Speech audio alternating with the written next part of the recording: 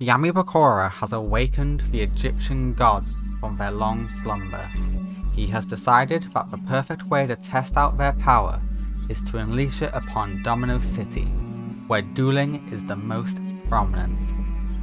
He and his Dark Hunters are now wreaking havoc on the city. Joey Wheeler, the King of Games, has announced that anyone who takes down a Dark Hunter here today and helps bring peace to the city will be invited to the next Pro League tournament. This has called many duelists to take action. Let's get into the character roundup, shall we? Starting off with Joey Wheeler. Joey was in town in order to showcase a new summoning method when the chaos went down. He had seen the carnage Yami Bakura had started and has decided the best option is to eliminate Yami Bakura as soon as possible, while everyone else takes out the Dark Hunter. Yami Bakura is delighted about the carnage they are unleashing on the world. His domination at the Spirit Festival has led him to having control of the Egyptian gods. He is hoping to assert as much dominance here today in order to take over the world. And he delighted in destroying the Pharaoh. Midori Hibiki was visiting her brother in the hospital when evil dual spirits started rampaging through the town. In order to protect her brother, she is going out there to subdue as many as she can. Prana and Sarah. Sarah was in Domino looking for her brother as she had a lead indicating he may be over where dueling is the most popular. Her spirit guardian Prana protected her when the chaos first began. Now the two of them will go and protect as many of the innocent civilians as possible. Mako Tsunami was out fishing when he saw in the distance the chaos erupting in Domino.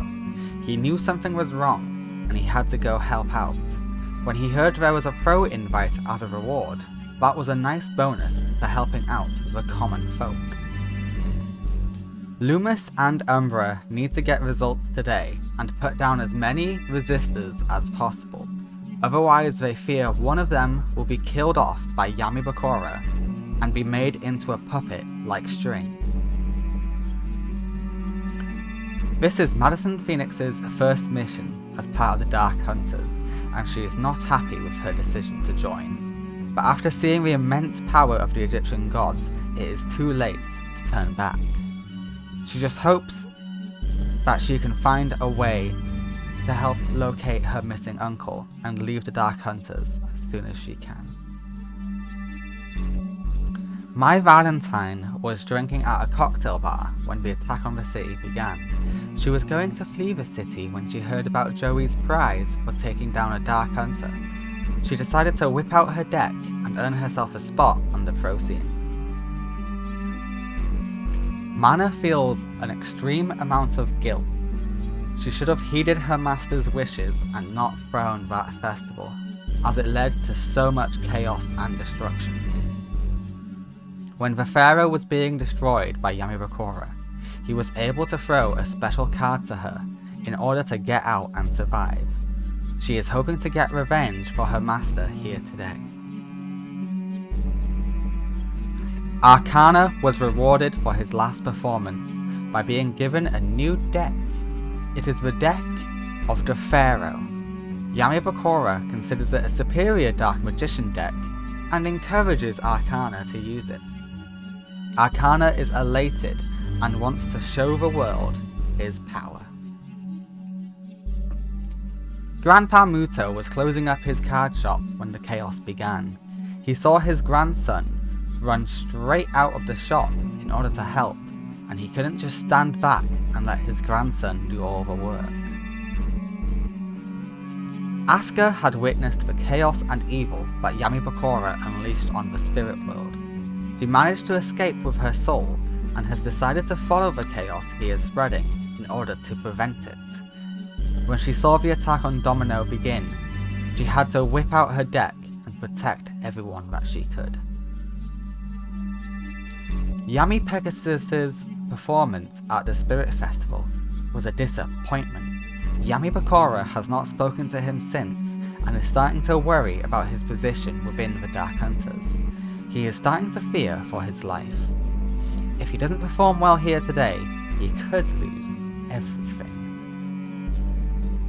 As Shizu heard about the events in the spirit world from Marek when he awoke from his visit there, she and the rest of the rare hunters headed to Domino City as soon as they could, as she had a vision that is where they would strike next. Duke Devlin was training his cousin Haley to become a better duelist, and even gave her some new cards when the attack began. He instructed her to stay put as he went out to try and help the citizens of Domino. Bakura cannot allow Yami Bakura loose again. He already had his way with the spirit world, and Bakura could do nothing to stop it. This time, he has to put an end to Yami Bakura, here and now. Kisara witnessed the destruction Yami Bakura can bring. She does not want to relive that experience. She wasn't a big fan of the Pharaoh, but seeing what has become of him is still a very depressing sight. She has steeled herself to put a stop to the madness today. This is Saika Kohinata's first mission with the Dark Hunters, and she has started to regret her decision. She wanted to be popular with the people, not reviled by them. She is hoping this will be worth it, and is hoping that if she can beat Yami Bakura, she can make herself out to be the savior of Domino. Ribbon might have helped in keeping Yami Marek down in the Spirit Festival, but that did not erase the fact she failed to stop Yami Bakura and got destroyed by him in the Spirit Festival. She managed to escape with her life thanks to her spirit familiars, but others were not as fortunate. She needs payback. She needs to put a stop to Yami Bakura. Elemental hero Neos fell short and could not foresee the chaos Yami Bakura brought on the spirit world. This time he is prepared for an all-out attack and protect the human world. This is a threat he simply cannot ignore. Marek has had enough of the evil his counterpart has unleashed. He needs to do all he can to put a stop to him. He is glad his family is with him today and just hopes they manage to defeat the evil that is before them. Anubis feels slighted that he wasn't asked to join the mission in the spirit world, despite his ability to access the spirit world. He was also not given one of the god cards. He will prove himself here today and show why Yami Bakura was wrong for underestimating him. Eliza was hosting her radio show when the attack on the city began. He has decided to do some real journalism here today by broadcasting her resistance against the attackers. Strings is now a living puppet. He was given the god card Slifer and is controlled by Yami Marek. Yami Marek's control over Strings is stronger than ever, and he will destroy Domino City through him. He wants to bring the people of Domino to kneel. Reina was preparing for her first pro tournament that is coming up when the Dark Hunter struck. She takes her new pro rank seriously and feels as though she has a duty to the city. With rampaging dual monster spirits, the only solution is to stop it with fierce dueling ability. Taya Gardner was trying to cheer up Yugi when the attack began. They both knew they had to spring into action. Taya is hoping to protect the people and ensure those affected by this travesty get the help they need. Seeker believes, with the Egyptian gods in the Dark Hunter's control, and with his mastery of Exodia, the Dark Hunters are now unstoppable. Seeker still believes that his god hand is stronger than the Egyptian gods, however. Haley Devlin was practicing with Duke when the attack began. She was advised to stay put by Duke, but she couldn't just stand by and do nothing, especially when the possibility of becoming a pro is on the table. Yugi Muto was in a slump after the events of the Spirit Festival. When the attack began, he could feel the evil presence and recognized it immediately. He knew he would never live it down if he did nothing, so he ran out immediately, barely saying a word to Taya or his family. He will not rest until the Dark Hunters are brought to justice. Odeon is concerned about the attack and their resistance. He knows it's the right thing to do, but the sheer amount of power they are facing is overwhelming. He believes in his brother's ability, but he is unsure if his dueling skills is capable of stopping a god. Yami Marek was shocked that Yami Bakura had entrusted 2 of the 3 god cards to him. With him using Slifer through strings and putting Ra in his own deck, he knows he is unstoppable now. But Yami Bakura told him the cards are bound to him, so Yami Marek's ambitions to overthrow Yami Bakura were dashed. Though the carnage he caused at the Spirit Festival made Yami Marek how terrifying Yami Bakura really is, Yami Marek wonders who is in possession of Obelisk, for Yami Bakura has not added it to his own deck. Okay, that will do it for the character roundup. Let the tournament begin. Hello everybody and welcome back to another episode of the Millennium Era. This is the most important episode we've ever ran, even more important than the Duelist Kingdom. This is the Gods Awakening Tournament. Yep, that is right. Yami Bakura has awakened the gods and is now causing havoc in Domino City, challenging duelists, causing mayhem, and some people are trying to rise up to stop him. Some of them are being assaulted, and some of them were just on the street at the time and decided to fight back. So we will see how they do. And as we can see with our first tournament, it is a rematch from the grand finale of Duelist Kingdom. This is randomly generated, so it is beautiful how this just happened to work out. It is the King of Games, Joey Wheeler, versus Yami Bakura. And of course, Joey defeated Yami Bakura in the finals of Duelist Kingdom to become King of Games. But then Yami Bakura went on to the Spirit Festival, and he caused havoc. He devoured a lot of spirits. We lost Yami Yugi, the Pharaoh. We lost Mahad. And the Egyptian gods are now here with us. And we will see if Joey is able to once again be the foil to Yami Bakura, or if Yami Bakura will reign supreme. Let's get into it and find out. Can Joey repeat history and defeat Yami Bakura? Or will Joey fall here today? We will find out. This is the King's first appearance since he won Battle City. So we will have to see how he does. Of course, he has received quite a few upgrades. Slate Warrior is not enough. However, we will be now getting a little debuff. And Slate Warrior can just do that again. Ooh. I'm sorry, it's loading up the stream on my phone because I do not have a split screen setup. I'm doing this on my laptop. So it's just so I can keep track of the stream. So if you heard an echo, that is what it was. Alright, it is looking like this is in Joey's favor. And called it right. Goodbye, Gilgath.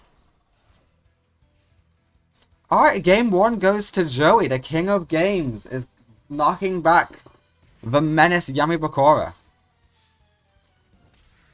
Yami Bakura absolutely dominated the last tournament. And here we see Yami Bakura getting dominated by the King of Games. Maybe Joey is just the true foil to Yami Bakura. Yami Bakura defeated his eternal nemesis in the Pharaoh last tournament and devoured his soul and trapped it within inside his own Millennium item. But now he's got to deal with his new nemesis, Joey Wheeler, the King of Games, who did defeat him on the grandest stage of all. But can Joey replicate that experience? And if you saw the intro, you know how important this card is right now. Okay, the burns are online. We're turning off one section of the burn. And how good is your coin luck, Joey? Not good. Not good.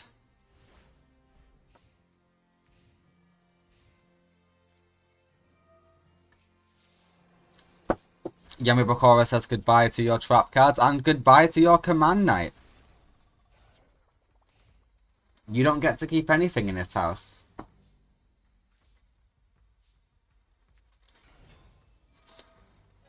And we special summon command knight. We're going to go all in with attacks. We are. Does it go through? It does. 200 damage straight to the face. Goodbye, Gilgarth. Come on, Joey. You need that luck. Joey's luck stat is goated. It is the highest luck stat we've ever seen. And here we go. The first ever synchro summon of the series. Lightning Warrior. Yep. Joey was on his way to announce a new summoning mechanic when the chaos began. And he was going to announce it by demonstrating it. And here we go. The first ever demonstration of synchro summoning is against Yami Bakura by the King of Games, Joey Wheeler. And 1200 to your own face, Joey. Sorry about that.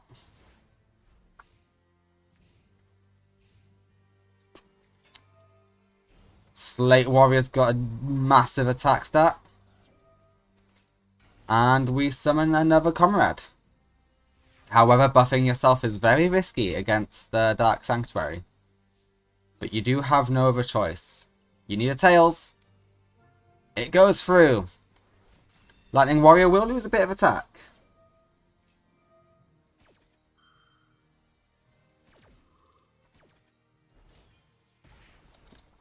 And a little bit of burn. That's not bad. All the damage helps against Yami Bakura. None of it's useless. Okay, interesting. Interesting play there, Yami Bakura.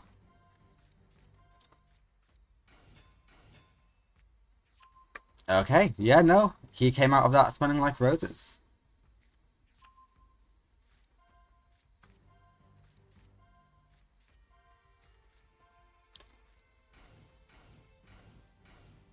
Joey got a lot of cards. And Joey's lost a lot of cards. Command Knight is here. And we lose Rocket Warrior. And we lose them all.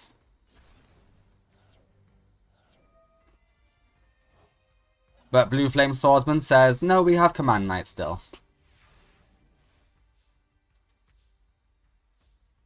Oh, Joey, that is perfect. Absolutely perfect. Okay, that sucks. We do resist and do some deflected damage. That's amazing.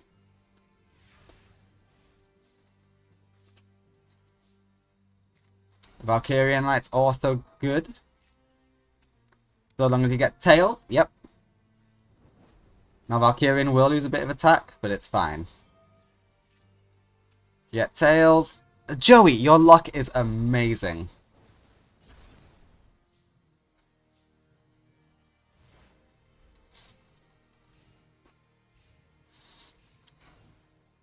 Okay, we can overcome that, Joey. Just attack with your lowest attack point monsters first. Good. Tails, come on. Damn it, okay. It's risky, but it's fine. You've got like, ooh, okay, you're losing life points quite fast. Joey, this might be the end of you. Oh no, this is bad.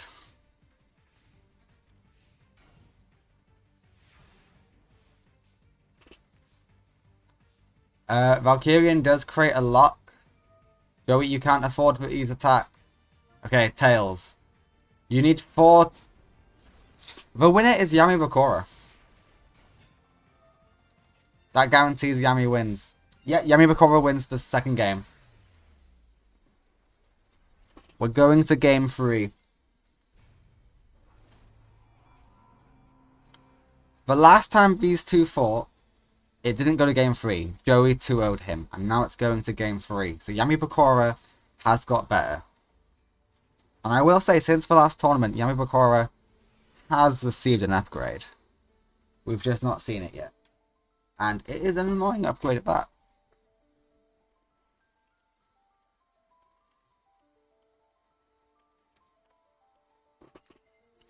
Come on, the king cannot fall here today. Blue Flame Swordsman, always a good shout. Raigeki is awful though.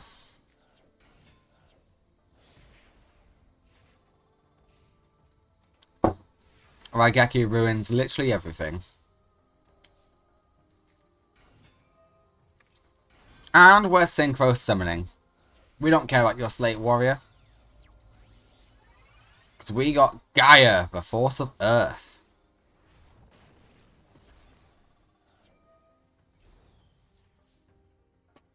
It's alright, 2100 is still a lot of attack. That is absolutely fine.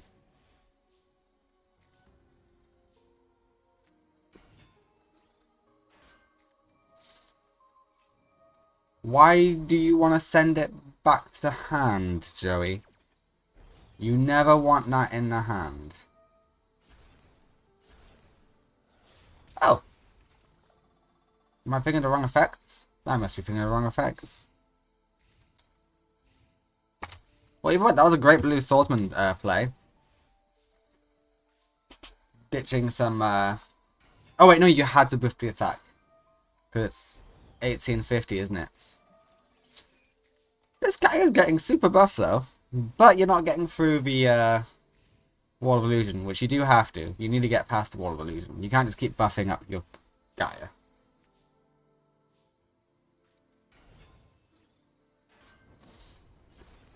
Alright, massive damage coming to Yami Bakura. Trust me, that hurts Yami way more than it hurts you.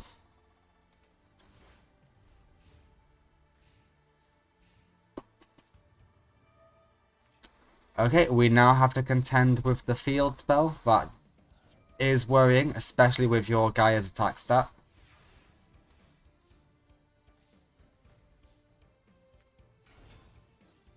Is there a way you can do piercing? Alright, the germ is gone. That is what we needed. The wall stays. Okay, that's lucky. This is the one you can never roll heads on. If you roll heads on Gaia, you lose.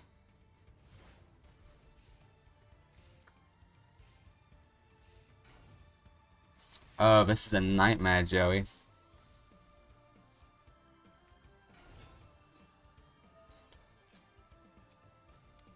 Tails, brilliant. We love that. You just need 3 more tails. Come on, Tails. Don't you dare attack with Gaia. No! Joey, you could lose all this. The winner is Yami Bakura. The king falls. The king has fallen.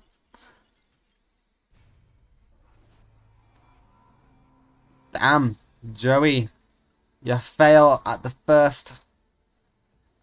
Well, that's disappointing. Oh no. If the king couldn't make it, who can? Hang on, what? Oh, I need to start the tournament. Yes, start. Sorry, I'm still getting used to this new website. Yami Bakura gets a 2-1 victory over Joey. Yami Bakura has defeated his nemesis, though he is unable to take his soul. Midori Hibiki versus Piranha. That'll be a fun match. Don't know who will win, but it'll be fun. Alright, who are we gonna find? Midori versus Piranha. Yeah, where's Piranha? There's Piranha. Alright, let me just get the faces. Piranha has been found. And Midori has been found. There we go. Ooh, let me go and change the screen. There we are.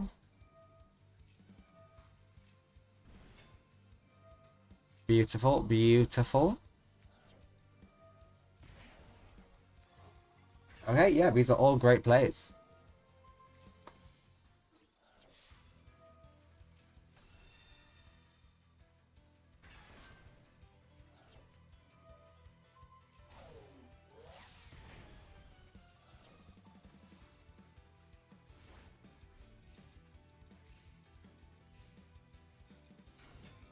Gozuki comes out. Gozuki throws away Eldritch.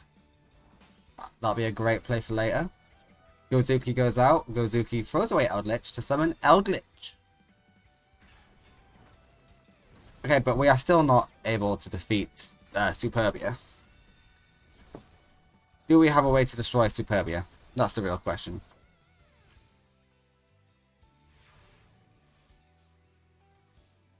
You have lost a lot of life points, though. That was almost an OTK. So, gotta give it to Midori. To Prana, even. She did almost OTK.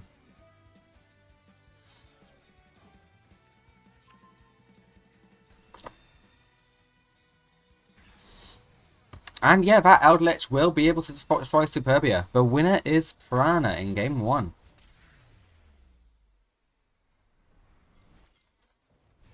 Absolutely beautiful. Alright, we go on to game 2.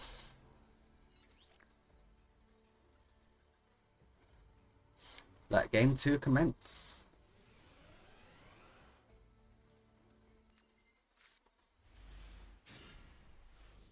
Okay, this is a really good start for Midori. Valhalla is here. Superbia is here as well. And Desire's in the grave. That is fine. Oh, we've chosen not to summon Superbia. Interesting strategy, I have to say. Interesting strategy. Not what I would have gone with. If you get Harpies now, you are in a beautiful position. And they're gone. So we'll just take the Zombie Master. And damage is going the wrong way. Yeah, you needed Harpies. That was brutal.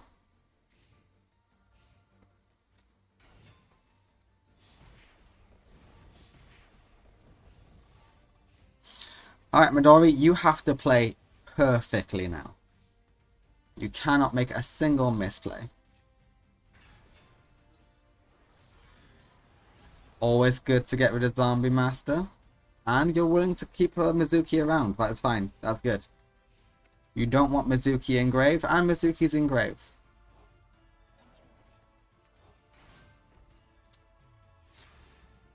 I really hope you had a Harpies. This would make things a lot safer for you.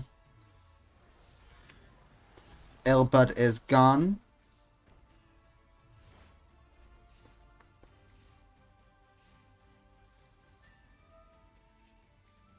And you know what? I think it might be over. That cannon pretty much spells the end of you. All she needs to do is summon 2 zombies. There's one right there. Yeah, you can't battle Zoma. If you battle Zoma, you lose. Damn.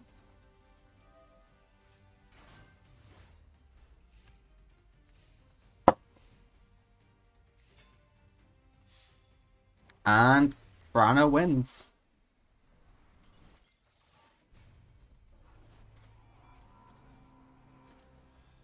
Prana 2-0's Midori Hibiki. And Master Duel has crashed again. Beautiful. I will reload the game. And as I do that, I will update the scores. Next up we have Mako Tsunami versus Loomis and Umbra. This will be a really fun duel. I hope Mako does well. He's been doing a bit better since his first appearance. His best ever outing was at the Kyber Corp takeover. Alright, I'll go find my decks now, guys. Bear with me just for one moment. Mako Tsunami versus Loomis and Umbra. And they are ready to go. My money's on Mako, but you never know with Loomis and Umbra. They did put in a lot of work against Lara, and they did almost beat her twice. And Lara's no slouch. Lara's really good. And that's a waste, and that's not a waste. That's a really good Harpies.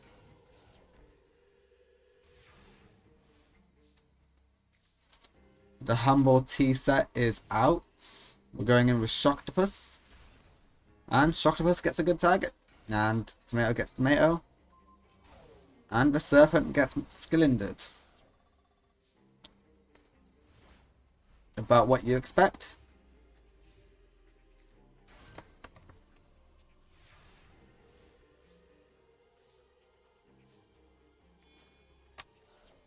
And we've got the Legendary Fisherman. And if anything happens to the cards, we've got Torrential Reborn in the background. So we are good to go, I think. And the mask is gone. Any trap cards you can get up? Yes, Skillinder. You know it's there though, so can you play around it? Doubtful. You are just going to have to activate it. You get that, right?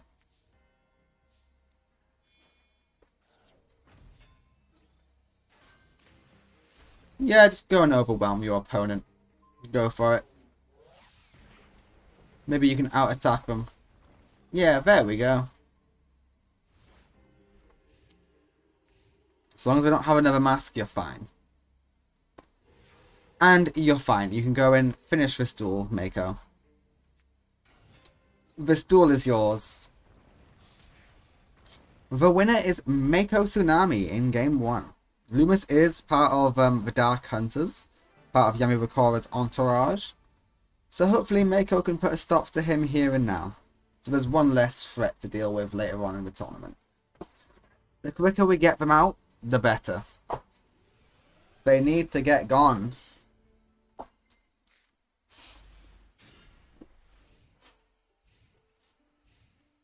Mako has a decent starting hand. I've seen better, but I've seen worse. And that doesn't make it better. In fact, I think it makes it worse. No traps in your graveyard just yet. That is unfortunate.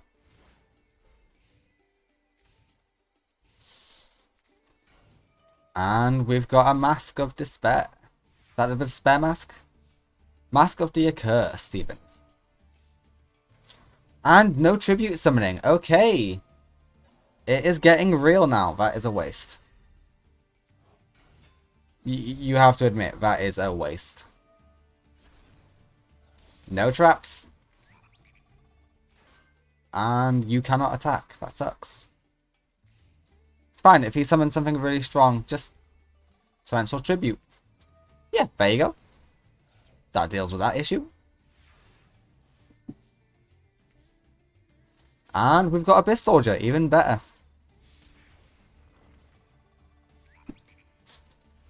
I think Mako's got this. He's got a strong field.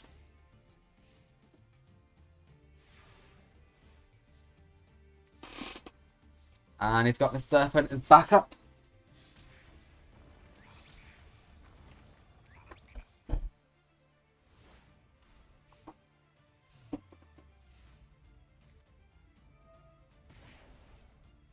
And we've got one of the masks back. And we say, sorry, Abyss. You ain't doing your job. But we don't need to do the job, because we can just banish. We don't need to attack. And the winner in a 2-0 is Mako Tsunami. Mako destroys one of the bad guys in round 1 of the tournament. Mako 2-0s. Mako is now a hero. Thank you, Mako. Mako, 2 O's, Loomis, and Ambra. Next up, we have Madison Phoenix, who has joined Yanabakora's cause versus My Valentine. My money is on Madison, just because I think she is an overall better duelist than Mai. But we will find out when I get the duel started, shall we? Mai versus Madison. Let's go.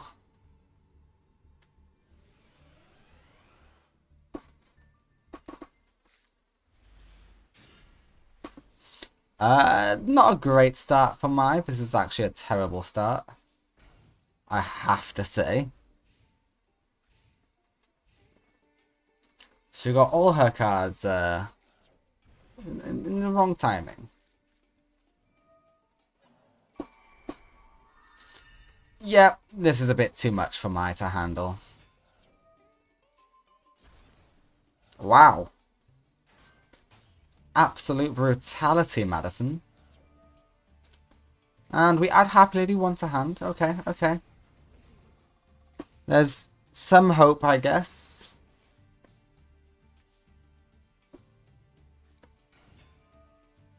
Okay, we go for Elegant Egotist. What will Elegant Egotist get us? Happy Lady Sisters, and that's it. That was not a great game plan. I do have to say that. That was not a great move.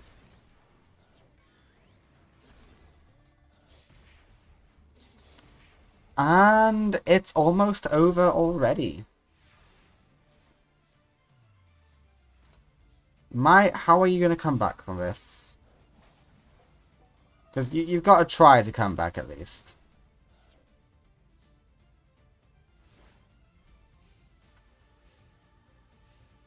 Anyway? No? The winner is Madison. In game 1 at least. But I do think game 2 will be more of that. It would be hard for it not to be.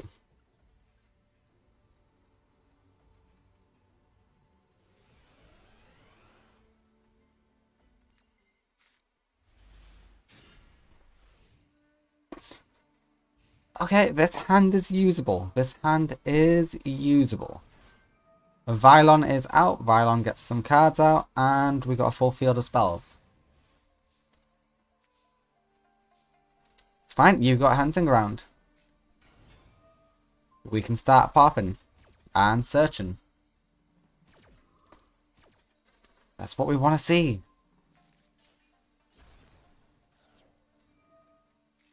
And we got sisters.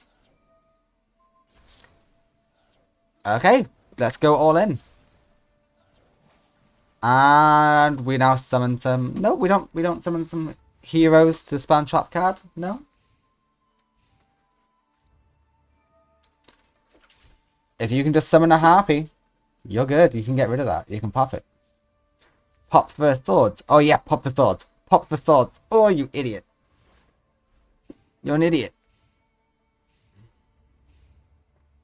Come on, pop for swords. Pop for swords. Pop for swords. This is your best chance to pop for swords. Why aren't you popping swords?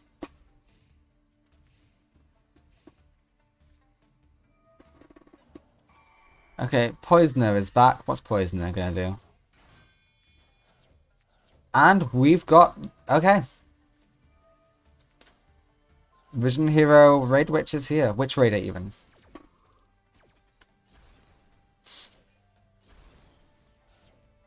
Yeah, good play, Mai. Mai, go for Happy Perfumer. Yes. Elegant Egotist. Yes. And Happy Lady 1. You did it in the wrong order, but I think it's still enough damage, so you're fine.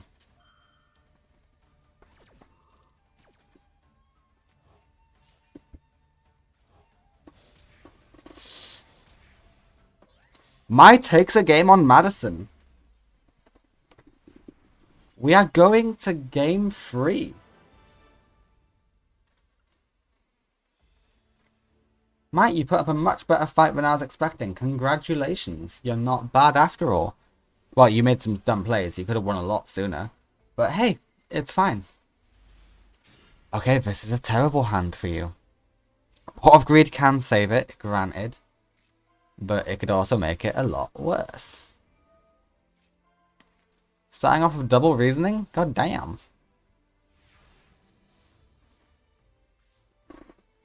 You're lucky she didn't get any boss monsters.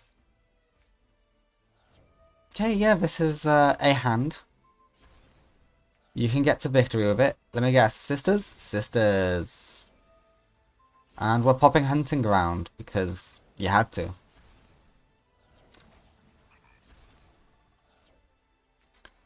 Are we going for Vylon? We are going for Vylon. You should have gone for the one that... Oh, this also puts it to the... No, it doesn't. This doesn't summon itself to the Spartan Trap Card Zone. No, it doesn't. Yeah, no, you misplayed there. And Birdface. Really? My, what the hell? No, I don't support that. What did he even pop?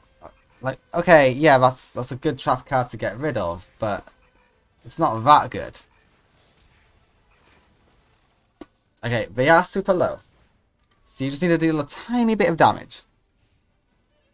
And I believe in you. I know you can do that. Goodbye, Birdface. And goodbye, Harpy Lady 1. Alright, how are you going to do your tiny amount of damage now, Mai? Does Harpist do anything? It does! My Valentine defeats Madison. I was wrong to doubt you, Mai. Okay, yeah, I will admit, I was the one in the wrong there. You did it. Congratulations to Mai, who 2-0s Madison.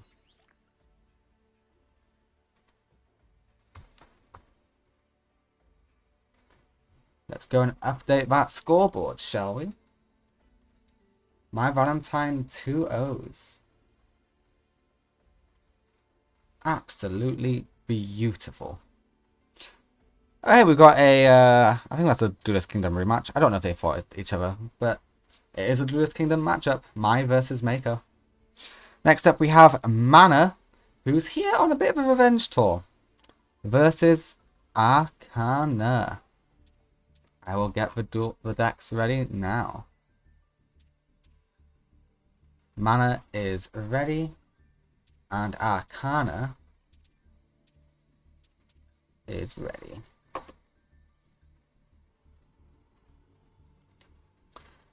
I will go get the faces now.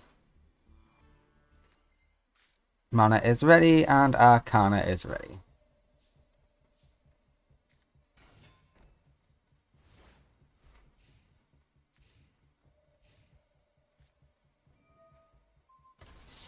Okay, goodbye Magical Dimension. That is actually a massive hit. So Arcana was just given Yami Yugi's deck. Yami Bakura went, you like Dark Magician, right? Well, here you go. This is a better Dark Magician deck. Enjoy. And just left it at that.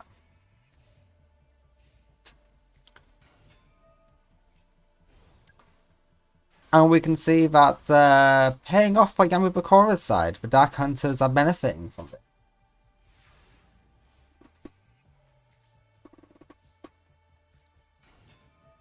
Alright, Chocolate is there to apply some pressure onto Arcana. Don't know why we threw away Dark Magician Girl, but it is what it is. Okay, Magician's Circle is gone. And we are too scared of Chocolate to go in. Okay, and Dark Magician Girl is now here.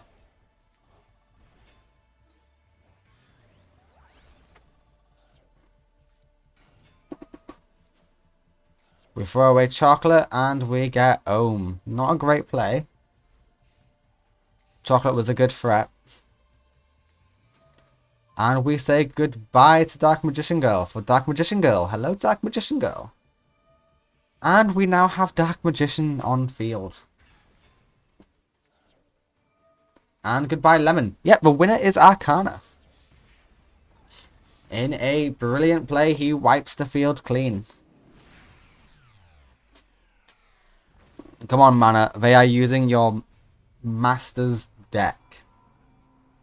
You cannot let them get away with this. You have to stop them. I didn't even realize how plot significant this duel was until I just said that. Come on, Mana. You have to get revenge. That is not a hand that can get revenge. That's a fucking awful hand. What the fuck? Breaker is here, and Breaker will not break anything. Just himself. TT is gone. Right, get a monster card that is not a Dark Magician Girl. That doesn't do anything at this stage.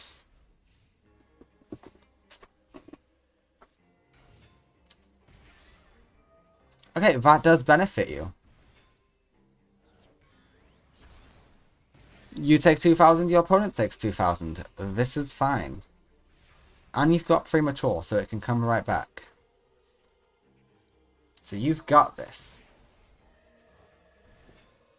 And we're going to see the card that your master gave to you in his final moments as he was being killed. The Dark Magicians. And we Raigeki. And Dark Magicians is gone. That is a shame. You got out your new boss monster just for it to be destroyed. Okay, the field is wide open for both of them. A very sad state of affairs.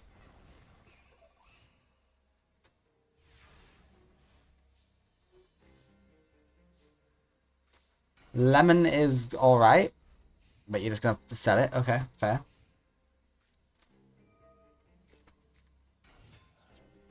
Gemini Elf is here. Gemini destroys the lemon.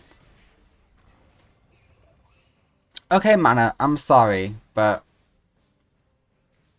you've played terribly. Yeah, you've played terribly. Like, I mean, you did get terrible hands.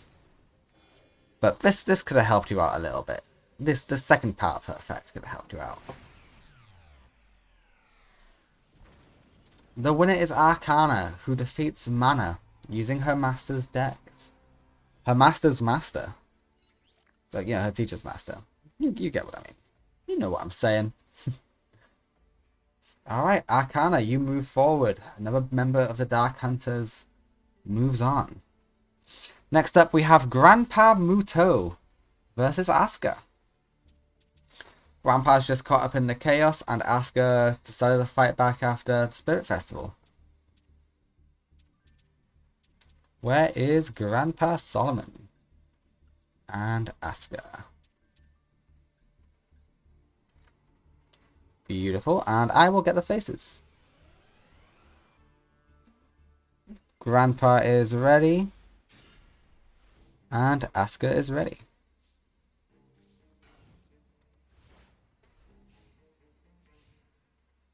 Alright, Soldier of Stone's a great defender. You should have buffed up your monster a little bit. And we got 2 defense place downs. Solomon, where's your drawing power? Cylinder says 2k is going the other way. Thank you very much. But nice try with the Millennium Golem. Soldier of Stone evolved into a golem. That's beautiful. And we now have 2200. And we are special summoning Soldier of Stone to the other side of the field. Goodbye, Millennium. And goodbye, life points. Grandpa, where's your drawing power? Where's your spells? Where's your traps? That's not the type of spell I meant.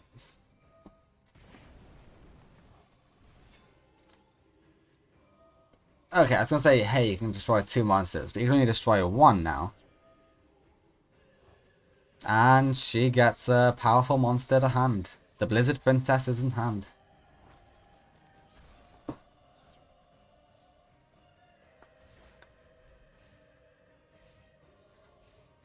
And the winner of Game 1 is, in fact, Asuka. who defeats Grandpa Muto. But we go to game 2. This is not best out of 1. This is this is match format. You need 2 wins to move on. So load up your deck, Grandpa. Asuka's trying to protect you. She's like, no, you shouldn't be here. Go home, old man. But Grandpa Muto just wants to help Yugi fight, because Yugi's determined after the Spirit Festival to fight back. Okay, we got left leg, where Boku is online. That will ensure Millennium Golem comes out. Pot of Greed is beautiful.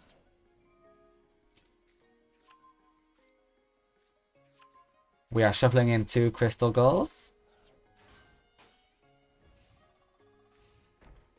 And we set 2.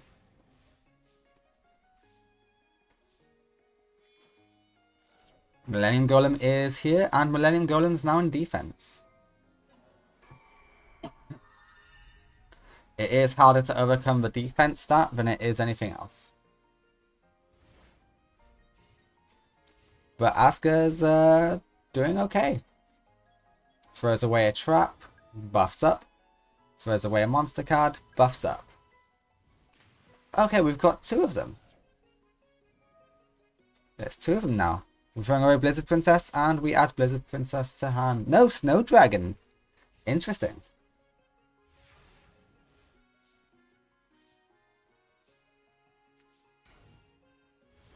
And we just set the Celtic Guardian.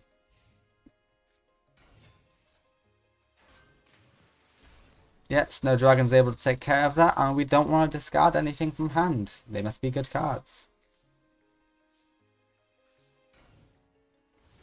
Does this stop them from change? Oh no, it doesn't stop them. It's just he could be destroyed if he changed the attack position. Yes, it's the smart answer.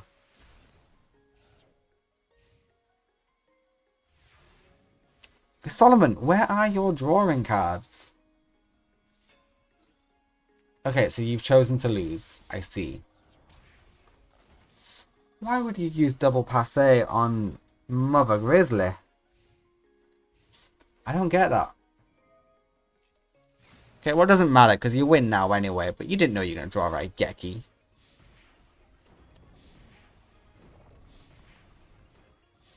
And the winner is Asuka. I mean, she was probably going to win anyway.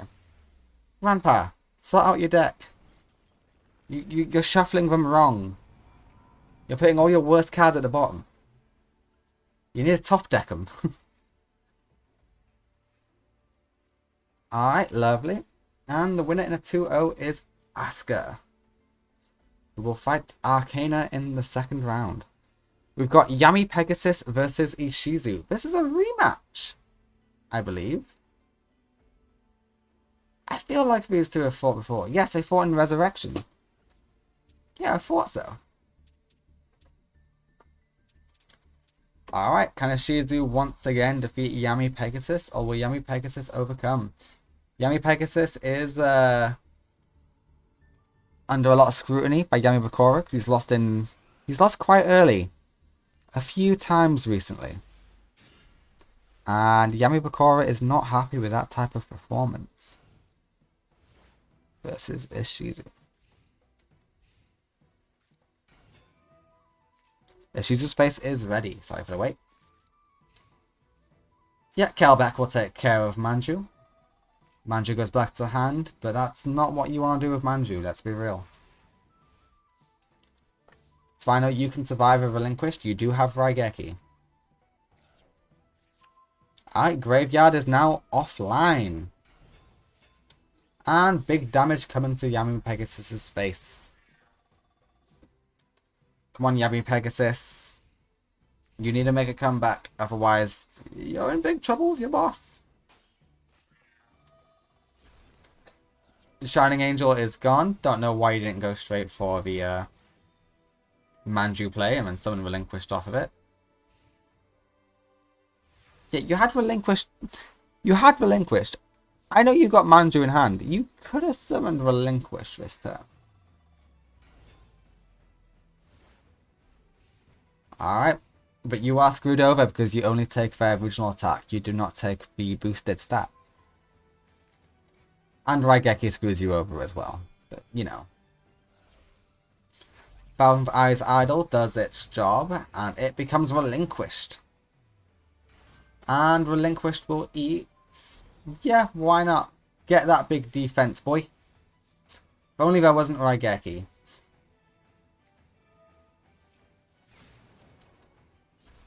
And it's gone. And the winner is a Shizu, who is the perfect counter to Yami Pegasus. There's nothing Yami Pegasus can do to a Shizu. She's just too good.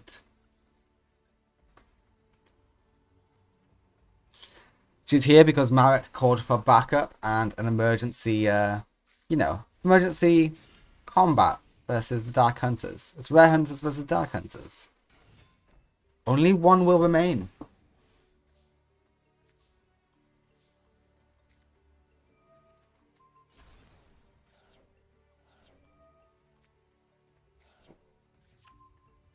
Hey, Graveyard is now offline.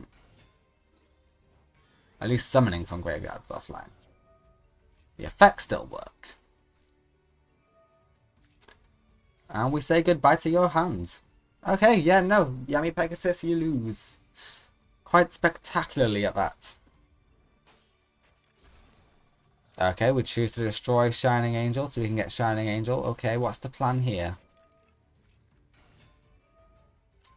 Okay, you realise that's a bad plan. And a bad way to go about it if that is your plan. I get filling out your deck, but you didn't need to do it like that. And it's gone. And your life points are gone.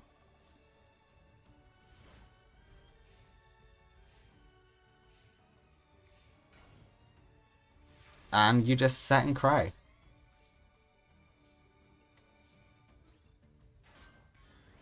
Goodbye, King of the Swamp, and goodbye your life points. Draw your last pathetic card, Yami Pegasus. Oh, that's just sad. The winner is a Shizu. I mean, it's fairly obvious. A Shizu's won here. A Shizu is just the natural counter of Yami Pegasus. Yami Pegasus cannot defeat a Shizu.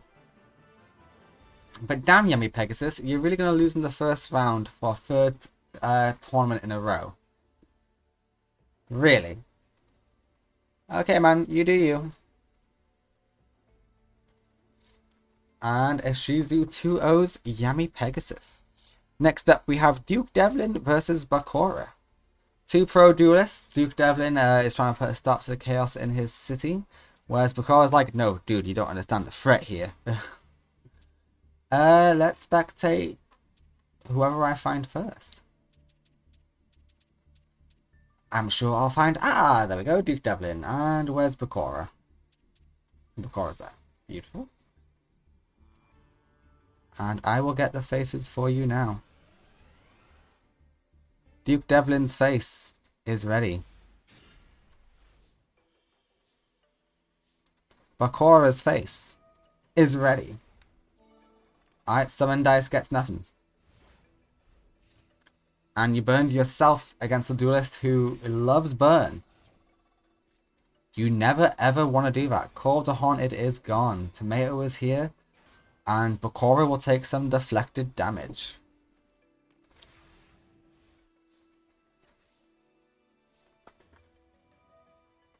And we roll. And that does nothing. X-Head is here though. And Summon Dice gets another X-Head. And that gets you 1500 burn. Tomato gets tomato. And tomato gets tomato, assuming. Tomato, yeah.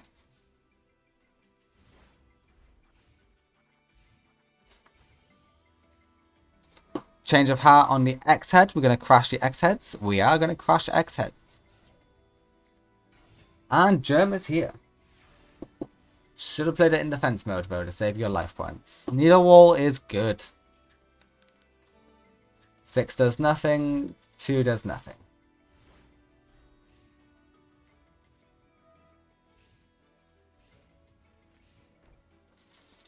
And we set another card. That's all we can do.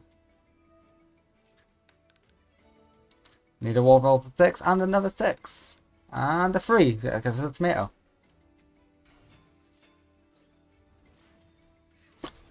Goodbye, germ. Hello, 2 more germs. The burn is good. It's not looking great for Bakura, but you know. The burn is enough, actually. Yeah, the burn is more than enough. Bakura wins game 1 against Duke Devlin, who just burns him down.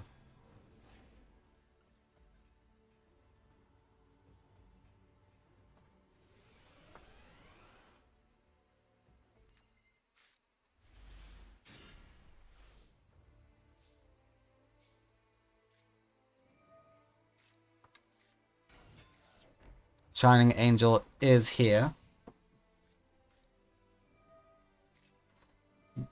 Poison of the old men. Get poisoned twice, Dukey. Stop taking drinks from old men.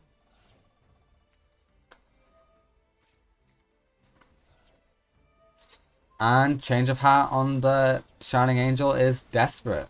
That is a terrible sign. Oh, you did have cards. Okay.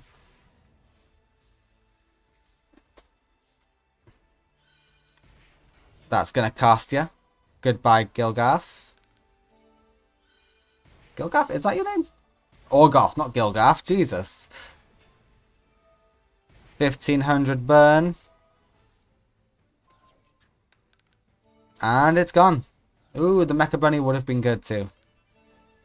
6, 6, 2. This is a lot of damage. I don't think that's it. But you have 1 turn left, Bakura, to deal 1700 burn. With only 1 card. And you think Mecha Bunny will do that? It will do 200 burn at most. 200? 1000 burn at most. And it does no burn. The winner is Duke Devlin. Duke Devlin defeats Bakura in game 2. You gotta remember, Duke Devlin is a higher ranking pro than Bakura. He is higher ranking. And let's go to the third game. Game 3. Who will win? Bakura or Duke Devlin? For story reasons, I want it to be Bakura. However, I do enjoy watching Duke fight. Because Duke always has a chance. It is never guaranteed that he will lose. Or win. He's the type of guy where it's like, yeah, he could win. We'll see. Pot of Greed comes out, and we've got the Kite. Tomato is gone. And we got Snipe Hunter. Yeah, he's got his bullet.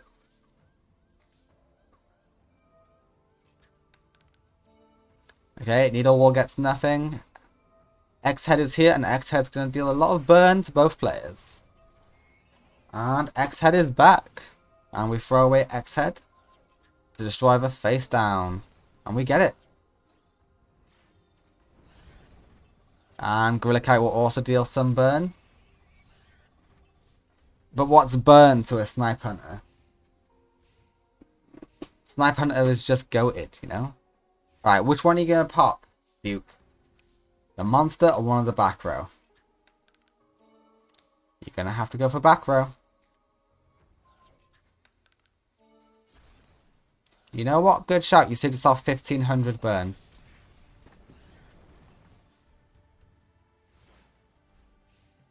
Bakura, this is not looking good for you. Ooh, this is not good for you at all.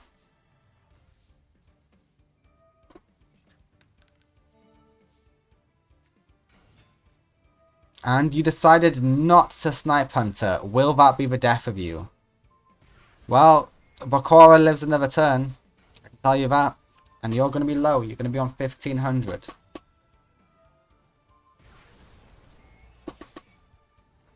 The other Mecha Bunny was in hand. That's unfortunate. The winner is Duke Devlin, who will go on to round 2.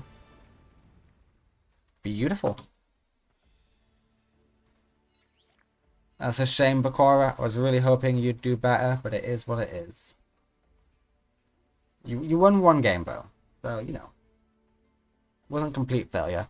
Next up, we have Kisara versus Saika Kohinata. This will be a lot of fun. Versus Saika Kohinata. Beautiful. I will go and get the faces now. Versus Saika Kohinata and Kisara.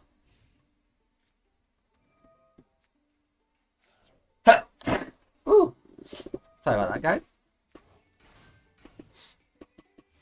Alright, a double set for Saika. We got Mash Dragon on the field. Mash Dragon will take care of that snake and it's banished.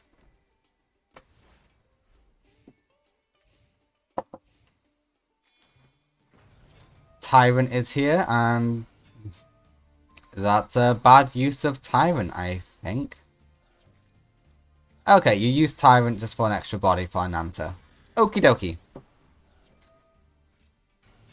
Okay, you're gonna struggle against Nanta, Kisara. Normally you're the person who has big, massive beaters. Except this time it's your opponent. Sakako Hinata is also a Dark Hunter. She is on Yamabakura's side.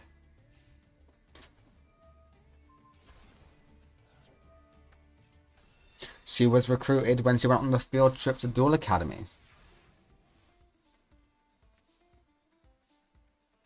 Second Blue Eyes is in hand. Are we gonna go for Dragon's Mirror? No, we are not.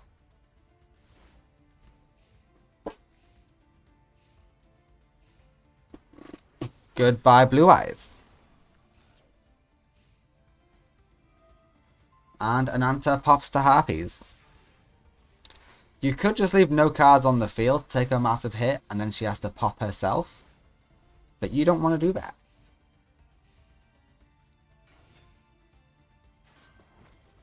Alright, you're going to take a massive hit regardless. And Chain Snake is gone. And Whitestone gets out a second Blue Eyes.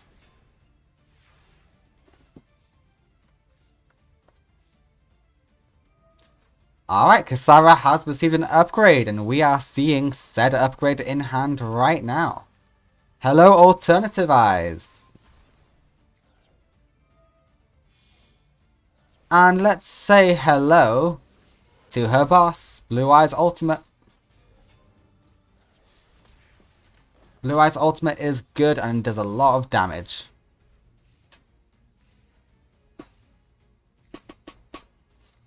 And unless that's a magic cylinder, the game goes to Kisara, who manages to find a way to make the ultimate comeback. Kisara wins game 1. It was looking very unlikely, but she did in fact find the way to victory. She saw her path and she took it.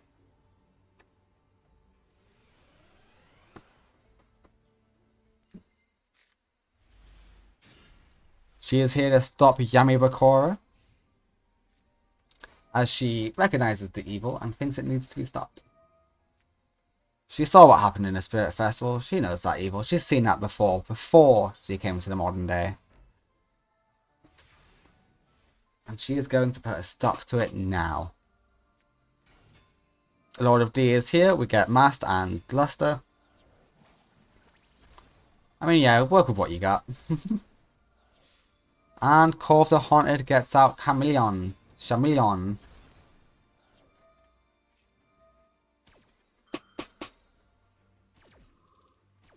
And we are adding Tyrant Neptune. Always a good monster to have in hand.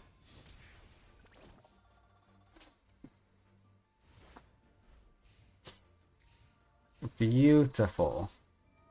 And we use instant fusion, and we know you have Tyrant Neptune in hand, so Tyrant Neptune is here.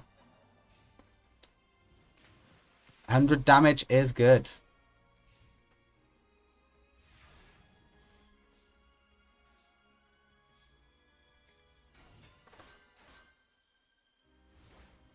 Okay, we're playing defensively. Yeah, Blue Eyes would be able to take on a Tyrant. You are not wrong there. We get rid of Mass Dragon. Mass Dragon gets out another Mass Dragon, however.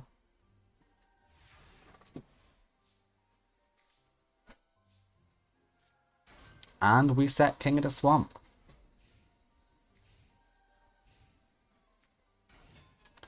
Chain Snake will not do a lot. In fact, it will do a whole lot of nothing. Okay, we have chosen to summon Blue Eyes. So I assume you have an answer for Blue Eyes, do you? Let's find out. Do you have an answer for Blue Eyes? Or am I being dumb? Okay, you do have an answer for Blue Eyes. But not really. You just summoned another Blue Eyes. Psycho, are you an undercover agent? Are you helping the resistance against the Dark Hunters? Because you just gave them the victory. And Kasara 2-0's Psycho Kohinata. In a weird duel. Must be said. And Master Duel's crashed again. Lovely. Love that. I will go and update the scores while I load it back up. Right, next up we have Ribbon versus Elemental Hero Neos. Both believe they're more equipped to deal with the threat. And we will see who is more equipped.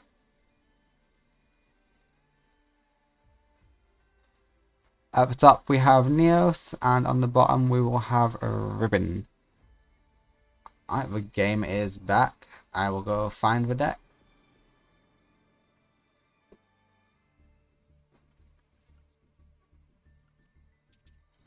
Ribbon is found, and Elemental Hero Neos is also found. Alright guys, let the duels begin. My money's on Ribbon. Both of them are here to stop the menace that they saw in the Spirit Festival. And we will see who is able. That's a waste of the burn effect, I will say that.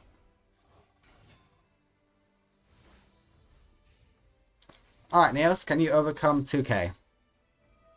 Pot of Greed helps you. Raigeki does in fact be over 2k. You overcame 2k. Congratulations. And we have Grand Mole on the field, which is always a nightmare. However, Raigeki is in hand, so not a threat. Yeah, Raigeki will deal with the menace. You should have gone Dark and then summoned... Oh wait, no, that's not the one you can summon from hand. That's the Awakened version. Never mind. You carry on. Alias is here, and Grand Mole will take care of the Charmer. Oh no, we decided to do it by that. Fair. It's less damage, but it is more tactical. Speaking of tactical, we're throwing away Dark for a Heater. Weird throwaway, but sure. And the winner is Elemental Hero Neos in Game 1.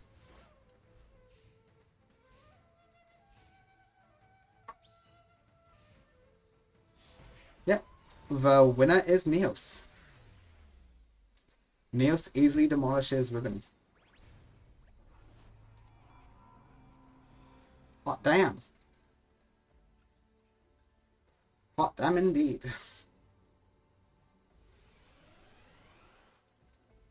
So alright, we've got another game.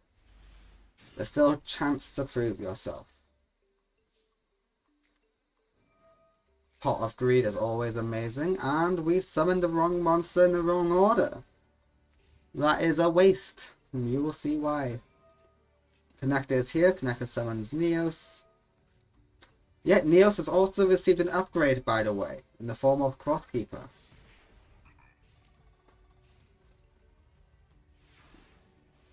And Crosskeeper is good, as you just saw. And we are good. Connector is gone. Reborn is on the field for some reason. It's not kept in hand.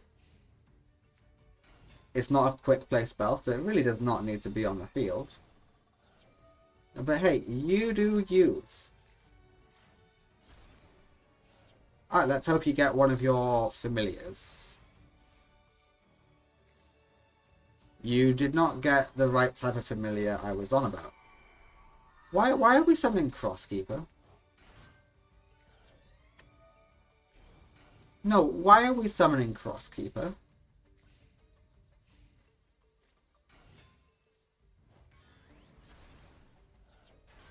You get that makes no sense, right? Ribbon. Ribbon, why are you an idiot? Alright, there we go. Now we can make plays. And we get you, and we get a different element one. Yes, there we go. Now we make the ultimate comeback. There we go. That's how you're supposed to play it. And Grand Mole does ruin it. I will say that. Grand Mole does ruin your day. Heater helps though. Heater helps a lot. It's a different element. And we draw. Oh, and check this out. You get Lina and you also get Heater. You got a backup Heater. That's great.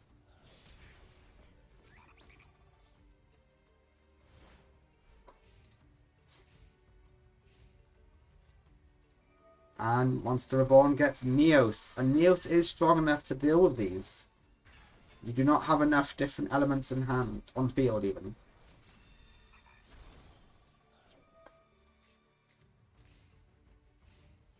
Draw a different element familiar. It's the only way. There you go, that's a different element familiar.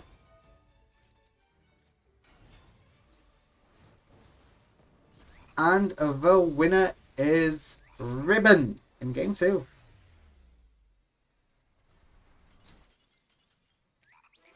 Ribbon takes the dub. Alright, game 3 will determine who's truly more equipped to deal with the threat though.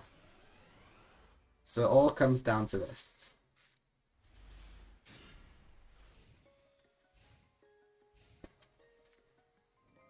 Terraforming is good. He finally got his field spell.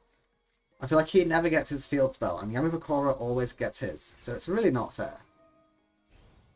And a 3k Neos is hard to beat, except if you have Raigeki. Raigeki does beat it. And the damage is good. And they get swapped out, and you get a new card, Neos. Oh, which you wanted that to happen. I see.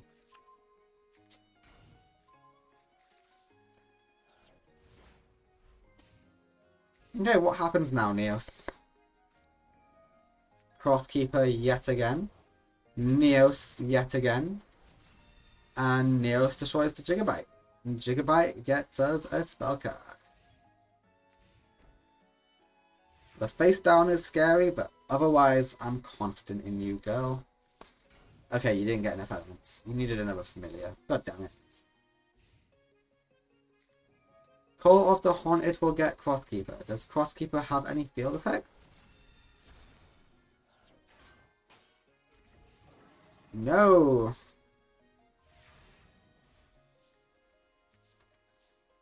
No, it does not.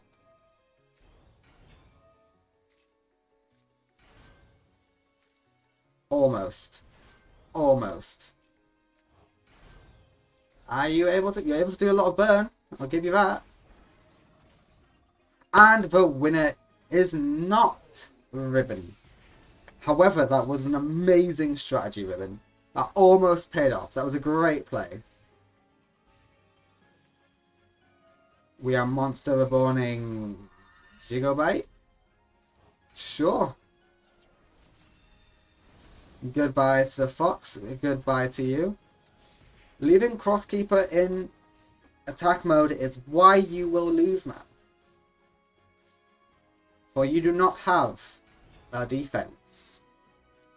Your life points are too low. And the burn will do it.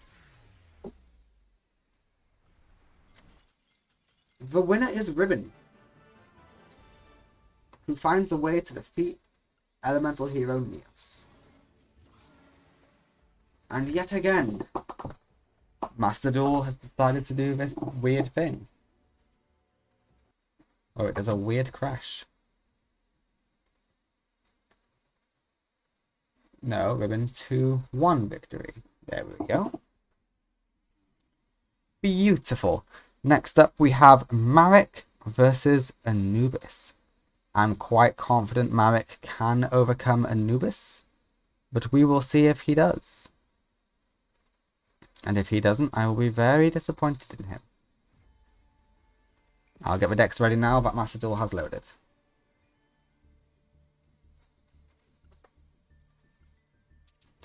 Marek Ishtar is ready. And Anubis is ready. Let the duels begin.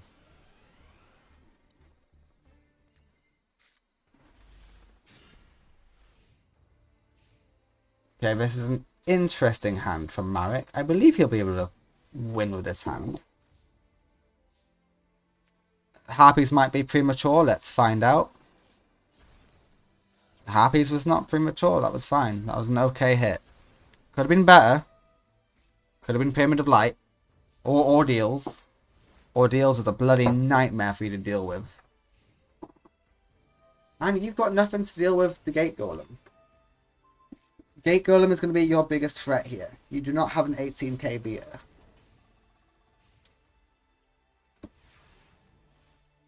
Oh, but you can just attack into it now, actually. Yeah, no, that's right. Sorry, forget me. I'm the idiot. As is always the case in these videos. Monster Reborn gets Gate Guardian again? Gate Guardian? Gatekeeper? What are you called again? Gate Golem. Gate Golem. And Talia is here, but she cannot attack the turn she is summoned. New Doria time? New Doria time.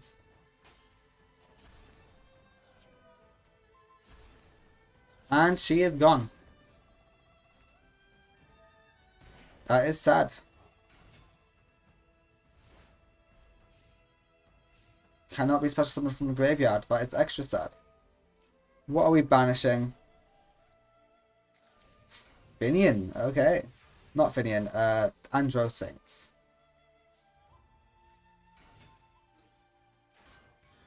Devouring Sarcophagus will not take over the tomato, because that would be a bad play.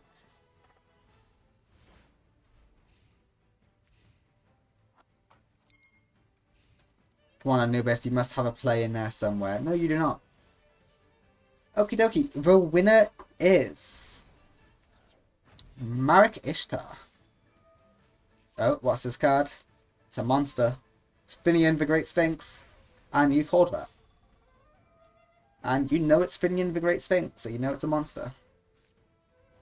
And the winner in Game 1 is Marek Ishtar, who easily defeats the Lord of the Dead.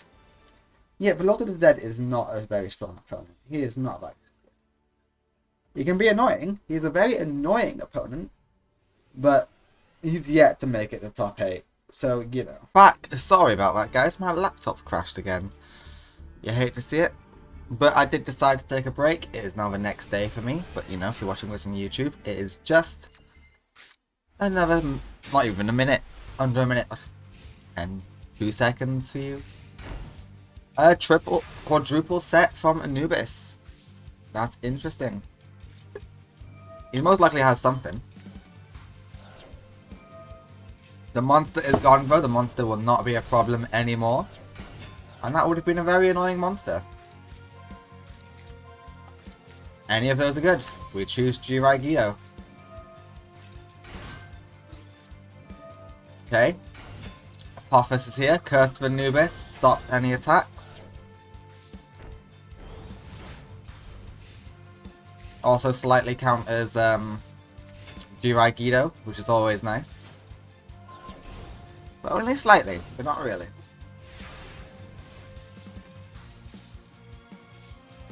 Is that everything you've got, Anubis? It just might be. End of Anubis is here!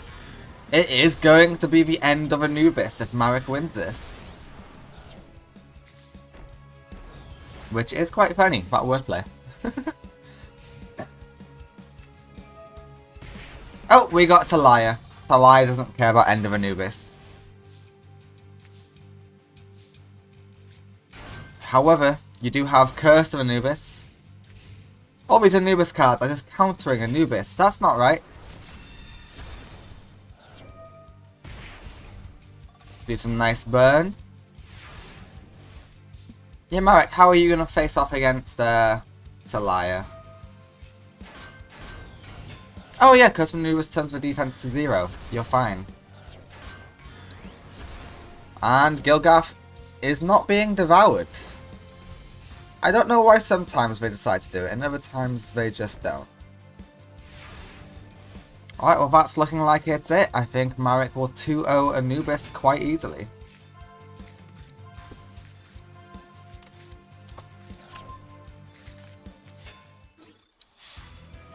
That only gets rid of one. Out of all the ones to get rid of, that was not the right one. I have to say that. That was the worst target for you to get rid of, Anubis.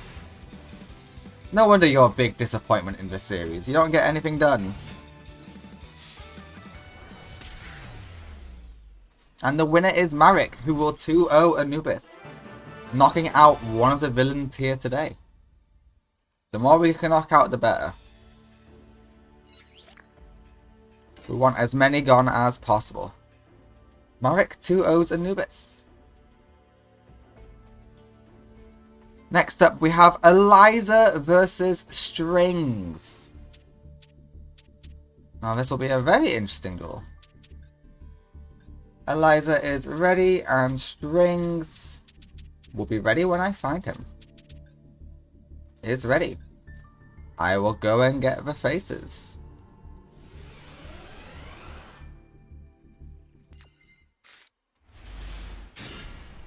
Strings is here. And Eliza is also here. Beautiful. Okay, interesting start for Strings. He gets 1,000 heal each draw phase.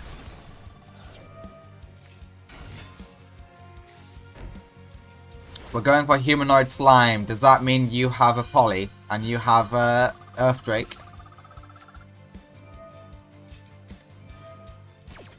Well, we got that, which will do something.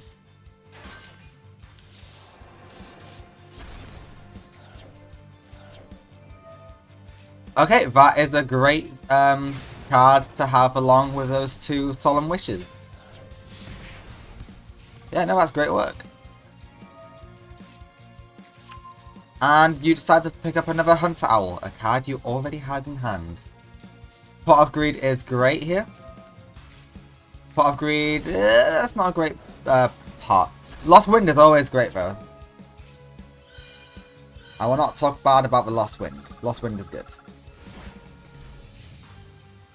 Alright, Strings, have you got anything to make a good comeback here? Yeah, you can afford it. And you get a draw, which is an extra heal. So you get a new monster, and you heal for 900.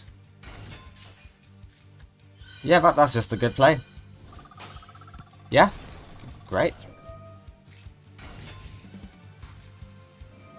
And you've got even more draw power. You can afford the, what's his name? Revival Jam. Because you heal for 2,000 now. You pay 1,000, heal 1,000. Well, you are going to take some direct damage now, so have fun with that.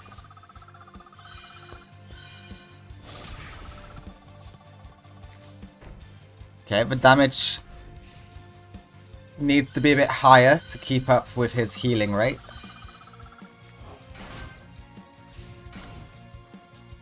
Okay, Strings is going to maintain a really healthy hand for a while. That is just the reality of it.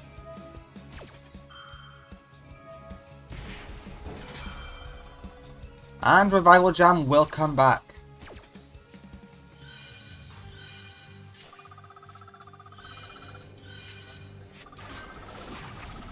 Giant Rat is gone, and Giant Rat will help thin out his deck even further. Giant Rat is gone again.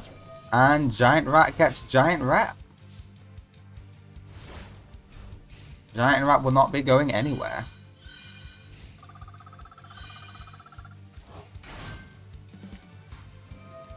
Pot of Greed is going to thin out his deck even further. We've got Polly, you know what that means. It's time for the humanoid slime drake. Humanoid worm drake even, not slime drake. Beautiful, that's what you want to see. And Lost Wind says lose your attack points. And Strings gets a nice heal from that. I mean, I know you had to, but yeah, the situation is dire. Strings got the perfect hand to start with, what can you say? It's going to be hard to overcome this. Well, he might deck himself out. Yeah. You gotta defeat Strings like how you defeat him in the anime. You gotta deck him out.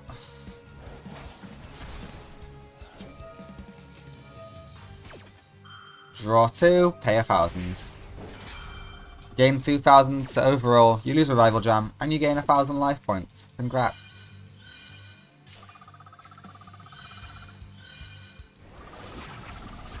Giant Rat is gone, and Revival Jam is gone. But you know about Revival Jam, he likes to come back. Okay, now whenever you destroy Revival Jam, he is not healing. He is just neutral. He will stay the same. He's got to pay 2,000 to bring both back, but he gains 2,000 because of Solemn Wishes. Oh, we are healing you. It's Life of a Sky Dragon. If he gets a victory with Life of a Sky Dragon, the match is over. And Slifer's gone. Thank you for coming, Slifer. But you're gone. And Supply Squad will activate. The deck out is continuing. You know what? Deck out might be the ultimate way to defeat Strings. Both in anime and in Millennium era. And it's another Solemn Wishes, goddamn. Yeah, stop that heal. Although I think you are just able to deck him out. Not gonna lie.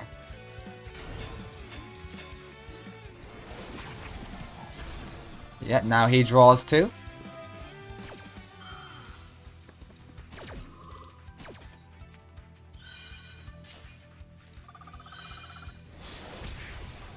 And take the damage, and take the damage. The damage is not that good, comparatively to his life points. But it doesn't need to be. He's almost decked out. Okay, we got another set card. I wonder what that could be. Revival Jam is gone. It will come back, most likely. Yeah, it will be coming back.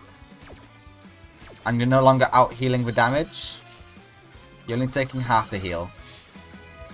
Metal Reflex Slime says no. We can overcome that just by summoning an extra winged beast. Wind monster. Yes, wind monsters you get the bonus off, is it? Yeah, wind monster. Which you are not getting. But hey, you don't need to get it. You can just devour.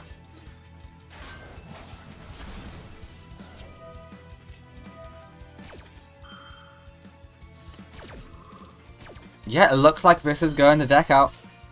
Eliza, who's here for a news story, she was going to cover the synchro summoning mechanic, is going to defeat an Egyptian god wielder. And he throws away Slifer. I mean, it doesn't matter. He's going to lose now anyway. And he knows it. And he draws too.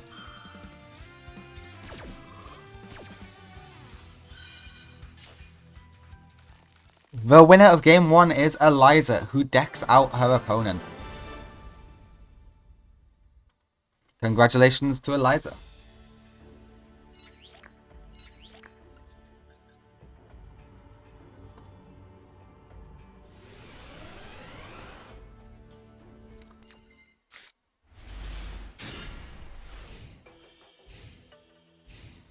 Okay, Eliza has an interesting hand. Not a good one, but an interesting one.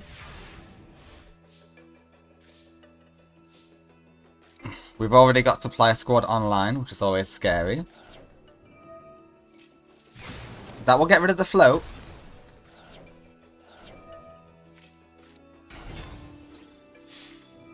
And turns out it was a bad move to waste Raigeki like that.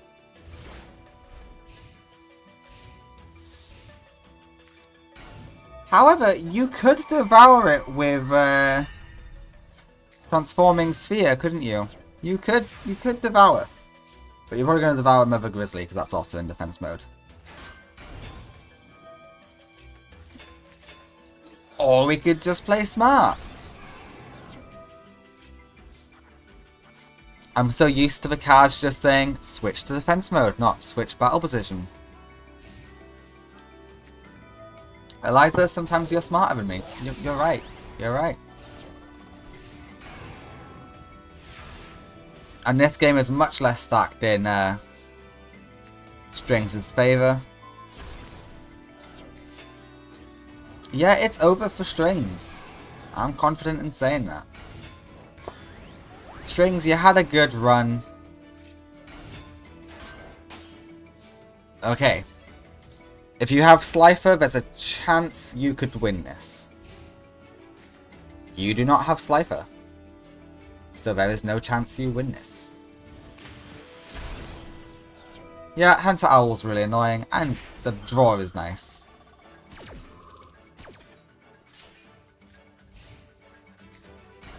Careful you don't get decked out again, though, Strings. Oh, we're gonna see the mini-boss, his old boss. The humanoid worm Drake, which is the card I still really love. I don't know why I like it so much. I just like the design. Cool. And the last Hunter Owl is in hand. And you're choosing not to summon it for some reason.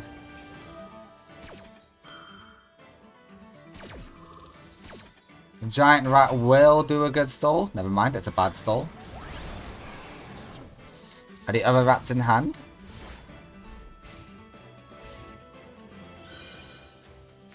Revival Jam is back. Pot of Greed gets a second Revival Jam. Okay, that's actually quite bad for you.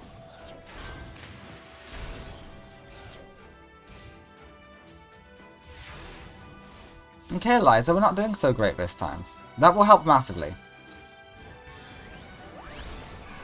Will he pay?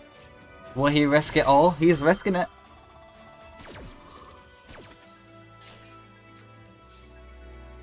And I think he'll grow to regret that. I think we're going to devour the humanoid worm drake with Transforming Sphere. Something just tells me that. Oh, never mind.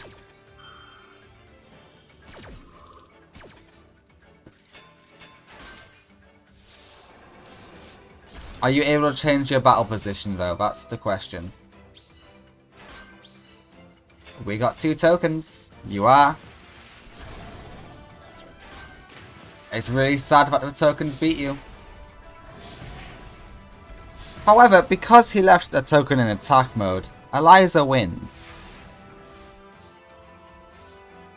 Yeah, Eliza wins, unless that trap card is something good.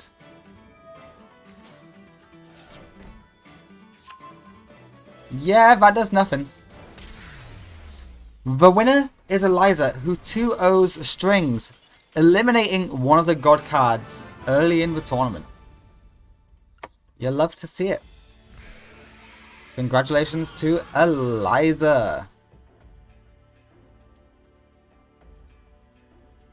She'll go on to face Marek in round 2. Next up, we have Reina versus Taya. This will be an interesting duel, and Macedol has crashed again. Beautiful. I love that. I will go and get the decks ready in the meantime then.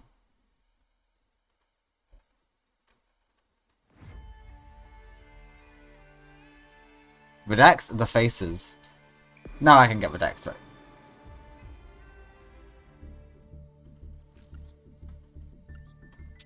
We have Taya Gardner versus Reina. Let the duel begin.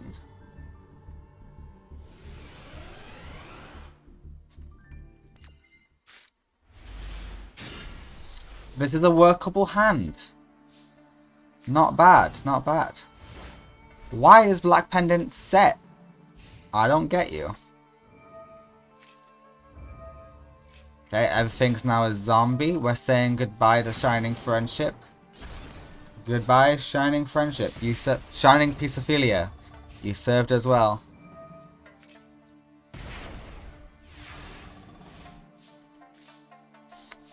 Bottomless is always nice. Yeah, and now you're gonna probably regret your last play, Reina. What have you got to make up for it? Nothing. You set. Reina, you won the minor league. You need to put on a better performance here. You're going to the pros. I know you're facing the 4th best pro in the world right now. The 4th highest ranking. But this is an embarrassing performance. What are you doing? Okay. Okay, the winner of game 1 is Taya.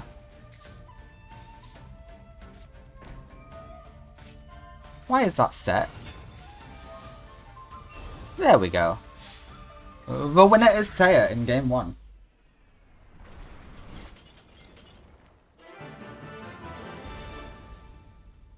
Okay, we go on to game 2. I mean, Reina is the lowest ranking pro. She is rank 26, which is the lowest ranking pro there is. And Taya's number 4, so this does make sense. But put up a better performance, Reina.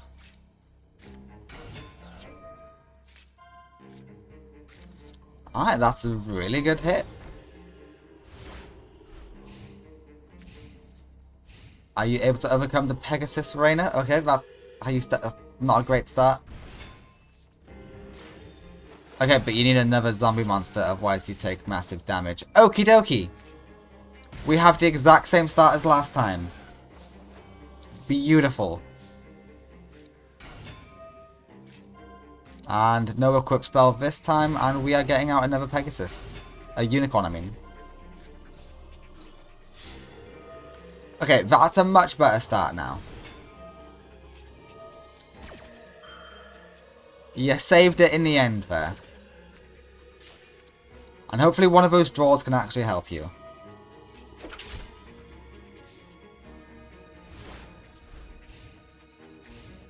What have we got, Reina? That will help you get a monster. Why is it not in attack mode? Reina, you need... Reina, you're gonna take 2400. Huh? Oh no, it's only when it's normal summoned. Okie dokie, never mind. Never mind. You are correct, Reina. I am an idiot. As we have established every single episode, I'm an idiot. I don't know what I'm talking about. Mizuki is here, and that will get you a pot of greed.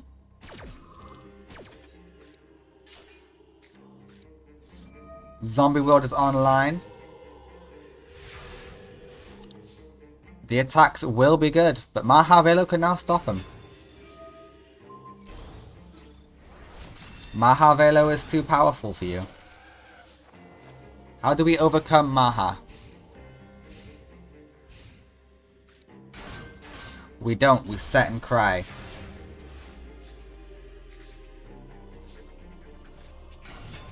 Duname's is here. And we just clean up. Gozuki is gone. And Red Eye's Black Dragon's on the field. Oh, sorry, Red Eye's Zombie Dragon. I need to get the right anatomy. Okay, Zombie Master.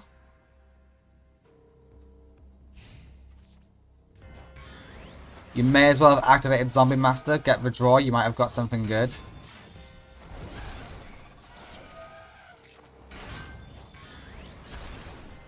Element Valkyrie is gone. Don't know why you chose that. And don't know why you refused the Pot of Greed.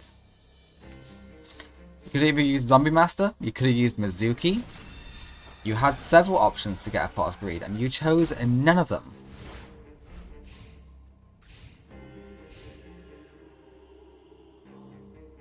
Have you used the Raigeki yet?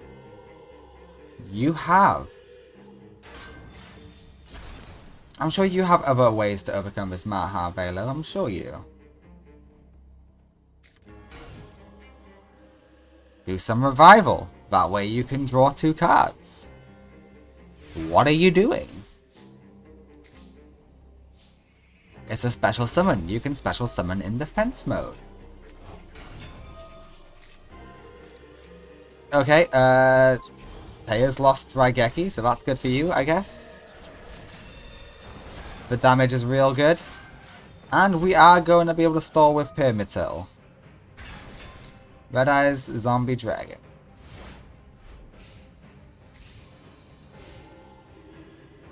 You got Mizuki's Engrave. I'm not wrong, right? Yeah, you got 2 Mizuki's Engrave.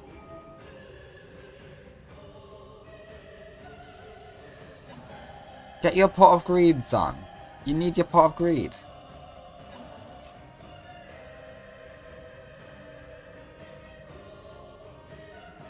Oh god, Reina, why are you thinking? Okay, Zombie Dragon is here again.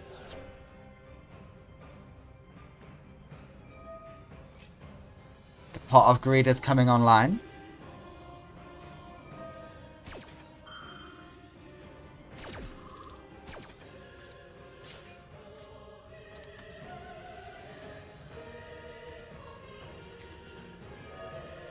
We got the cannon. We could try and burn Taya out. Okay, Mizuki is finally deciding to use its effect.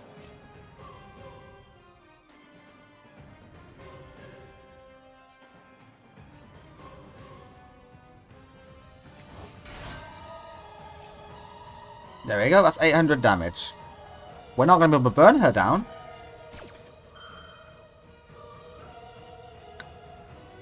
And we get a draw.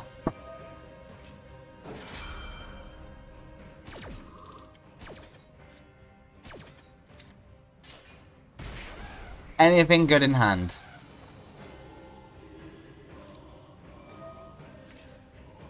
That helps spin out your deck, which will help you.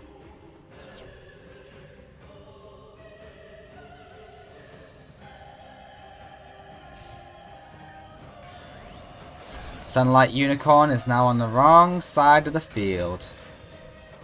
Maha Velo is gone, but only the weak one.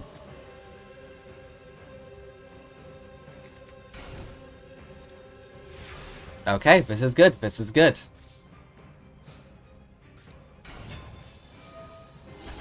TT is exactly what you needed. You'll take a little bit of burn, but you can survive that burn.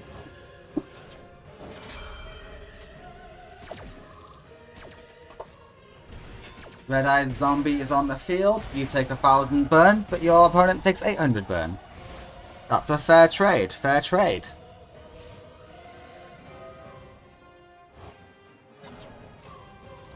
See, I told you could find a way, Reina. And look at this. You found your way.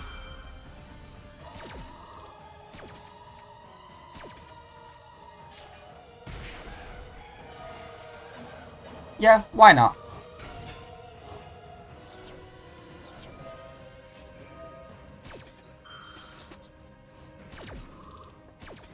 And making a comeback, the winner is Reina.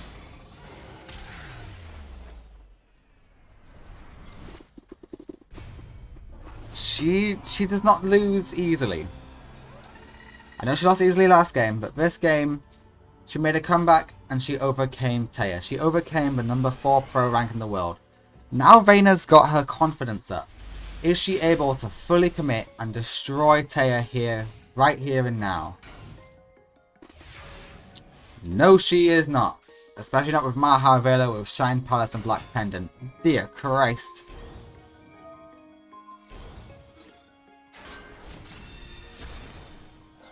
Alright, Pyramid Turtle is gone. Red Eye Zombie is here, but Red Eye Zombie is not going to do any work. How are you going to overcome this? Harpies will do it. You know what? You're goddamn right, Reina. Harpies will do it. Throwing away Zombie Master, and we summon Zombie Master. Throwing away Pyramid Turtle, we summon Pyramid Turtle in defense mode. Why not? And we go in for massive damage. And we banish the Maha. Reina has successfully countered your Monster Reborn. Sunlight Unicorn will not do it. Nova Summon is your best bet.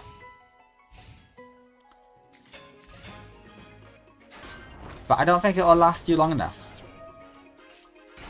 Shining Angel only summons in attack mode, so that was a misplay.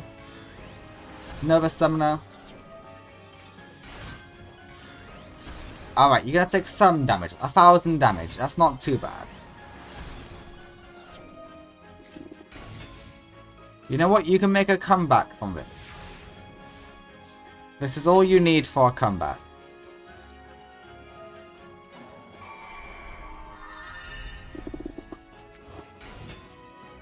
Are we just doing that to destroy a Zombie Master? Yes, we are. Bless me. But Zombie Red Eyes is still on the field. Mizuki is gone. Zombie Master is back. And there's a second Red Eyes.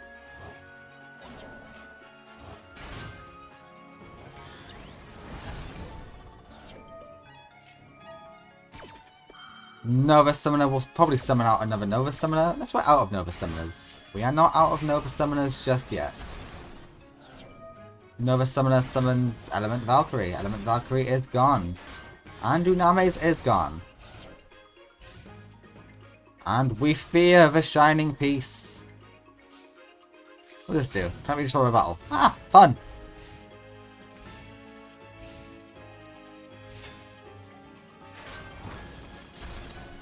Shining Unicorn is gone, and that's all we can do for now.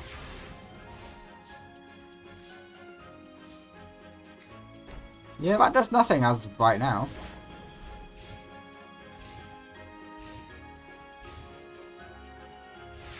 Okay, we're all just stalling now. Shine Palace is here. Call the Haunted gets Dunames, and Dunames like Shine Palace. It's enough. All it takes is 100 extra attack to destroy Zombie Red Eyes. Sometimes that's all it takes. MST is put to good use because you are in a danger zone for that.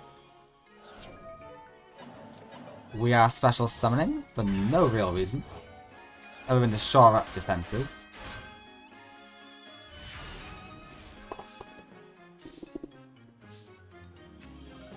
And there's a second Shine Palace. This Dunames is strong.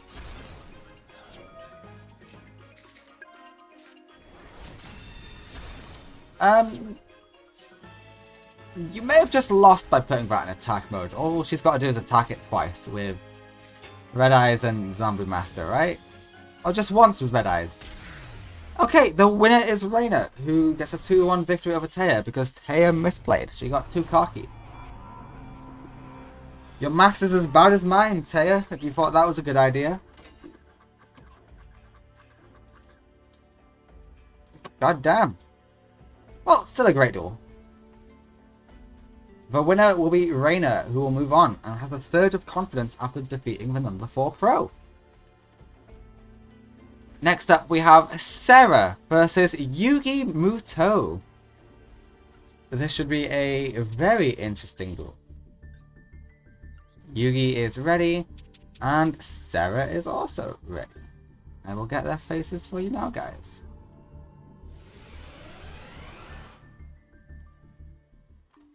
Sarah's face is on, and Yugi's face is on. Okay, there you go. You got their faces. Let's see how they do.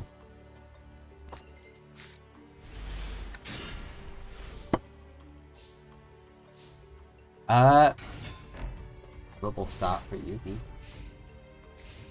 This is a terrible hand. And that's a pretty decent start for Sarah. Okay, but like Shining Angel wants to die? You know, like I do get it, I do. Okay, Horus is gone. Oh, but I guess it does also prevent Horus from upgrading. Yeah, no, you're right, Yugi. Sarah gets a draw.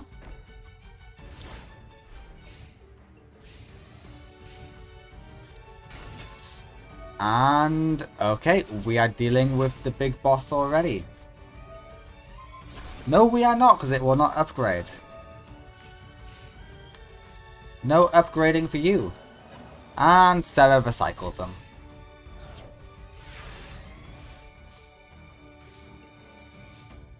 Are we going to go Silent Swordsman? We are going to go Silent Swordsman.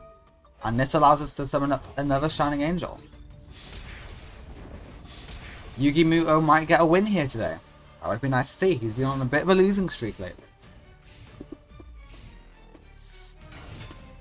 UFO Turtle is here. They both destroy each other. Who has the better last card?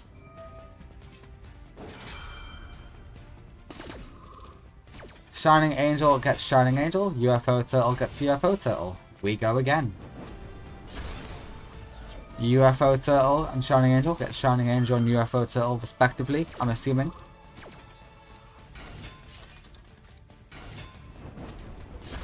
And we are gonna end on something. Yugi, end on Silent Magician.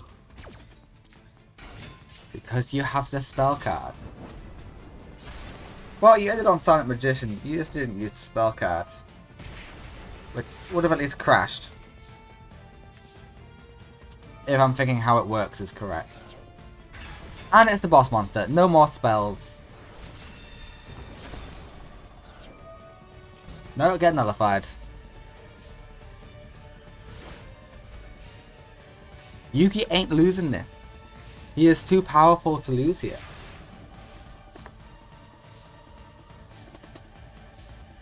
Okay, he drew a brick, so that doesn't help. I would have Raigeki'd there to win. Now you've got a problem on your hands, Yugi.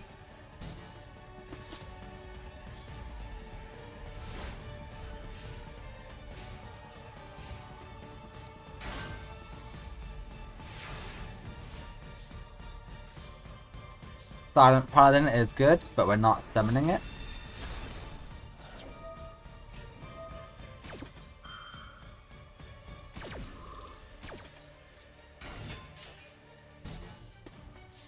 Nope, no spells for you. Silent Swordsman, hell yeah.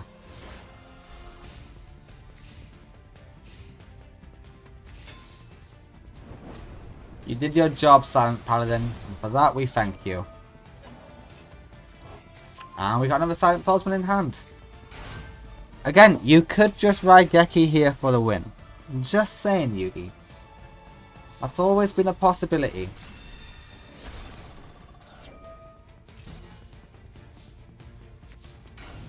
No, you just don't see it, do you?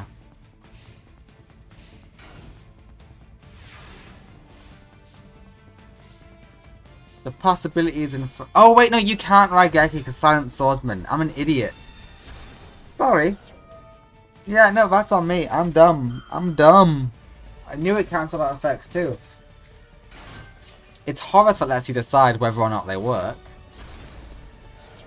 Jeez, I'm an idiot.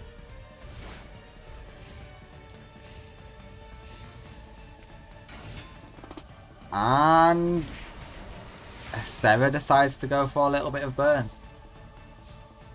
It's alright, Sarah. You're here today to put a stop to the madness of the villains from the Spirit Festival. And if you lose to a better hero, you lose to a better hero. At least then you can be reassured they will defeat the villains for you. Yugi wins game 1. But can Sarah fight back? Can Sarah make a comeback and defeat Yugi Muto? We will see.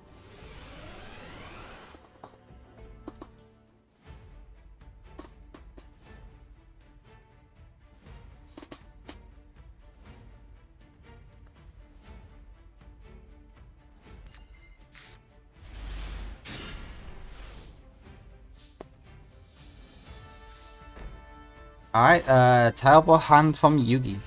Absolute dog awful. Decent hand from Sarah. That only helps her. Let's be real, she's just got a new fresh hand. Well, not new fresh, but she got 2 new cards. And she got her monster out anyway. All you did was make her go +2.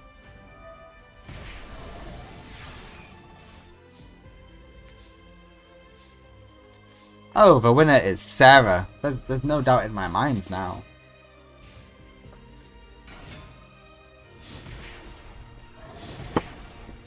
You tried, Yugi. You tried. Your hand was just the worst hand I've ever seen. You're locked up. Okay, yeah, that does count as a lock. However, you got no monsters to destroy the lock. Who needs a lock when you can just win with your big boss monster? The winner is Sarah in game 2. Who just demolishes a bricked up Yugi. Sometimes you brick. Sometimes you brick, Yugi. It's fine. It happens to the best of us. We just never like to see it.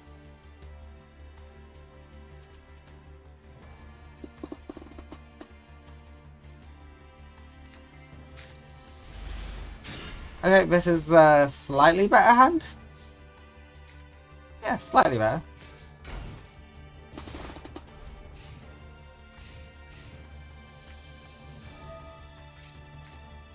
I don't know why you put it in defense mode. You did have Magic Cylinder to protect it. That's just a misplay.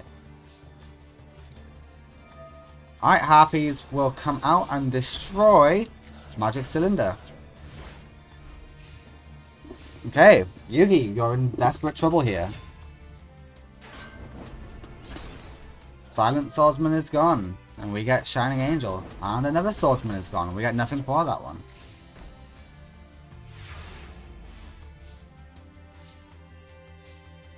Another supply squad is helpful, but not what we need.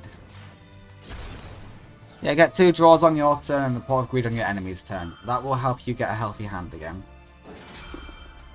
It might just be enough to get you back in the game.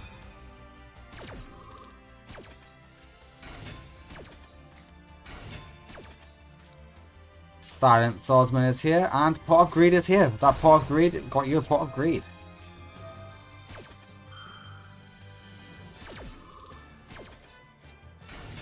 Alright, we're filling out the deck a whole lot here. Might be a little bit too much, but we will find out. It was definitely a little bit too much. Yep.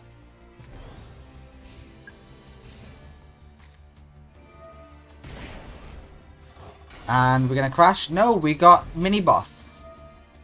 And we've got main boss.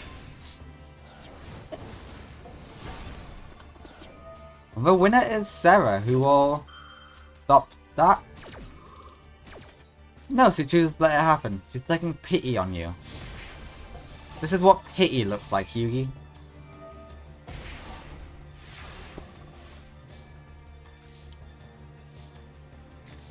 Alright, this is your last turn, Yugi. She has exact damage if she wants it. What would your new hand been? Not helpful. That's what it would have been. Unhelpful.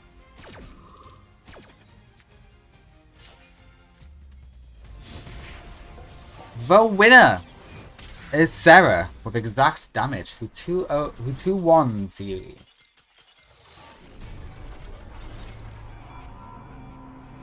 You tried, Yugi. You love dual monsters, you do, but maybe you're just not the best at it. Ooh. Oh, I skipped the match by accident. Oh, I'm so sorry. We have Seeker versus Hayley Devlin to get into. I'm sorry, I missed that. We'll spectate Hayley. That's more fun, right? So that if they get Exodia, it'll be a big reveal. Alright, Hayley versus Seeker, let's go.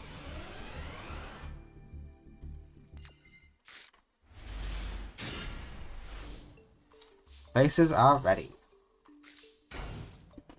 Interesting start for Hayley. Shard of Greed, right leg and left leg. Okay, we're in business. He would only do that if he had 2 heads. So his hand is not scaring me too much just yet. We get rid of the face down, which is Magic Cylinder. Okay, great. We need to go all in on that damage.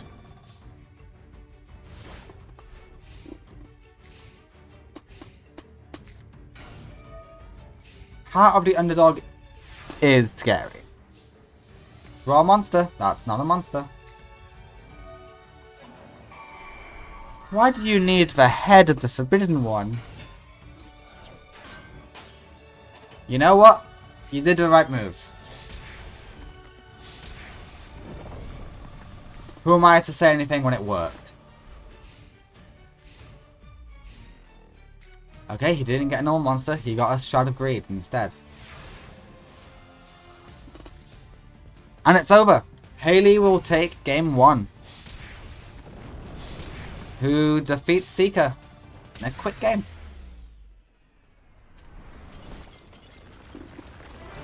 She makes it look so easy.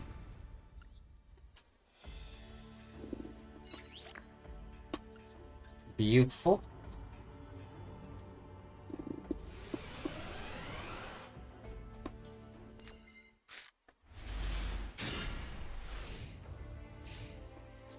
This is not a good hand for Hayley. She can improve it. But hey, TK also got a bad hand. But you know. While saying that, he got Heart of the Underdog and Shard of Greed. And Magical Library, which is a great defender. Never mind. Seeker's got a great hand. Hayley, you're in trouble.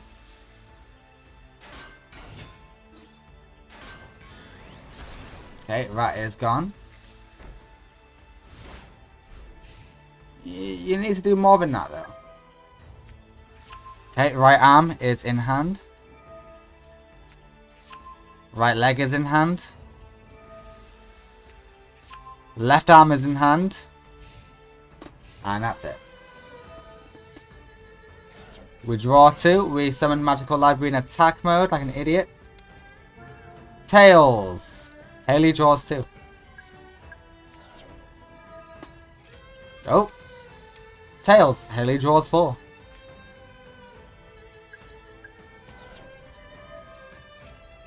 And Seeker draws 1 through Royal Magical Library. No, he doesn't. It is free spell counters, right? Yeah. That is exactly what you needed.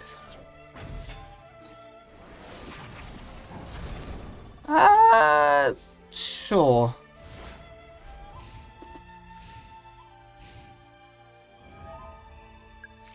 We are drawing 1 and we set 1. We say goodbye to that trap and we're putting that. That's exactly what you need to do to Seeker. You need to brick his draws.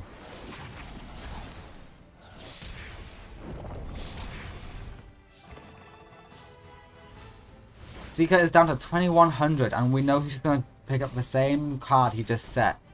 And he sets it again. Is it going to be enough, Seeker, or are you finished?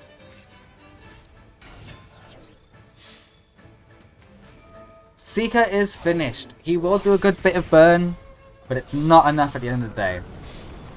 Seeker gets 2-0'd. Another one of the Dark Hunters is out.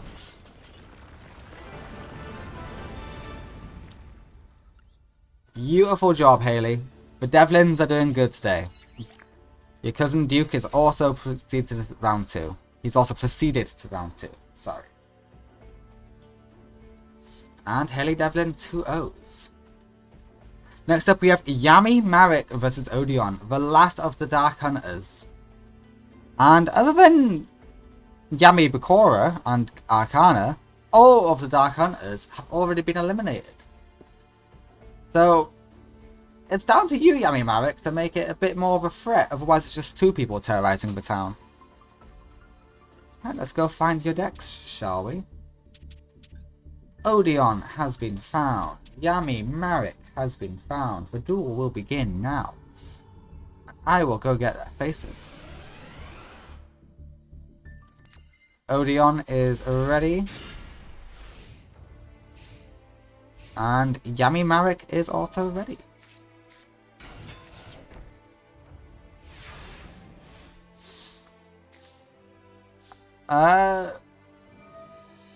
Yami Marek has a chance here. But Odeon's hand was also okay. It was decent. It wasn't terrible. There we go. That is why. Odeon has upgraded his deck since we last saw him. So hopefully he will do a lot better. The Trap Master is doing his thing, and Jiragido. Double Jiragido is a shame.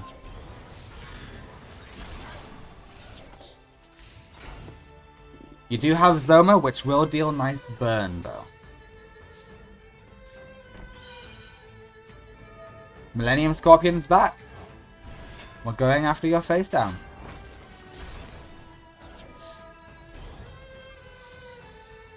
And Jiragido needs another boost. Yami Marek, are you going to lose to Odeon Ishtar?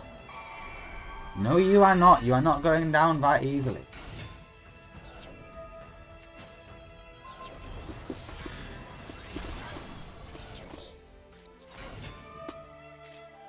The Disciples of Ra are out. Can you guess who Yami Bakura gave Ra to? Do you want to take a guess? Mystic Tomato is here. You attacked with the wrong monster. It deals burn. Attack with a lower attack status monster. Please, use your brain.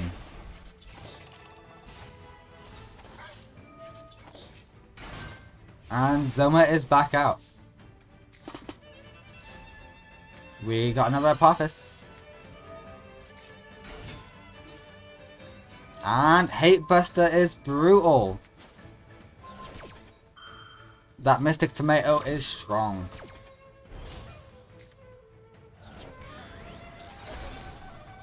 Zoma is unperturbed though.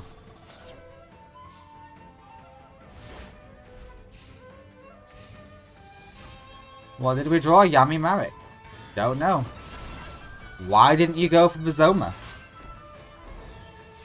I'm very curious as to why you let Zoma. Were you that scared of taking 2400 damage? Your cowardice may have cost you the duel, Yami Marek. It may have just.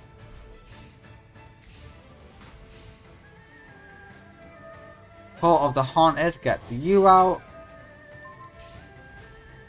Okay, but you could have special summoned in defense mode too, you know? Alright, enjoy the damage you're gonna take. Hey, now you can't destroy Zoma. So, good luck.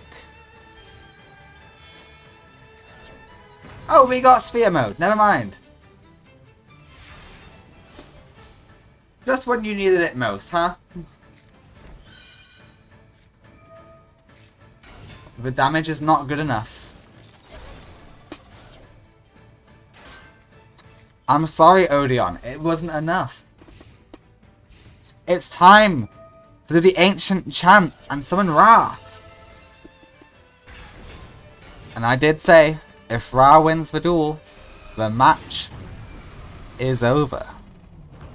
Odeon is incapacitated.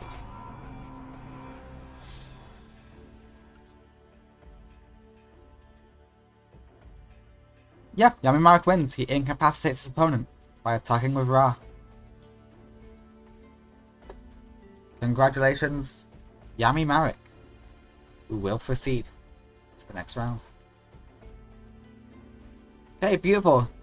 First match of round 2, we've got Yami Bakura versus Prana.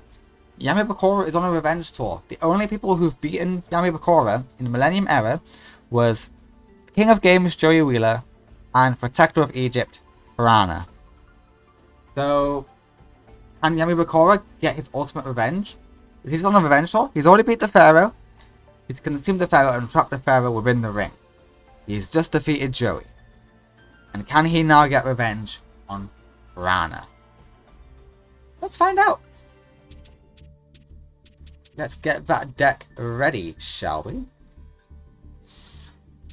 Prana is ready. Yami Bakura is ready.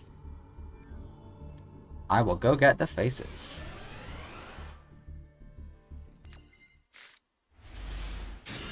Prana's face is here, and Yami Bakura is here.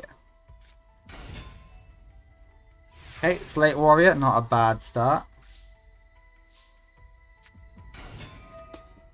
Yes, Prana also runs Swamp Monster and Zone with a Spirit, because Eldritch loves traps. And certain traps later on that support Eldritch are too strong. So for now she has Swamp Monster and Zoma.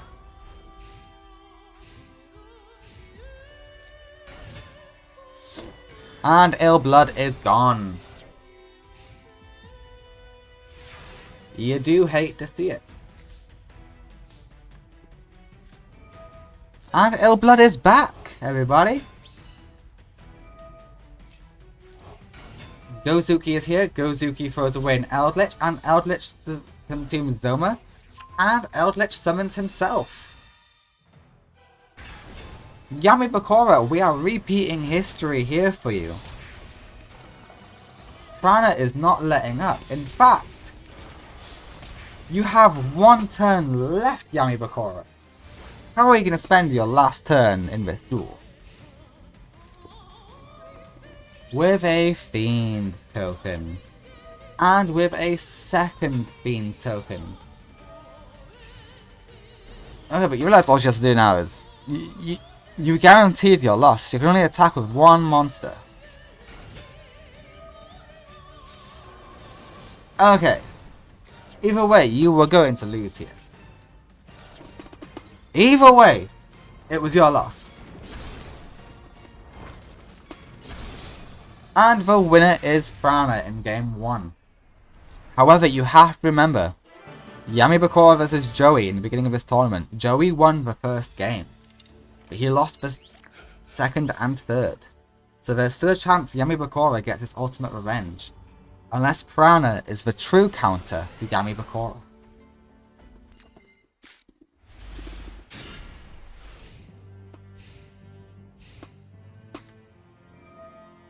Okay, Dark Sanctuary is online. Burn is guaranteed, thanks to Giant Germ. Unless we use Eldritch's hand effect. We do use Eldritch's hand effect to get rid of the face down. Yeah, we negated even further burn. But we're still taking burn. 900 to the face. Eldritch summons itself. Yeah, here we go. In defense. Well, the only reason being, I guess he felt like it. And now Yami Bakura is almost fully online. How much burn are you willing to take? Only 900 burn is your max. While you take 500. Which is still a respectable amount of burn.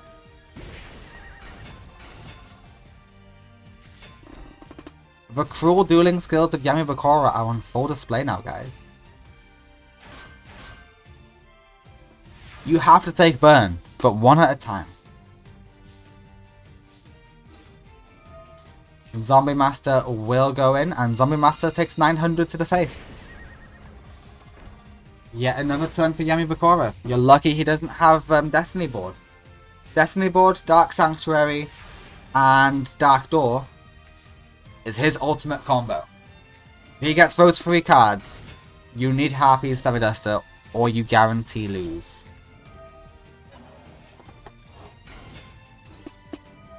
Mizuki says that only 850 burn, please. It is slightly less than the 900 burn. Alright, Terraforming guarantees another Dark Sanctuary, even if you Harpies. And we got a face down. Is that Destiny Board? Gozuki throws away an Eldritch.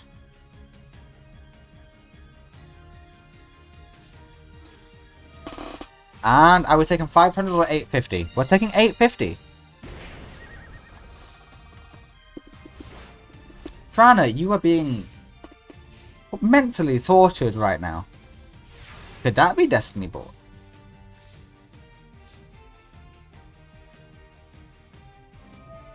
Gozuki throws away Mizuki. You're thinning out your decks. You're trying to get Harpies, aren't you? Like, if I just thin out my deck, I could get Harpies quicker. You already use it, though? No, you haven't. And we only take 500 burn.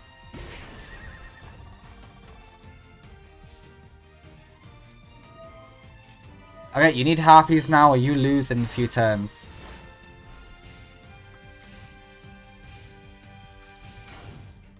And we're going for another step. Brutal. That won't do shit. You need Harpies.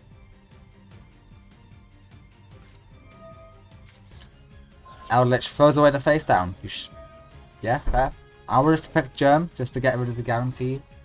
Or even Dark Door. No, I would have got rid of Dark Door.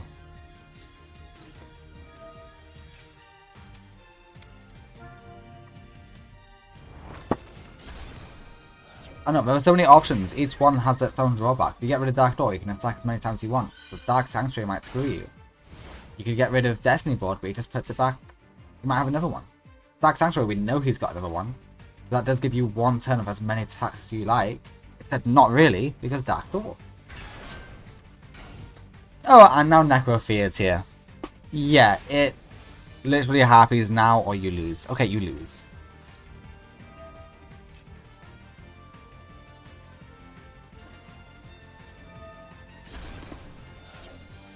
Eldritch brings himself to hand, summon Ill Blood, I'm assuming.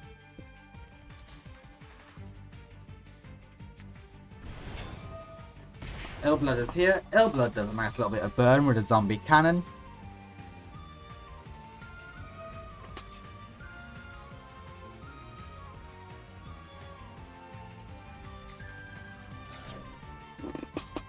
I'm sorry, I think Yami Bakura is just too strong for you. Ill Blood summons itself to do nothing. Does the attack go through? It does. Necrophia is gone.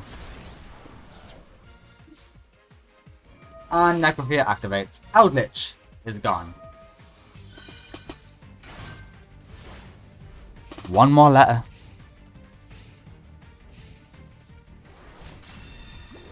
Zombie Master is gone. You need Harpies or you lose.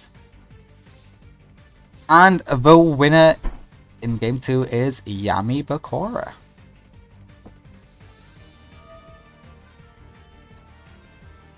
Come on, pull off some play I've never seen before. Actually, yeah, no, throw away the Bottomless. Get rid of Destiny Board. You're still in it.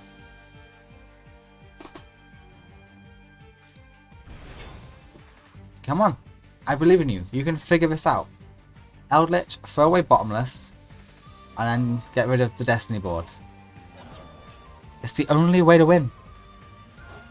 Well, not even win. It's the only way to stay in the duel. But if you don't, you guarantee lose. You gotta think of it like that.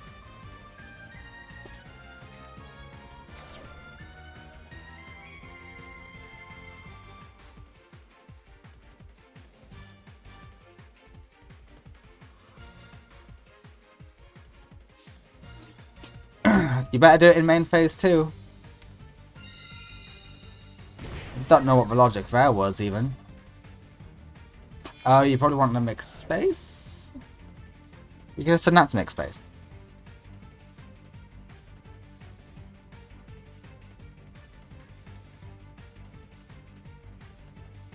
What are you thinking about? Yeah, there we go. We are not in the era where position matters. My laptop better not crash during this. Okay, and you decided to lose. The winner is Yami Bakura in game 2. Who mentally tortured his opponent to the point where she just couldn't think. Sarah's control over Prana weakened. And she was just so discombobulated. We go into game 3, however. Will Prana be able to power her way through to an early victory? Or will Yami Bakura survive long enough to torture his opponent? Pot of Greed is a promising start for Yami Bakura, but no Dark Sanctuary. Pot of Greed is good for Prana, which helps with the early muscle.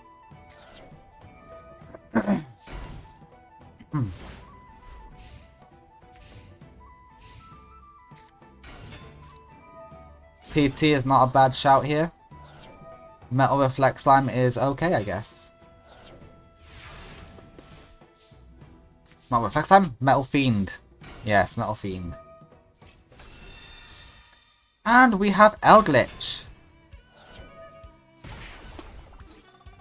Alright, Yami Bakura, I am not liking your odds.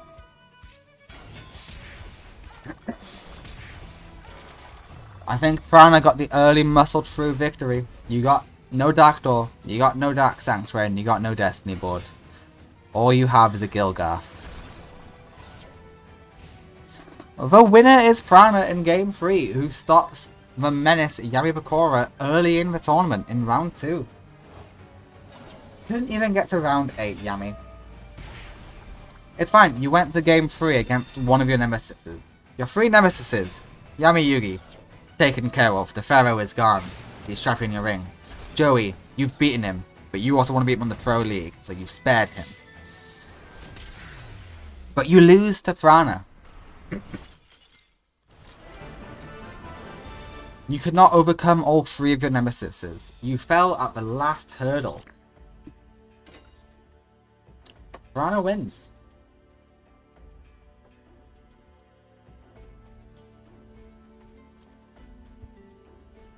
Who did Prana lose to in the last tournament? There was someone she lost to. I'll check later. Next up we have Meiko Tsunami versus Mai.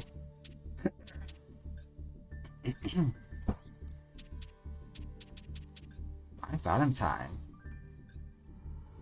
Let the duel begin. Who are we spectating? We are spectating Meiko. Beautiful. Let the duel begin. Sorry about the transition. And the Humble Tea set. After all that, we end on the Humble Tea. Okay, Harpy Queen is on the wrong side of the field for some reason. Like, I get it's a really good beater, but, you know. And the field is wide open. And Meiko, with your current hand, it's not looking good for you.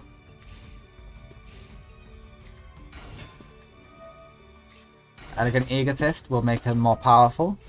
And even more powerful still, the Harpy beatdown is in motion. You got a Fissure so you can take care of the buffs. And you can also now get out your Legendary Fisherman. Okay, you are back in business, Meiko. Legendary Fisherman is just slightly stronger.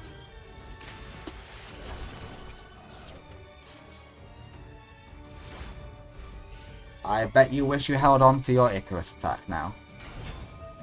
Harpy Perfumer is here.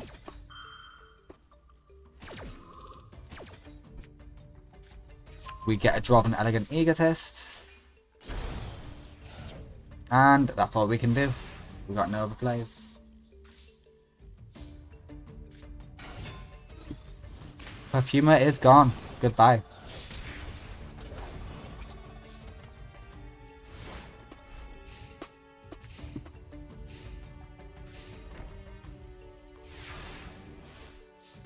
Just a set my, that is sad. Snake goes in, Mako goes in. And we have Fortress Whale. Anything for Fortress Whale, Mai? A pot of greed could help, and it doesn't.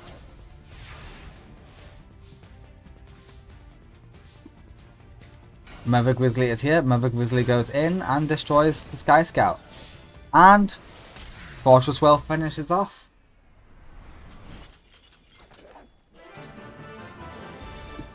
Lovely. We will be going to game 2.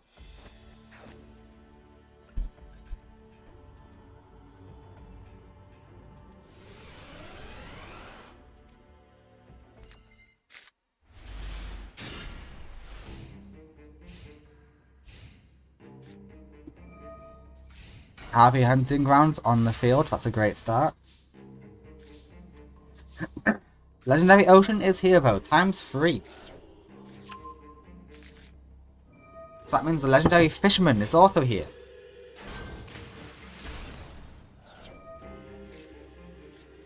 Happy Lady Wands on the... in hand. Not on the field, but in hand.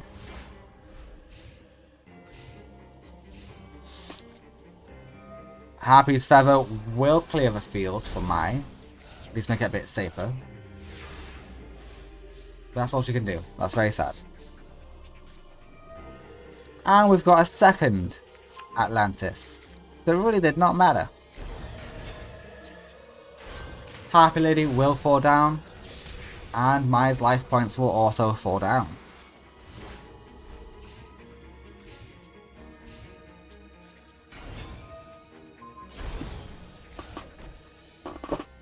And that is it. Happy Harpist will get you a nice search effect. Let's just see if it will matter much. And summoning the Warrior Atlantis was a misplay. Just want to say. Like, overall.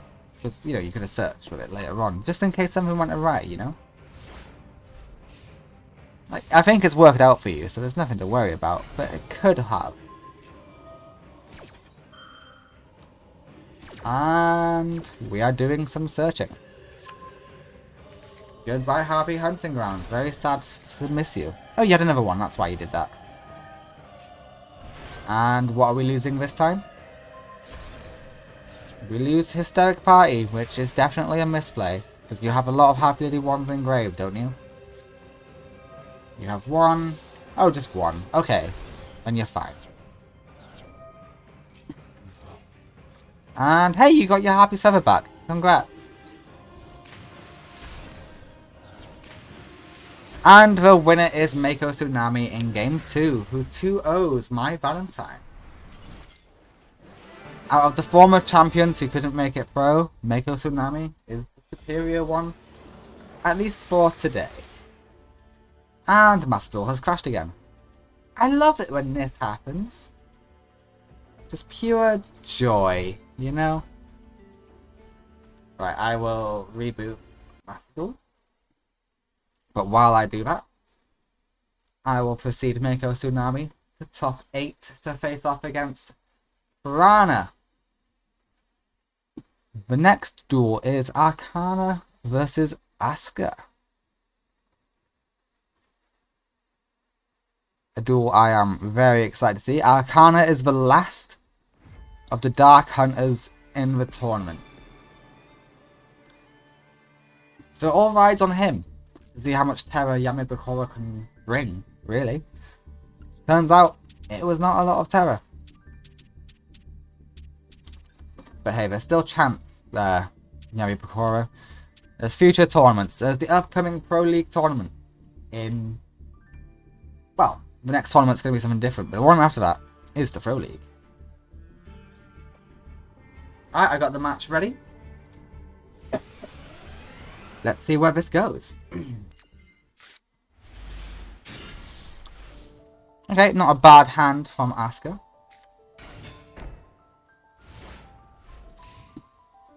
She can get Blizzard Princess in hand from this play. And Tomato is gone. No swapping for Asuka. The one-sided exchange for Asuka. And Blizzard Princess is now in hand.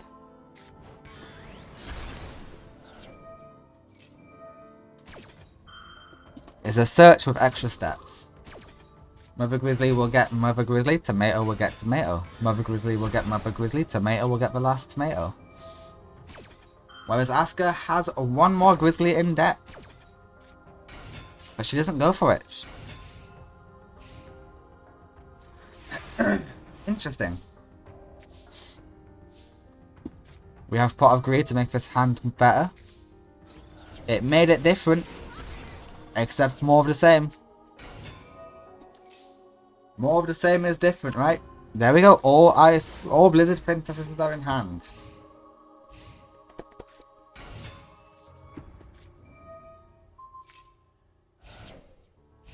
And that Gemini Elf is just looking pretty. We're going Blizzard Princess? We are going Blizzard Princess. No spells can activate, not that there were any. Gemini Elf is gone. And Asuka goes in with a good attack.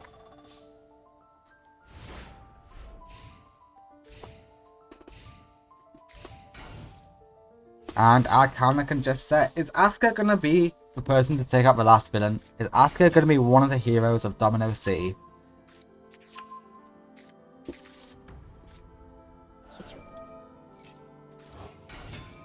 And we get nothing else to search. Blizzard Princess is gone. However, the attack damage is still not bad. Especially at this stage in the game.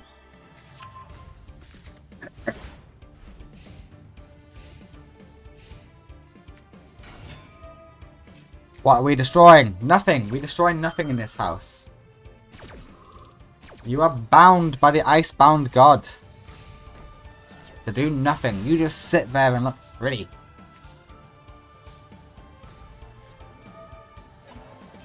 And Blizzard Princess is back, and no spell and traps for you.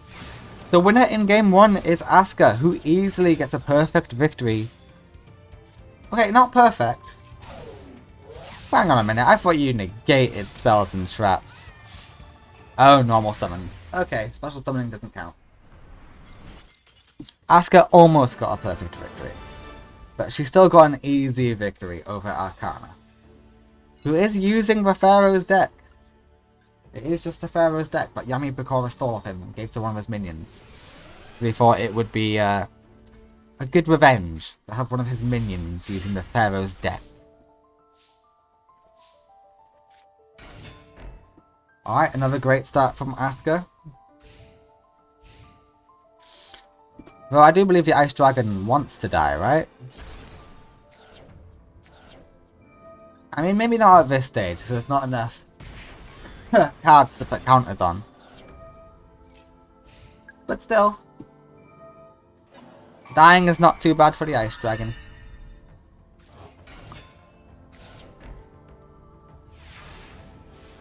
Okay, Arcana's putting up a much better fight this time.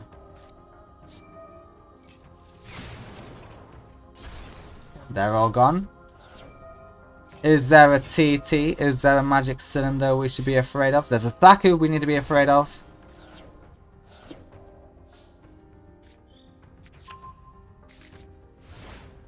And Blizzard Princess is in hand, making sure we don't draw it.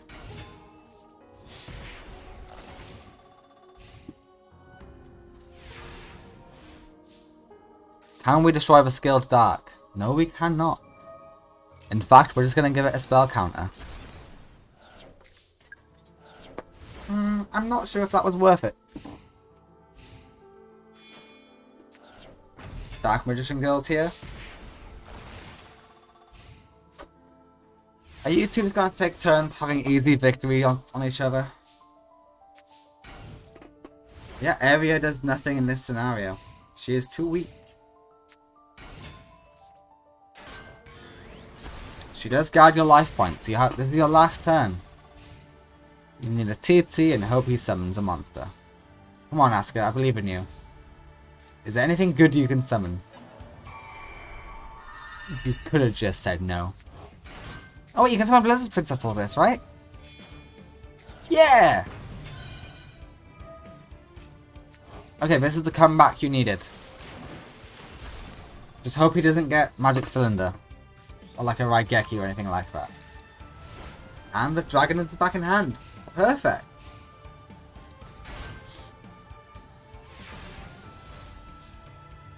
And we draw another Crystal Girl. Not ideal, but it is what it is. Crystal Girl summons herself, and you summon another Crystal Girl in defense. And Blizzard Princess is here. Ensuring we don't draw her. Nice, nice, nice. Blizzard Princess is gone, except for the Icebound God says no.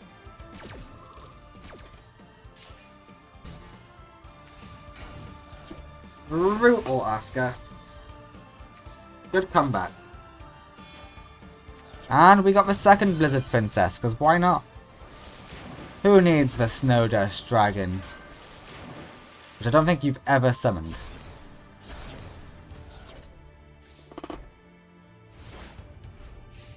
Okay, now if they do want to summon, it has to go in defense.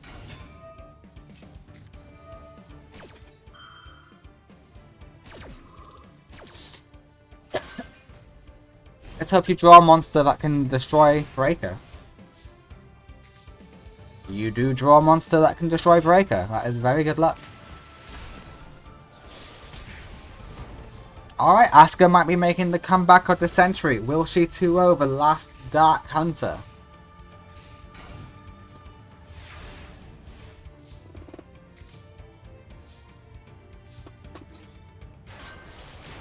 Asuka 2-0s the last Dark Hunter in the tournament. The day is saved. All the bad guys have been eliminated in round 2 and 1. Let's go have a look at that bracket, shall we? Asuka 2-0s Arcana with his upgraded deck. Yeah, that's all of them out. Now everyone's just dueling for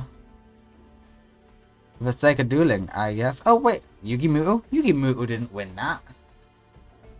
It was Sarah who 2-0'd Yugi. Come on. Yeah, let's have a look at what Dark Hunters did. Yami Bakor defeated Joey but lost to Prana. Lumis and Umbra lost to Mako Tsunami. Madison lost to Mai. Arcana beat Mana, just to lose to Asuka next round. Yami Pegasus lost to Ishizu. Sakako Hinata lost to Kasara. Anubis lost to Marek. Strings to Eliza. And Seeker to Haley Devlin. Oh wait, no, Yami Marek is still in. Yami Marek still has a chance. I forgot about Yami Marek. I am dumb.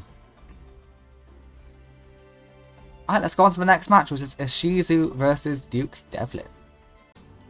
First duel between Ishizu and Duke Devlin begin.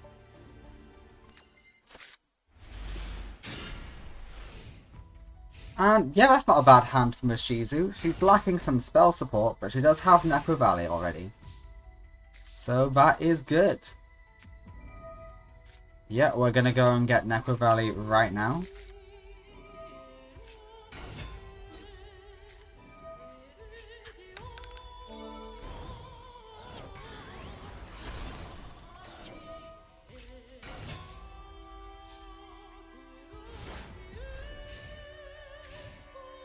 Okay, this is a very good start for Duke, and he doesn't want to use his ammo. He must have a really good back row if he's not willing to use Snipe Hunter. Because normally he just uses Snipe Hunter straight away. Okay, that's okay. Anything else? No! Okie dokie. Oh, okay, we have Sakuretsu. Curious choice of way of doing that, but sure. I get you're afraid of her effect. I do get that. But she has no extra deck, and she focuses on extra deck. Right now she's just a really good beater. And he's back. Shining Angel goes goodbye. Come on, Duke. You are a pro-level duelist. You cannot lose to a non-pro. Okay, that will help you stall. You can put it in defense. You can use its effect. That is not a bad card to go into. And its effect gets you... It gets you a pop. Congratulations. You get 2 pops. Congrats. You did it. You're the man. You're the boss. Alright, Royal Tribute is something to be afraid of later. For now, you're fine.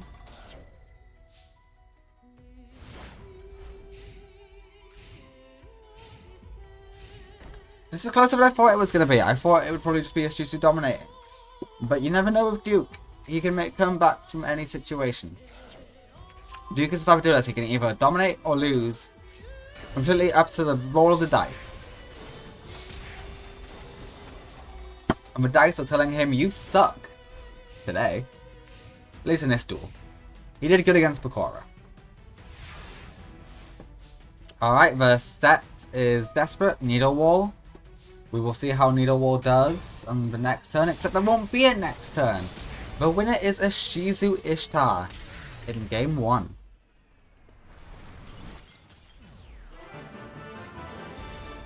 Congrats to Ishizu. Lovely, let's get into game 2, shall we?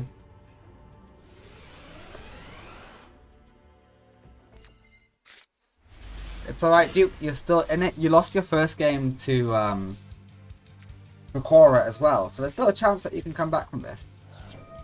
Necro Valley is online. There's no point in getting rid of Necro Valley either, because she has another one. But you don't know that. X-Head is here, and Summon Dice is here. And we do nothing with Summon Dice. That is very sad. And back to the hand with X-Head. Even more sad. We have Spiritualist on the field, and she is very buff indeed. Blind Destruction can get rid of both monsters, but it can also screw you over, Duke. 5, not good enough. Summon Dice again and again. Oh, it gets you Orgoth. Okay, great. Orgoth can put in some amazing work here. I don't know what any of those rolls mean for you, except big damage. And suddenly, out of nowhere, Duke Devlin has a good shot. All Duke needs at any point in time is Orgoth. And he is unstoppable. Unless he gets a 6, he got a 5. 3, 6. 3, he draws 2 cards. I know that much. Not enough.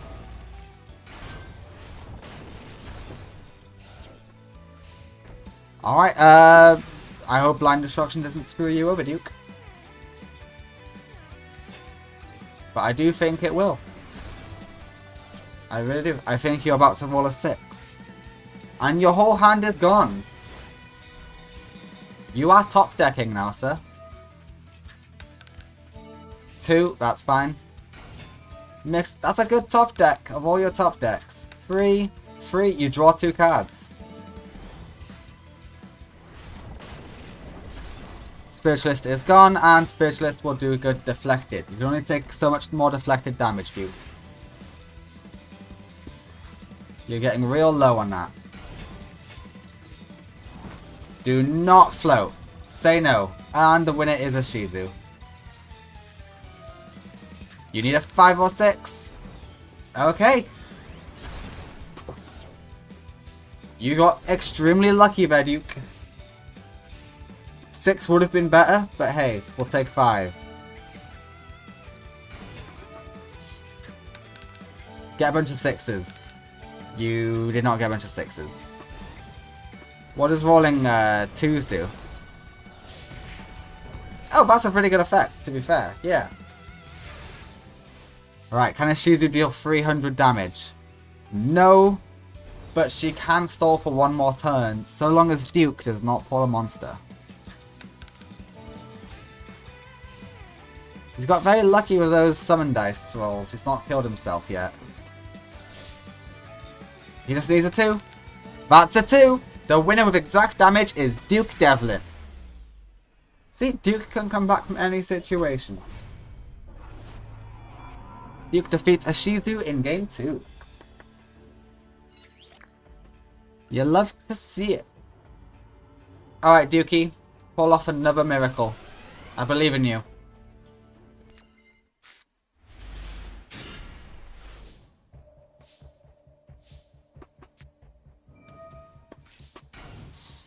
Okay, Necro Valley is on the field.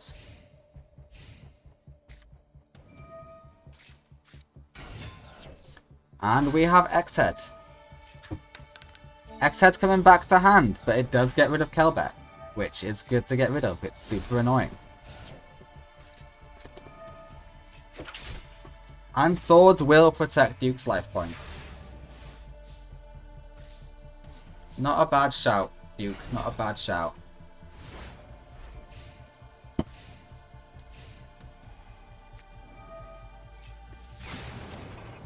And she is gone. X-Head is here. And X-Head deals good damage.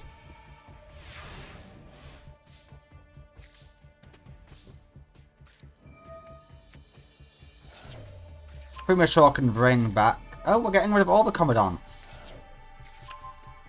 Okay, let's hope you never lose your hand somehow.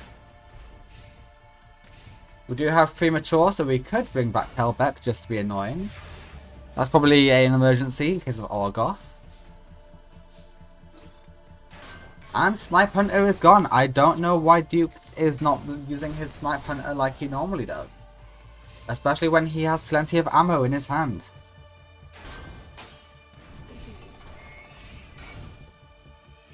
Weird plays are being made by Duke. If he has no dice to roll, he doesn't know what to do. But he had dice to roll. And he now has more dice to roll. 2, 4, 2,000 burn to a Shizu. Alright, let's go gambling. What have you got, Duke? What the hell is your hand? I wish I could see. I just want to press a button and check out your hand. Shining Angel is gone. Shining Angel will get Shining Angel. And Shining Angel will get something good, I hope. Shining Angel. Not sure about good, but it did get something. You Raigeki super early, didn't you? Yes, you did. Okay, now you decide to use your ammo. Oh, of course you get a 6. I hope you got something to summon Orgoth. Oh my god, what the hell's wrong with you? Ah, you were bricked up with Orgoth. That makes sense. You really were bricked up with Orgoth. You got 3 Orgoth. That is a shame. Okay, that's great and all. However, you used 3 cards to get rid of 1 Necro Valley, and she has 3 Necro Valley. So, you know, worth? Not really, that was not worth.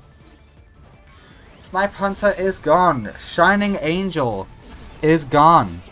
Shining Angel will get the Roulette Barrel. Does the Roulette Barrel get a good hit? It does not. It does not.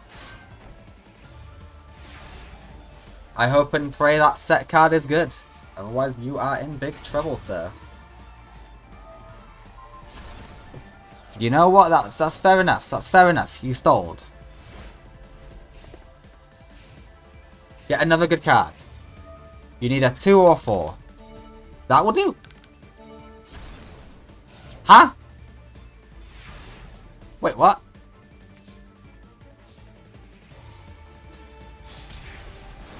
No, no, no, wait. Okay, I thought it was like field position, like Needle Wall. Why the hell did you destroy yourself? There's level 4 right here. Oh, unaffected. Oh my, okay, that's a massive downside to Roulette Barrel I did not know about. The winner is Ishizu. And Ishizu will take the game. Ishizu moves on to top 8. Wonderful. Absolutely wonderful. You did get a game, dude. So, feel proud. If you didn't get bricked up with 3 Orgoth, I think you might have had an actual shot. Next up we have Kisara versus Ribbon. And Macedul has crashed again. God dang it. Let me just load it back up, everybody. It won't take a second. Okay, beautiful. We are coming back up.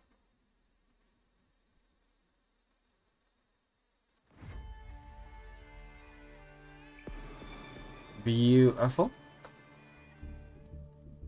Kisara versus Ribbon. Ribbon has been found, so we will spectate Ribbon. And Kisara has not been found yet, but give me a moment. Kisara has been found. Alright, let's begin. Ribbon has been found. And Kisara's face has been found. And a very powerful start for Ribbon, who is able to get some cards on the field already. Except she summons them in the wrong order again. Whenever Ribbon goes first, you know she's going to misplay with her deck. That's all I will say. You know she's going to misplay. And yeah, that's fun. We discard a card, we draw a card. Draw 2, summon a whole bunch. Hell yeah, this is what I like to see. And you should have picked for Charmer. You needed the Familiar Possessed, not the Familiar. And end on Whitestone. And now we have Blue Eyes to deal with. Congrats. I hope you're ready for it. Oh, we got 2 Blue Eyes. This is a very dangerous field to be playing with, Ribbon. And we have Luster Dragon too, who correctly identifies the big risks. Yeah, that's fair.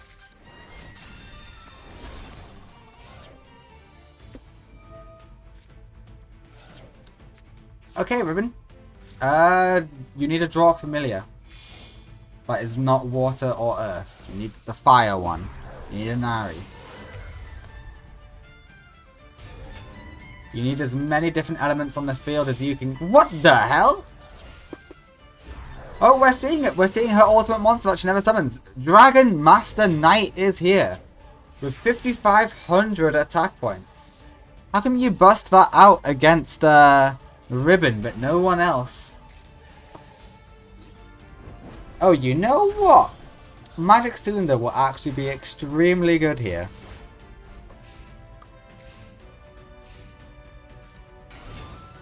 Luster Dragon is back out.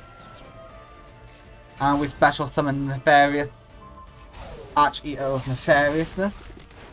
5,500 going the wrong way. Can we increase your attack stat? It doesn't even matter, we got Raigeki. Ribbon wins game 1. Ribbon overcomes Kisara's most ultimate monster, the Dragon Master Knight.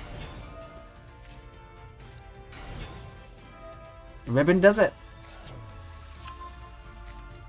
Ribbon succeeds. The winner is Ribbon.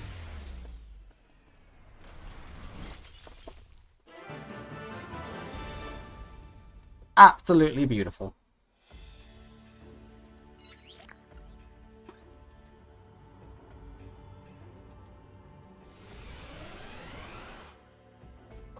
We go on to game 2 though. It is highly unlikely Ribbon's going to be able to make a comeback again. I do think it is Kisara's game, especially when Ribbon wastes her burn like that. Stop wasting your burn! And it's gone. It will come back thanks to Call the Haunted. But... alright, good. You got the spell card and... we are going to be facing Blue Eyes next turn after you finish. Blue Eyes will be coming. But can you raise your attack stat high enough to deal with Blue Eyes? You almost can.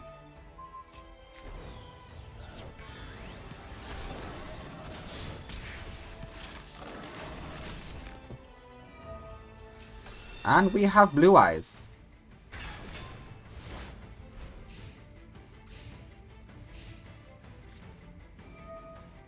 And we have blue eyes ultimate. 3 blue eyes in hand equals the ultimate dragon. You cannot raise your attack stat that high, Ribbon.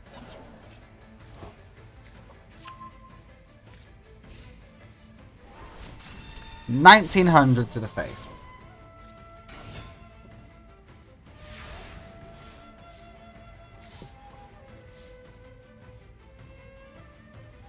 Any plans? Any moves you can make? Okay. Archfiend Eater of Nefariousness is out.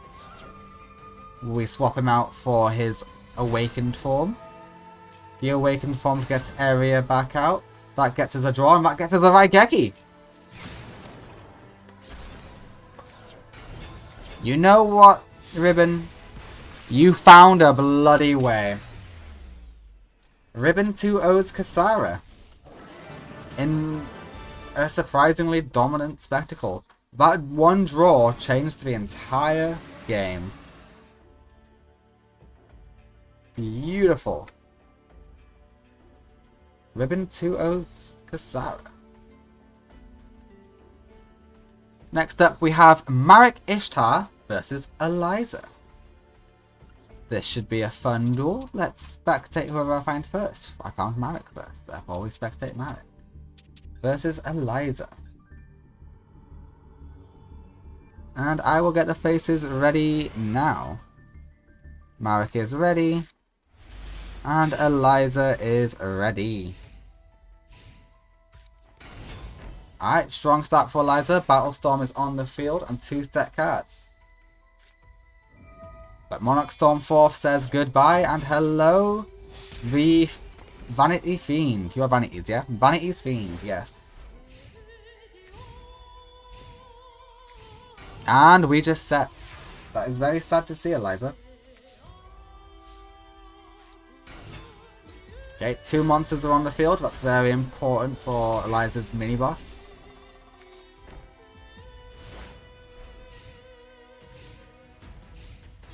Eliza did slay a god. She did defeat Strings, who possessed Slifer the Sky Dragon. And in the first duel, he did get out Slifer. Okay, Harpy's Harpist is in the grave. It's exactly where she wants to be. And Battlestorm is back out. And Harpist gets a search. Beautiful plays by Eliza.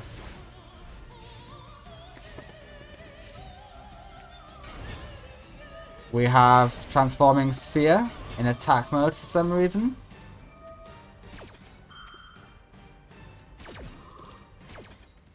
We are changing everyone's battle positions. Transforming Sphere loves this though.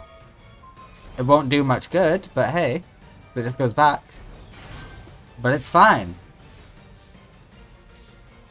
And we got a second new Doria.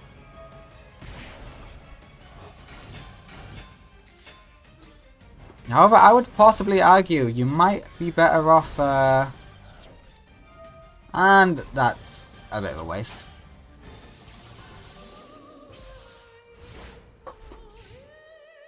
Alright, Marek's guaranteed won this. He's got so much destruction on his side of the field. And even when the destruction fails, he's got a lot of burn in his back pocket. He's got 1500 burn. He just needs to find the 900 the other way. And he's got Hammer Shot. The winner will be Marek next turn. There's nothing Eliza can do. It's too much power. She's not really known for her defense, so that's nothing. Yeah, Transforming Sphere, that's nothing. Marek can win with exact damage next turn. And Eliza set. What is the set, Eliza? What are we going to throw away? We throw away End of Anubis for End of Anubis. That is fine. And you were in fact the End of Anubis. It's alright, we still attack with Germ. And Germ goes in. Great tactical play. And time's to end it. Marek wins game 1.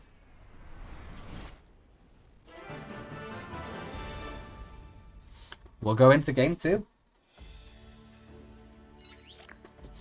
Marek's like, look, you did really good. You did us a massive favour. You did slay a god, so you are a great duelist. However, Marek is one of the best duelists in the Millennium era, and he says, leave it to me.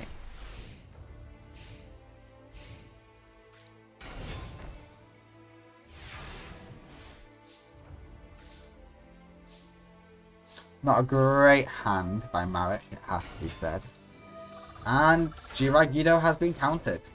All you gotta do to counter Giragido, put them in defense.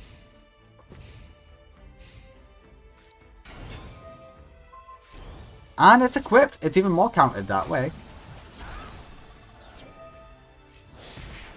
And 2000 damage straight to the face.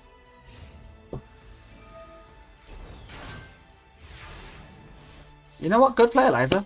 You got some good damage, and now it's time to lose. 2700 damage. Oh, you didn't even need it. Yeah, you can just do that.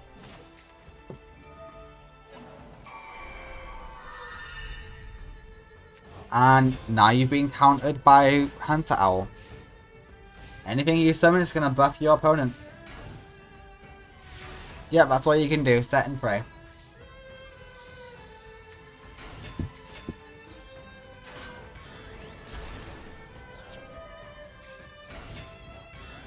Not good enough. Not good enough. Not good enough. And you are not good enough, Eliza. The dominance of Marek is well documented and well known. Okay, that's you go to the more to defense mode, I can gather that, but still, not a great play. Oh, not even that, you just go and destroy 2. Yeah, I think it's still over.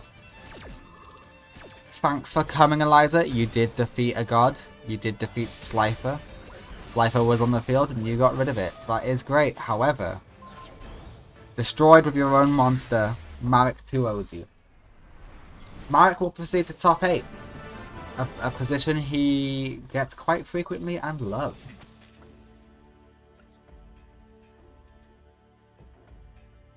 Beautiful. Of course, in World, it's not a tournament. It's just a scramble of everyone like desperately dueling each other. Marek 2-0s Eliza. Next up, we have Reina versus Hayley Devlin. This will be an interesting fight. I think this is a rematch from the minor league. I'm not too sure. I'll have to double check that. But I think it is. Anyway, I will get the faces for you now. Hayley is ready, and Reina is ready. Let the duel begin. Not a great hand for Reina, I will admit. Especially when it's not going to go to the grave.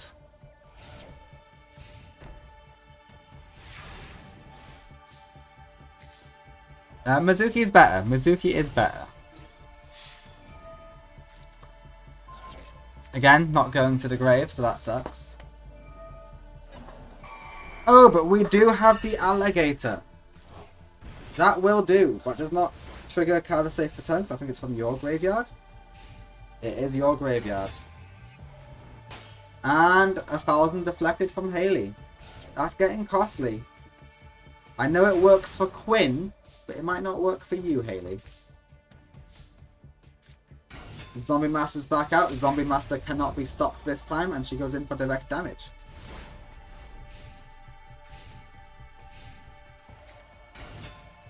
We've got one of the Dark World monsters, the Huntsman, is out and easily destroys Zombie Master in defense mode.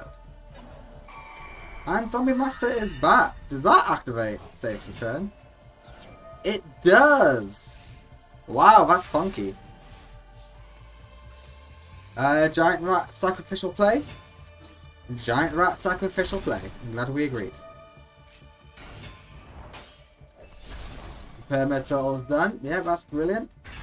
And that zombie master's back on your side of the field now. Amazing plays by Reina. She's got this whole thing figured out.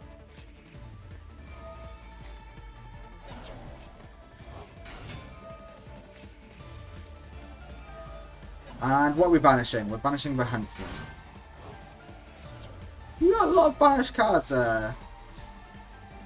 Haley. You got no cards in your graveyard. Well, no monsters. You got spells in your graveyard. Oh, it can all change here with the sniper.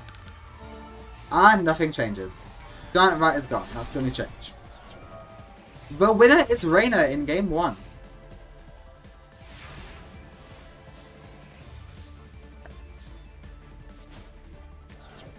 And that's a second Red Eyes Zombie. And you know what? Let's get the third one in here. May as well. Just to show off a little bit, you know? The winner is Reina in game 1. But there's still game 2. We've still got game 2 to get to. It can all change in game 2. But that was a dominant display by Reina, the winner of the minor league. The first ever minor league. Rank 26 of the pros. The lowest ranking pro. But that's because she's not fought in the pro league yet. She earned her pro spot by winning the minors.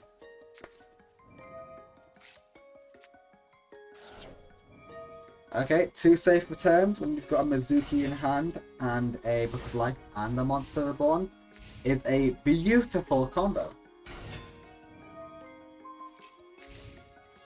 That's fine. This works out for you massively. You could Monster Reborn it if you like, and then summon Red Eyes off of it.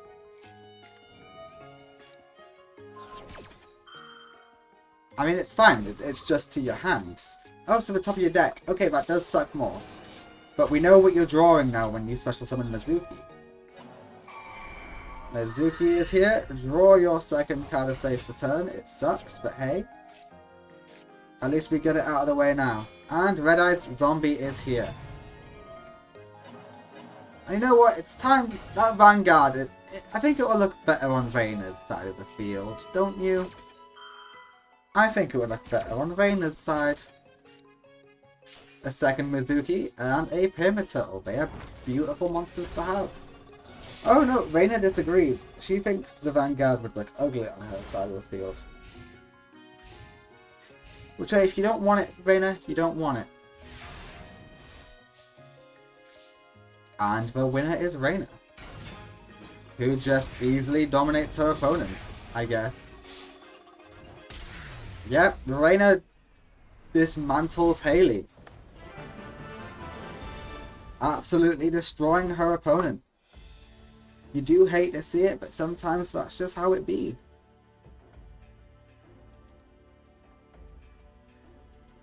Reina 2-0s. Next up is actually the last of the Dark Hunters. I was talking shit earlier. It is Sarah versus Yami Marek.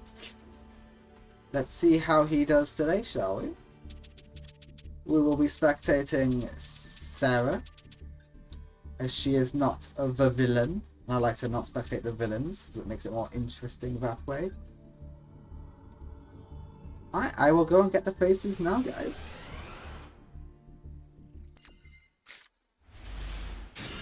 Down below, we have Yami Marek, who is ready, and we have... No, down up top is Marek, and down below is Sarah. UFO Turtle is an interesting start. That can get you your Solar Flare Dragon, if you so desire. We're going to enter into a floater battle, though. Let's see who has the best floaters. Oh no, you decide to go for Magna Draco. He went for Dark Geroid. Might be a bit too early for Dark Geroid. We will see. Alright, Coffin Sellers online. Coffins are very expensive. And turtles are getting tortured. Turtle torture. Damn. 500 damage burn, please. And please take a whole lot of burn. Ah, that's a bit of a misplay. You didn't need to use Giragido like that. You should have saved on to Giragido for an emergency. Especially when you're up against a floater with supply squad. It normally ends in, you know, an abundance of options. And we have Horus. See, you needed that Giragido. Okay, Giragido couldn't have overcome this, but still, would have been nice to have, just in case. And Horus destroys Dark Droid.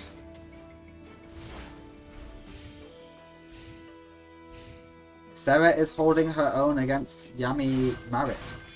Technically, through the use of... Oh! Ra is here! Ra is here, and he's using all of his life points. They're both on 100 life points. No, Coffin Seller. Yami Marik wins.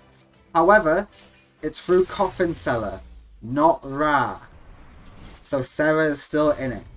If it was Ra's attack that did it, it would be over. But we didn't see the animation. So because there was no animation, and it was through Coffin Seller, we go to game 2. He was 100 life points away from being able to finish it in one game.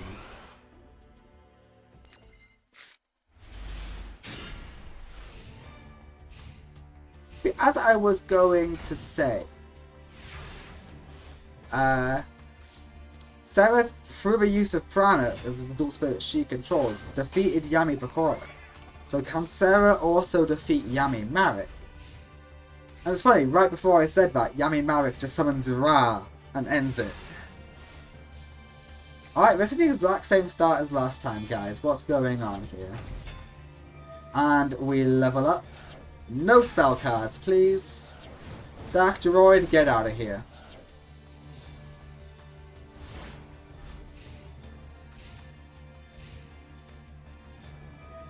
Call of the Haunted brings out Dark Droid, except Imperial Royal Decree says no.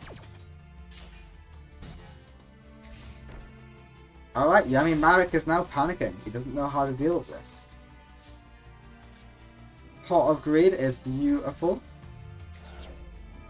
Supply Squad is good, and we go in for the direct attack.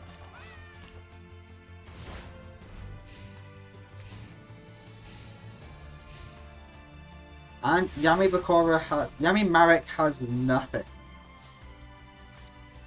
This is the end of Yami Marik in game 2. It's up against 2 of her bosses. I know she's going to do the extra damage. She's doing as much damage as possible for revenge for attacking her with Ra.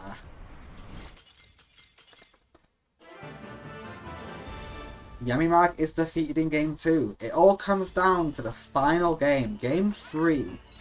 Can Yami Marik overcome Sarah, or will he fall and the Dark Hunter's attack will end early?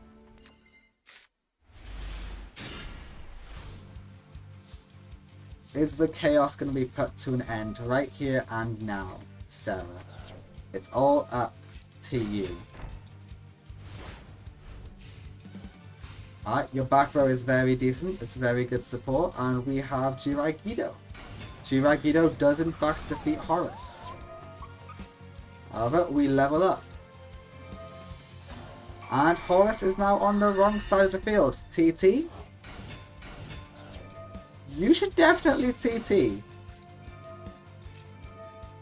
Beautiful TT. Marik will now struggle to get out Ra. Alright, he used up practically his whole hand. I think you've got this. Yep. We get out Horus, we level up to level 6. It was level 6, right? Or was it level 7? Level 6. And we do good damage. Sarah, you got this. You can end it right here. Damn, no summon. All you gotta do is summon that Mass Dragon. And I think that's enough to end it. It is, in fact, enough. The winner with exact damage is Sarah. Sarah single-handedly puts an end to the Dark Hunters. Not single-handedly, a lot will defeat the other Dark Hunters. But the two leaders, the two main leaders, Yami Marek and Yami Bakura, are put an end by Sarah. One through the use of Prana, who she controls, and one by her defeating Yami Marek with her Horus deck. Beautiful. Beautiful work, Sarah. The threat is over for today. They will come back in the Pro League. But for now, you can rest easy, Sarah. Yami Marek is defeated. And now everyone just fights to celebrate and to show the world dueling is not about chaos. Our first duel of top 8. You know what? Let's appreciate top 8. Top 8, we have Sarah. She's doing great. Then we have Reina Taker. She's doing great as well. Marek, who no longer needs to put an end to his evil counterpart. But he does need to face him one day. He's yet to face Yami Marek. Ribbon, who's come a long way. She's doing really good. In her first ever appearance, she got 2-0'd. So she's doing really good now. Then we have Ishizu versus Asuka. Both of them really good. Really great duelists. That's going to be an interesting duel to watch. And then we have Meiko Tsunami versus Prana. Now, I love Meiko.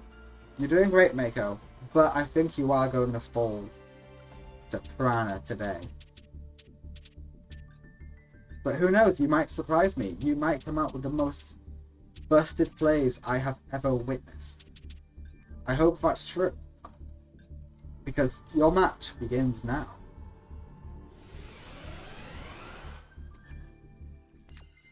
Meiko Tsunami is ready.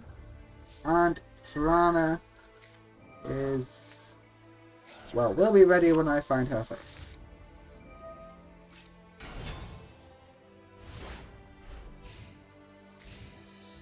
Where is Prana? There's Prana.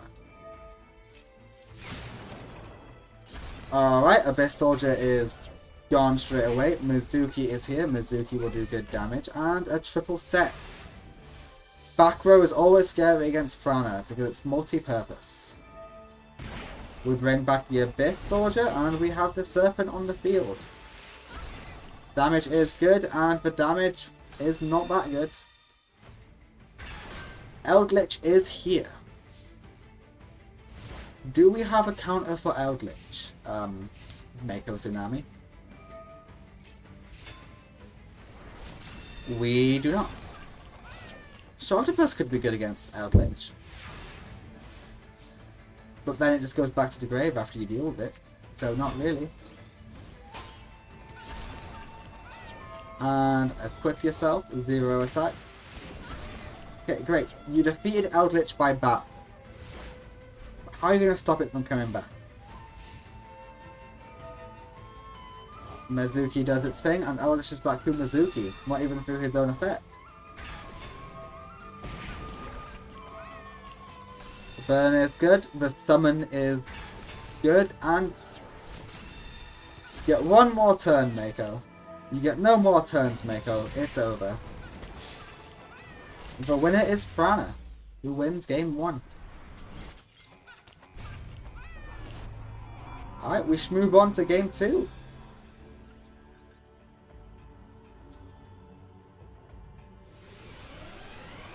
Come on, Meiko, I believe in you. I know you've got it in you to defeat her.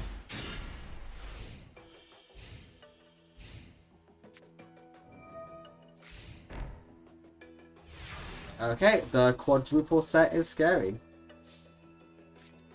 Abyss Soldier could be so good here.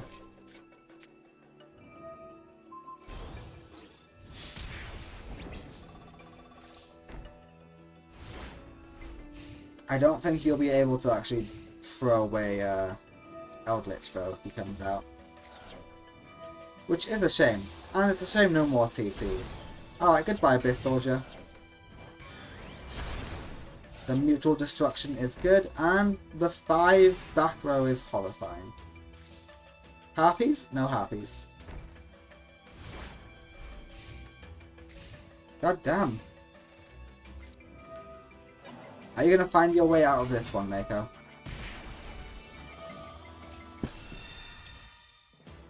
I don't think you will, I'm afraid.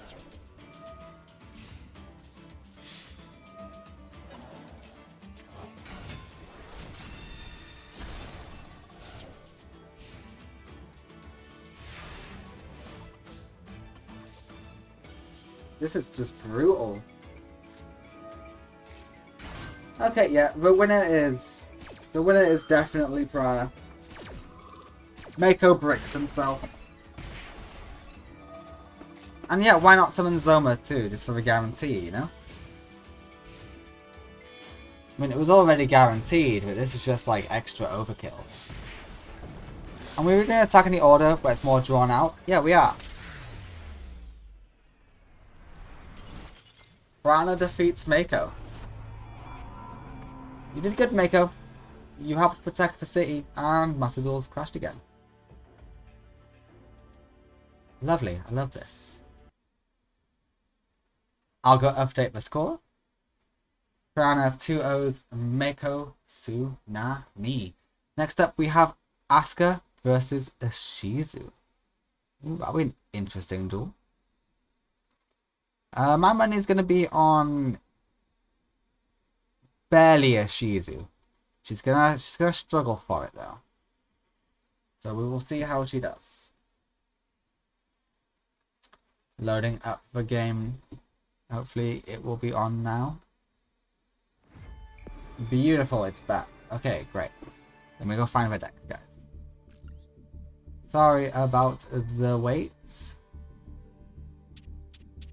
Asuka has been found, and Ishizu Ishtar has been not found. He's been found. Alright, great, let's get into it.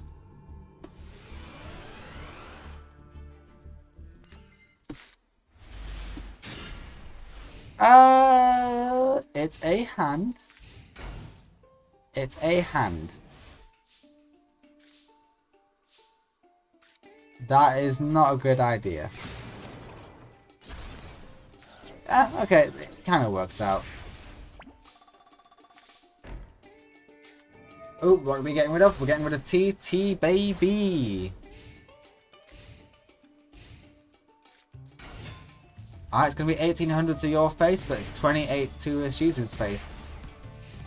Because that can now attack directly, right? That's how that works. It can indeed now attack directly. And you've got Magic Cylinder, so that's even more reflected damage.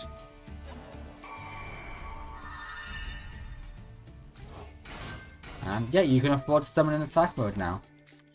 And Blizzard Princess is in hand, saving you a bricky draw. Hopefully.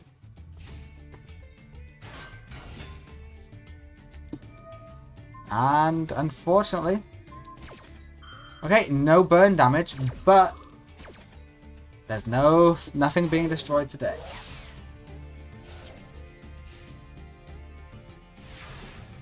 Asuka's a surprisingly deceptive, deflective person. And Blizzard Princess is here. No spell or chop cards, please.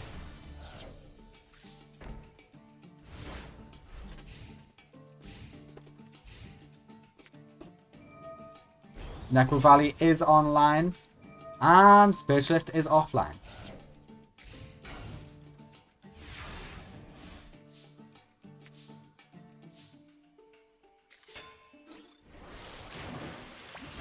Ishizu is not doing so great up against Asuka, and Snow Dragon's back to the hand. Defense mode will do. Ooh, Kelback wants to go all offensive. And it pays the price. Does that stay at 0? It stays at 0. The winner is Asuka, who attacks into Kelback with Blizzard Princess. Yep, knew it. Asuka wins game 1.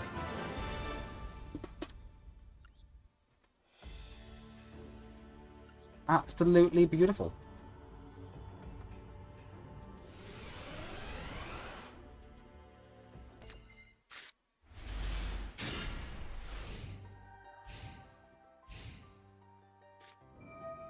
Alright, Commandant will go and get Necro Valley. Necro Valley is in hand.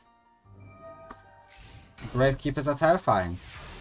However, Asuka has her 2 best trap cards in hand. Ooh, that is a lot of attack coming your way soon. But you're fine, you've got 2 of your best traps. And, okay, now you're screwed. And it's gone. And it's gone. And that's a good attack. Wait, does this not stop it? Oh, 2 or more. Okay, never mind. Spy is gone.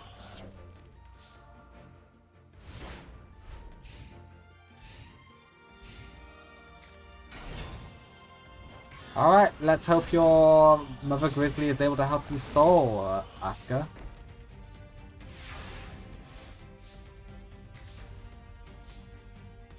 You know what? Mother Grizzly will in fact now be able to help you stall that trap card that you... No, wait, no, it's still 2 or more. But Mother Grizzly will help you stall enough to get 2 or more water monsters for your next turn. Yeah, Mother Grizzly again. There you go. Now you can get 2 or more. They will only help you with once. And we have Blizzard Princess. And Blizzard Princess is the game changer. Now you don't need 2 or more.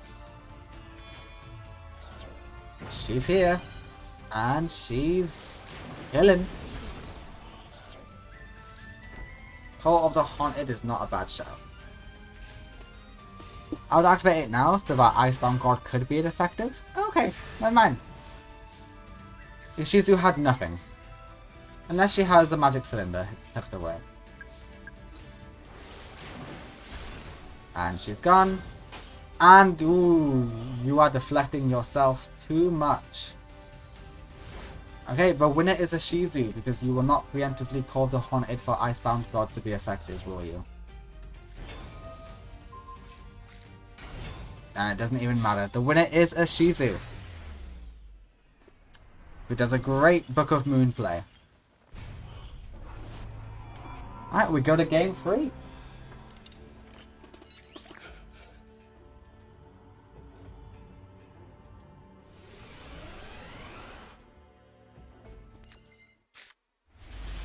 This will be determined here and now. Who is the better duelist, a Shizu or Asuka?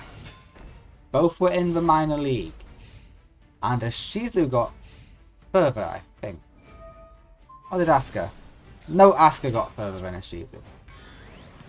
So by that logic, a Shizu will be the loser here. But we will have to see. And Blizzard Princess is in hand. Hopefully that saved you a bad draw. It saved you a bad draw. Throwing away the snowman. And it is enough to get through. I love that for you.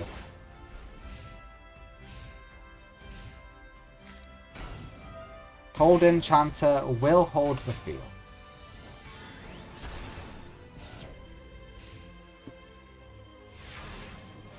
It's fine. Blizzard Princess is fine with this. Oh, we go for Area. Area does defeat Kelbeck, which is always nice. Ah, you're not a spellcaster, are you? You're Aqua, that's why. Even though you look like a spellcaster. 1900s to face it and you lose your precious monster. And you've lost your entire hand. That better be a magic cylinder or something like that. No, that's a waste and you don't even know it. Alright, you're top decking now, Shizu. Get a good top deck. You got nothing. Alright, Area and Cold Enchanter can finish this. You can buff up your Cold Enchanter as much as you like now, Asuka. And the winner is Asuka in game 3. She will defeat a Shizu and go on to face Prana in the top 4. Lovely. Asuka will move on to semi-final. . Ooh, that is not what I meant to click. Asuka, 2-1 victory over Rashid. Next up, we have Ribbon versus Marek. Now, I have no idea how this one's gonna go. Honestly, it could go either way. Both are great. We will spectate whoever I find first, however. I found Marek first, so we spectate Marek.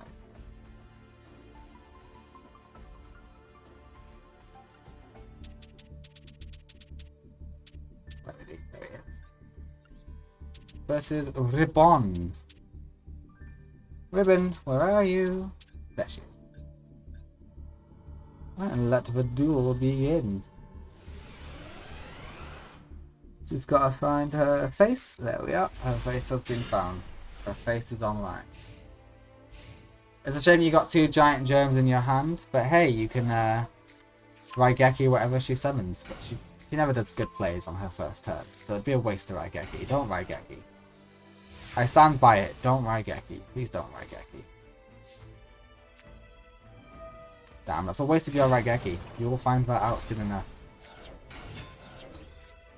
Gilgath and Jiraigido will put in good work, however. The damage is good.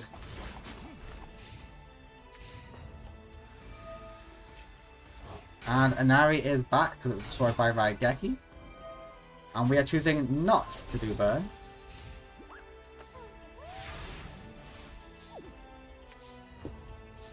And we have a second Gilgath just for fun. Any of her familiar possessed can defeat your Gilgath. So be careful here, Marek. Area will do it. Area destroys Gilgath.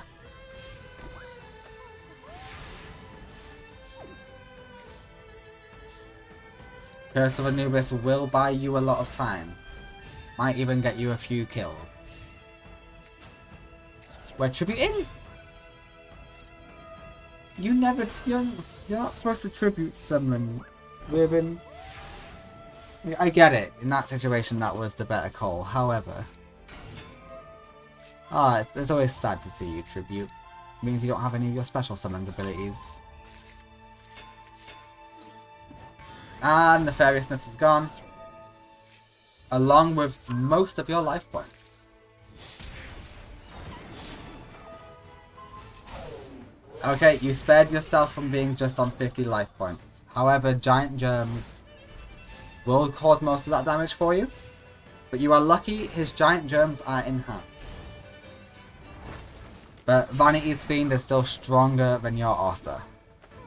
Ossa is great. Is it Ossa or Ossa? Let's say Ossa. Asa? Asa? I don't know. Ossa. I don't know. Either way, Anubis' end. We'll take care of it. And Gilgath secures Marek the victory.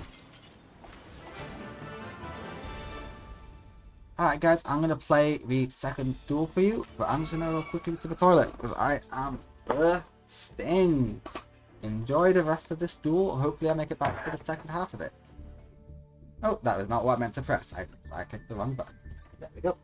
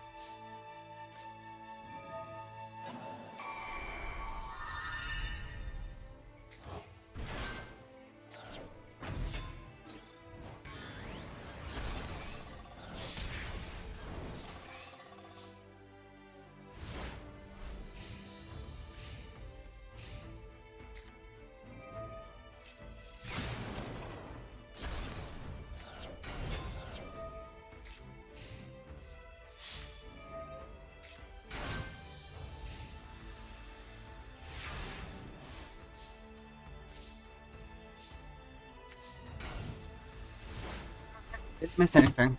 Well, I missed a lot, but not too much. Alright, Giant Reflex Time's out. You have to get a lot of elements on the field to deal with that.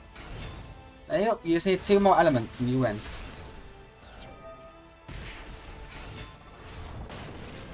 Get out fire or dark or both. Well, you do need both. You need 2 more elements. Fire, dark, light. That is what you are able to get out. New Doria is going to put a stop to your ambitions though by saying goodbye Nefarious Archfiend Eater of Nefariousness, who's awakened.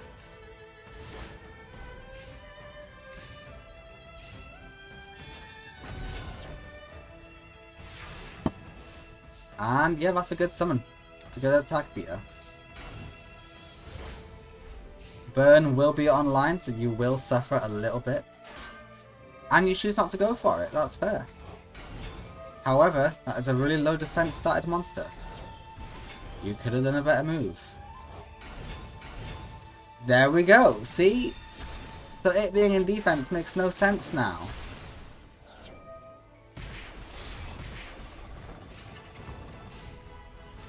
Look at what you were able to do, Ribbon. And yet you still put it in defense mode for no reason. Alright, what do we want to get? We want Vanity's Fiend. And we're going to pop the Nefarious Archfiend Eater of Nefariousness. And yeah, of course we destroy that thing. However, the damage is too good on Ribbon's side of the field. Marek will lose game 2 to Ribbon.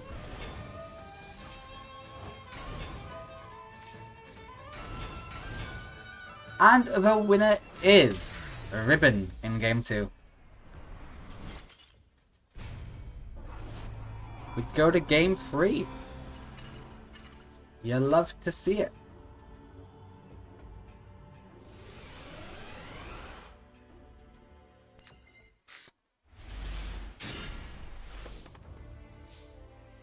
Marek has won a tournament before. He won the Kyber Corp takeover and he became the champion of the Princeton Corporation / Kyber Corp.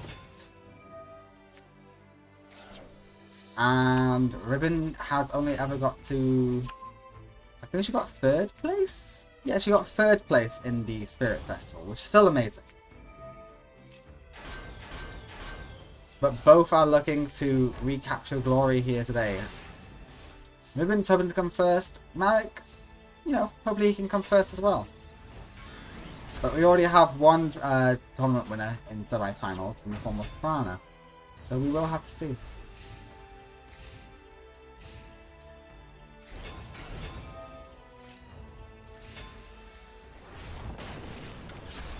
And...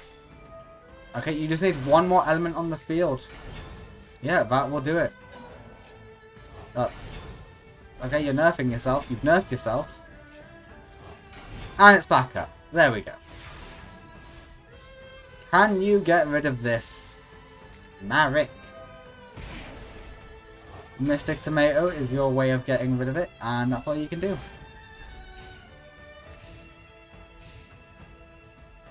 Okay, I think it is fairly in Ribbon's hands. She's very confused on what to do though.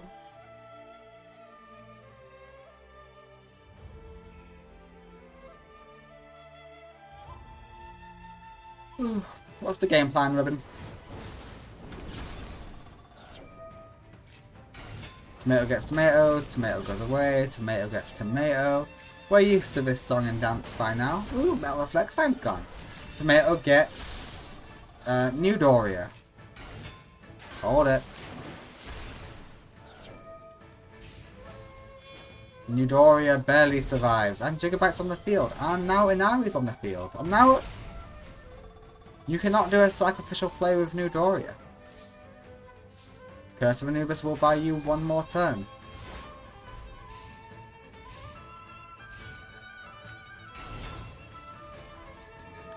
And you all go to defense mode.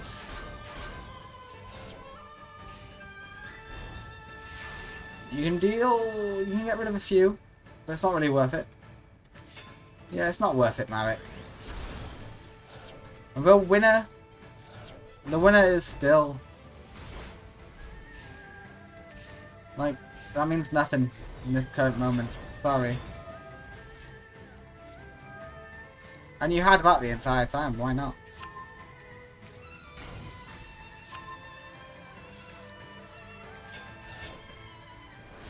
The winner is Ribbon in Game 3. She defeats Marek, a former tournament winner.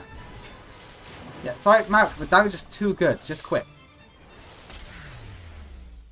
I get it. The more cards you play, the better you, like, come out. But still. The winner is Ribbon. Oh, Master Duel, stop doing this. Stop crashing like a weird game. I will load Master Duel back up as I update the scores.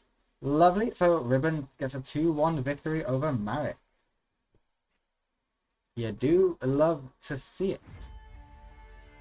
The last duel of top 8 is Reina versus Sarah. I will load that up now.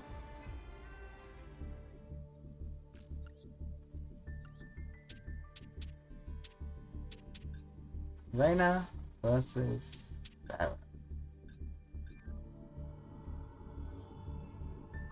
Let me just go get the faces. Reina is ready and Sarah is ready. I have no idea who's going to win this one. Both have very powerful decks, but my money is going to be on Sarah. Just because Horace is quite good. And we're already leveling up. Horace level 6. And we say, nah. Not in this house. Book of Life is extremely valuable here. Goodbye, Horace. No revival for you. And Zombie Master is here, gets rid of Mizuki and summons Mizuki. The damage is beautiful. The plays are immaculate. You have one turn left there, Sarah.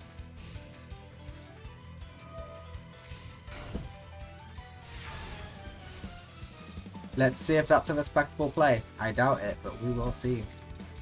Gozuki is gone. Gozuki is special summoned. That's a draw. Gozuki will throw away Mizuki. Book of Life will summon Mizuki. And that gets you another draw. That's a Magic Cylinder. That's all but game. Mash Dragon's gone. Mash Dragon will get you 2 draws, but Mash Dragon will only get you Mash Dragon. Will get you a Mash Dragon. That Mash Dragon won't get you much. It won't get you a Magna Draco. And that Magna Drago will get defeated by Zombie Master, and then Zombie Red Eyes will finish the duel. Oh no, you live with 400 life points. I am sorry.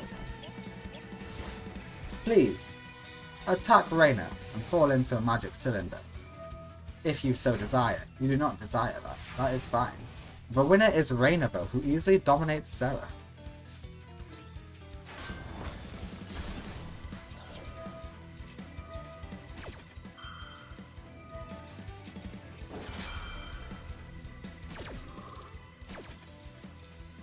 And the triple draw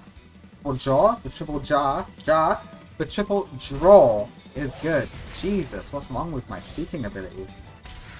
Reina wins game 1 quite easily. Another former tournament winner is Reina. So 3 former tournament winners got to top 8.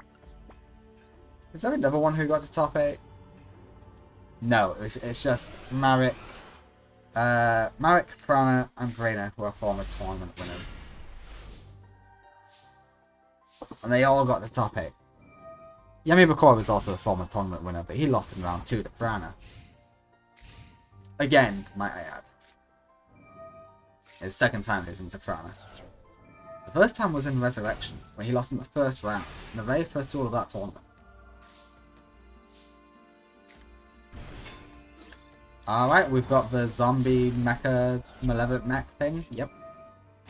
I know their names. I know them. Totally. And UFO Turtle will get Solar Flare. Solar Flare is here. And it's a zombie type now.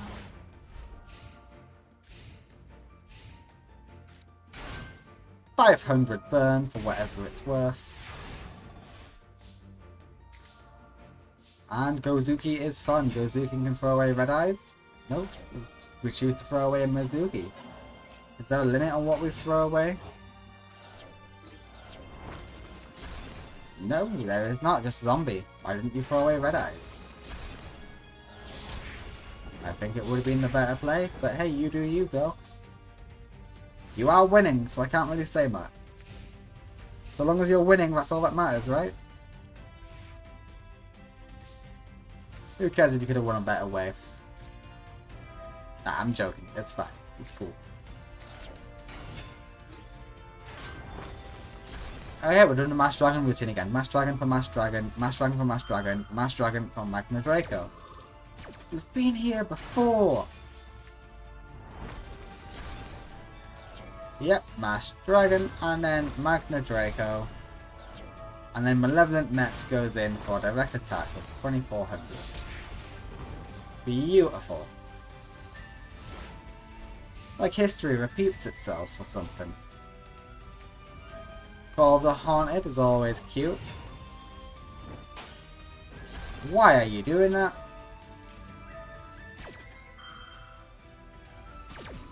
No, honestly, why did you do that? For Magna Draco? What? Oh, he did it for the draw power.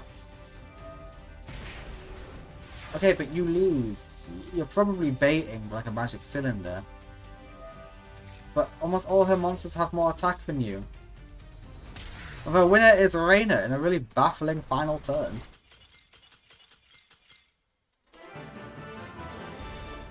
Congratulations to Reina.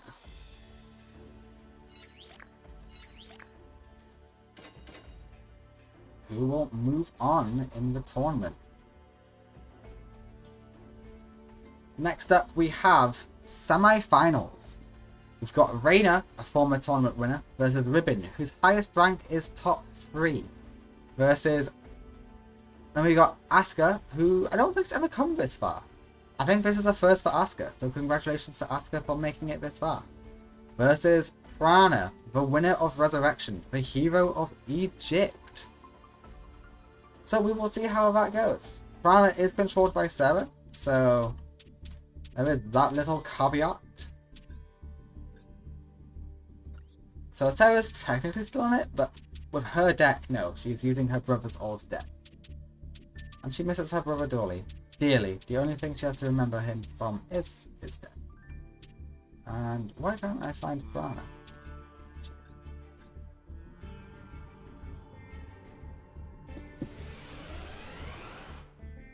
Asuka is ready, and Prana is ready.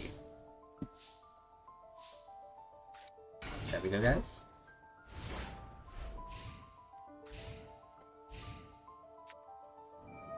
Okay, the cannon is online. That's a whole lot of set. That is terrifying. We got Crystal Girl, though, and Area. If Goblin does get a good search, what is Goblin gonna search? Zombie Master, terrifying. And we now have Eldritch to deal with. Do we TT here, or do we embrace it? We embrace it. No, we do not. We say, we're scared of you. Personally, I would have embraced it with Magic Cylinder. At the end of the day, Blizzard Princess is stronger.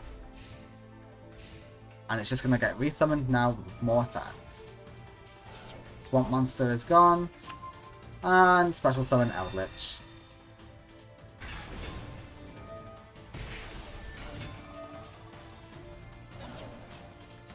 You know, I would fear that Prana was overtuned. But she has lost.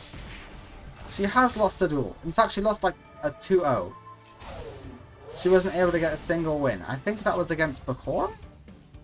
Yeah, she got 2-0'd by Bakura. In the Spirit Festival. And that's not enough. You need 2 water monsters for Icebound God.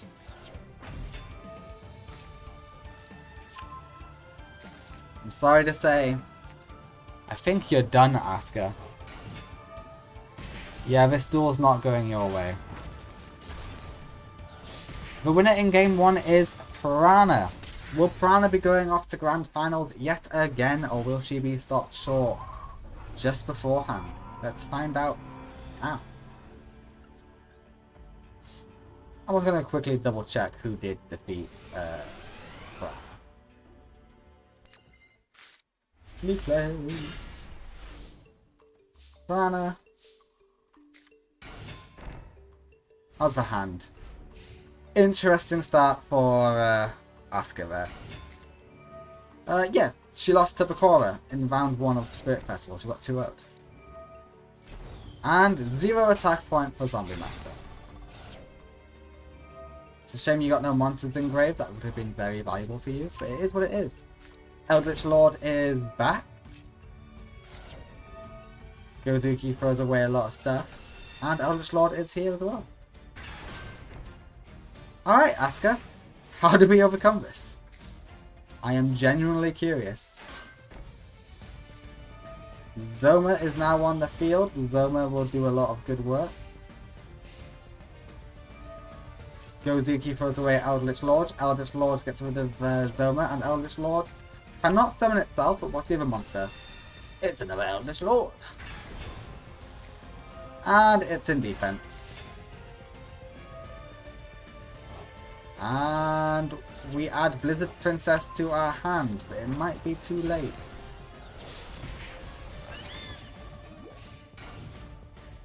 I do in fact fear it is too late.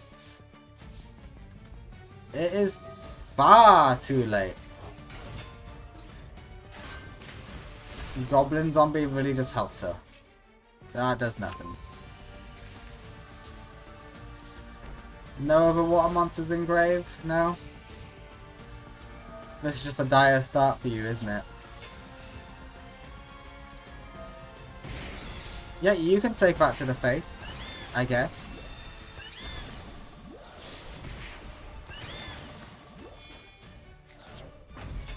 Okay, Ill Blood is out. And Gozuki is back. Horrifying, guys. Horrifying stuff. What are we reborning? There's nothing for you to reborn.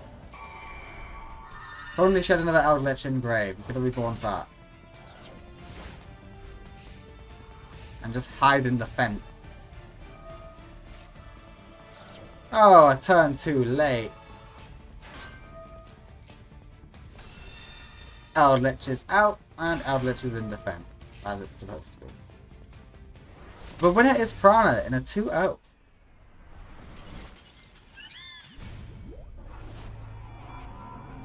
Prana is damn good. Oh yeah, here's the stats for Prana, in case you were wondering.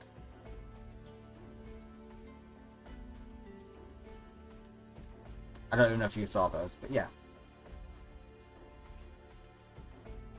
Here we go, 2-0 Asuka. Then we've got Ribbon versus Reina. This will be a very fun duel to watch. Ribbon might overrun Reina. Reina really struggles when someone gets above her attack point. And she likes to do that quite easily these days, Ribbon. So we will have to see how it goes. Reina is ready and Ribbon is also ready. Okay, Gozuki throws away a monster. Alright, and we have Charmers in line. And we set area and we summon Arthur. That's all you can do.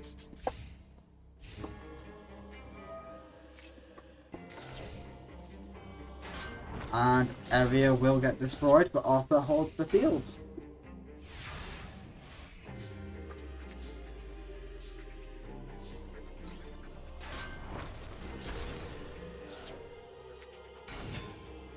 And we have Archfiend Eater of Nefariousness with a heater.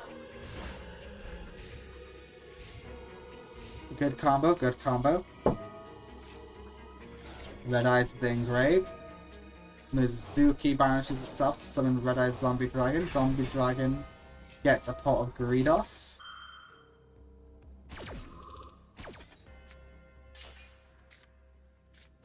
And we get a pot of greed from the pot of greed.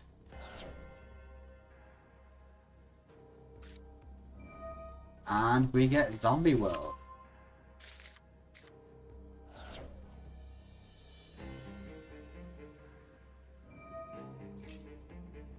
Ooh, we decide to throw something away from the deck. What are we throwing away? Another Red Eyes.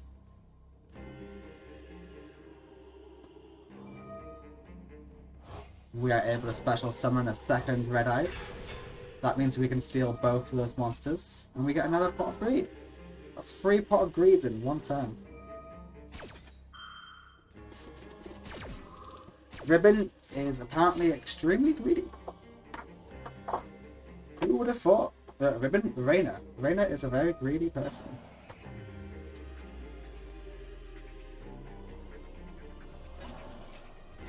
The winner of the minor league against someone who didn't get a single victory in the minor league. Not even a single duel. So this is really interesting.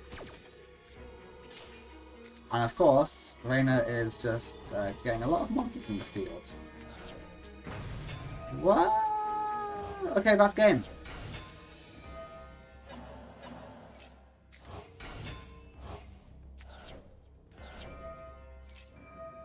Okay, That's so much draw power. How much pot of greeds was that? How thinned out is your deck? Oh my god, look at that. 18 versus 29. Reina just thinned out her deck that entire time. However, spell card. Spell card. Oh, no, she didn't get what she needed. She's screwed. She needed to draw one of her familiars. Not a familiar possessed. And not like the awakened version. Like the normal version. Okay, the winner is Reina. We'll take victory in game 1. And we also steal her. We also steal her for fun. She destroyed her own Mizuki just so that she could steal our stuff in the end. Alright, Reina, you take 1 victory over Ribbon. Let's see if you can do it again.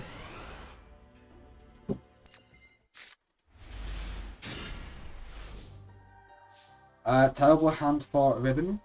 It really is. That's made it more workable, but she needs to get a familiar that's not awakened. Pyramid Turtle is good. Pyramid Turtle sacrifices herself for a Zombie Dragon. No, it goes for the card that will cost her life points. Okay, good. Ooh, wait, no, it wouldn't, because it wasn't normal summon, it was special summon. Never mind. I always worry when I see that card, because normally she misplays it. Feather Duster comes in, destroys the Call of the Haunted. And you attacked in the wrong order. The damage is good.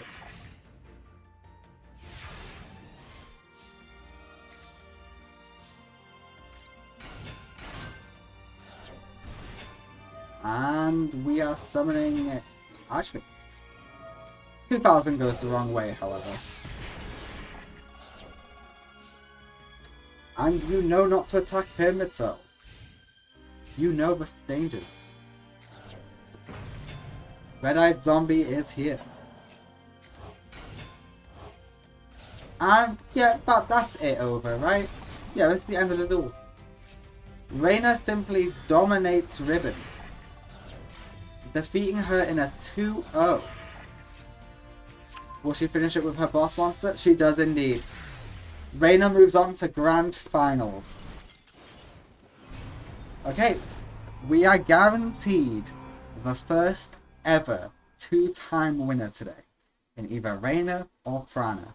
Both use zombies, so that's really funny. But before then, we have the Bronze Place Breather match to get. Who will win? Will it be Asuka? Or will it be Ribbon? We will find out right now.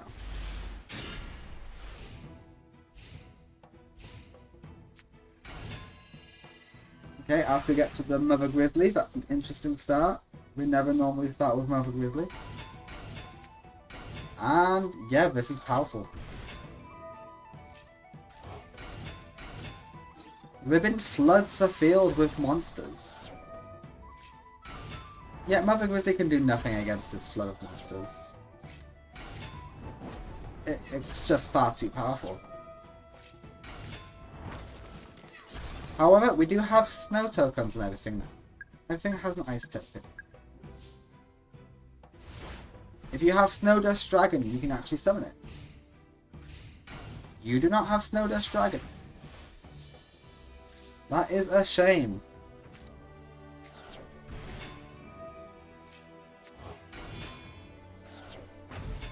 And more nefariousness, and we're gonna boost everyone's powers. But you know what? More ice tokens. Why not? The winner is Ribbon in game 1.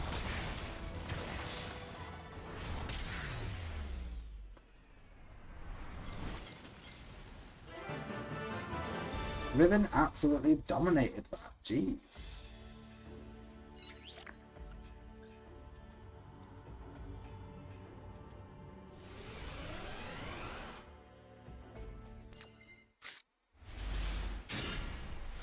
Alright, this is the worst start for you, Ribbon.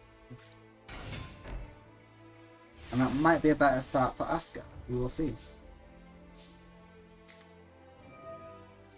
Harpies is good. That was a good start for Asuka. And you were able to ruin it. Okay, this has potential. 2k beater on the field. Nice. You'll love to see it.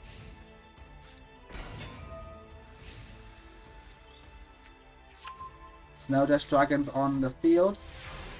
In hand even. But not that that's any good for you. Okay, ideally you could have answered the other monster, but that was all you could do, really. And Blizzard Princess is in hand. Okay, you have 2 bricks in hand. What's the third card? Is the third card a brick? Are we relying on this one draw, Asuka? Asuka gets a good draw. Asuka gets Blizzard Princess out. And Blizzard Princess is here. And Crystal Girl is back for some reason.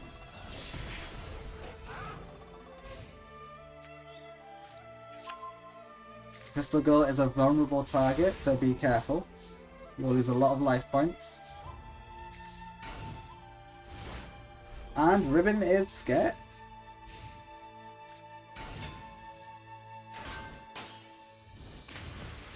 I don't know why you attacked with that.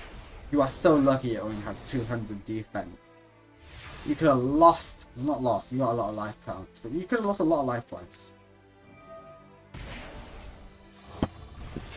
Alright guys, I'm back. Sorry about a weird cut. My laptop crashed during the second duel of Ribbon versus Asuka. So, I'm going to restart that duel. It's a shame that footage is lost, because Asuka was actually winning, so it would look less lopsided. But we will see how it goes in the second duel. Hopefully it goes better for her this time. Ribbon has 1 victory over Asuka so far. We will see if she can make it 2. And unless that spell card is something good, I don't think so. Okay, we got a set. Yeah, someone new, someone new. Are we going to get out the Awakened Denari too? No, we are not. Okay, we get rid of that possibility altogether. That is good. And we're going to have a Blizzard Princess in hand. Cold Enchanter will have to go bye-bye though. Do you have a Harpies, Asuka? That would help you immensely here.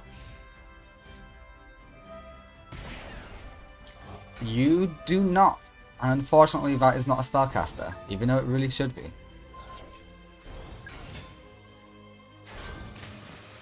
And you've barely got enough attack stats. Okie dokie, that's great. Ribbon, you need to draw one of your first form familiars. You did not, so you are now in trouble. This duel can go either way. Oh, we got Blizzard Princess. Okay, that is concerning. It's concerning that you thought that was a good idea, Asuka. That's what's truly concerning. Okay, Ribbon's going to struggle to overcome this one now. And Snowdust Dragons on the field. In hand, even. Yep, we have to call the Haunted. It's the only way. But that will be it. The winner is Asuka. Yeah, you can revive one of your Charmers, but it won't last for long. Yeah, Lynn's not going to survive this. Only you got that a turn sooner. The winner is Asuka in game 2. Okay, beautiful. That's quite lucky because that's how it was looking before the game crashed last time. So that's quite fortunate. History was meant to happen that way. That could have been game 3, who knows? Either way, that's lost to history. Okay, this is an amazing starting hand by Ribbon. And she threw it all away. You needed to keep that in hand. If Ribbon goes first, just assume she's going to play like an idiot. She's going to waste all her familiars. Draw a new familiar, otherwise you're screwed. Okay. That's fine, I guess. It stalls. You stall for one more turn. Which is good. There's value in stalling. I'm not going to say there isn't. There is definitely value in stalling. And we got 2 of the Snowmen creators. What are you called? Yes, Snowman Creator. I just called you that because I thought that's would be a cute name for you. But no, that is actually your name. Yep, and do the burn. Oh god, okay. I think the winner's going to be Asuka.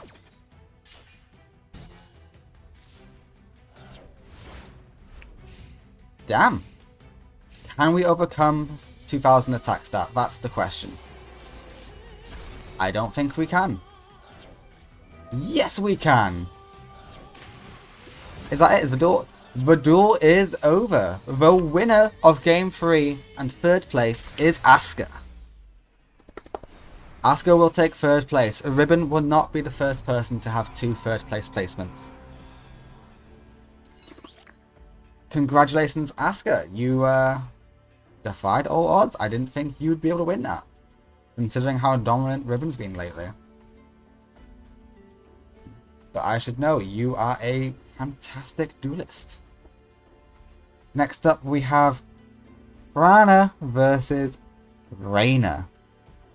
Now both these people are extremely talented duelists. Both zombie duelists. Both have won a tournament in the past. Rana has won the Resurrection tournament, and Reina won the Minor League not so long ago. However, Rana has lost a match before. She lost to Bakura in the Spirit Festival, the last tournament. Whereas Reina has never dropped a match. She's lost duels, but she's never dropped a match. So this will determine the first ever 2-time tournament winner. Rana versus Reina. Let us begin. My money is on Prana just because Reina really struggles against anything that has an attack stat higher than the zombie Red Eyes. But we will see.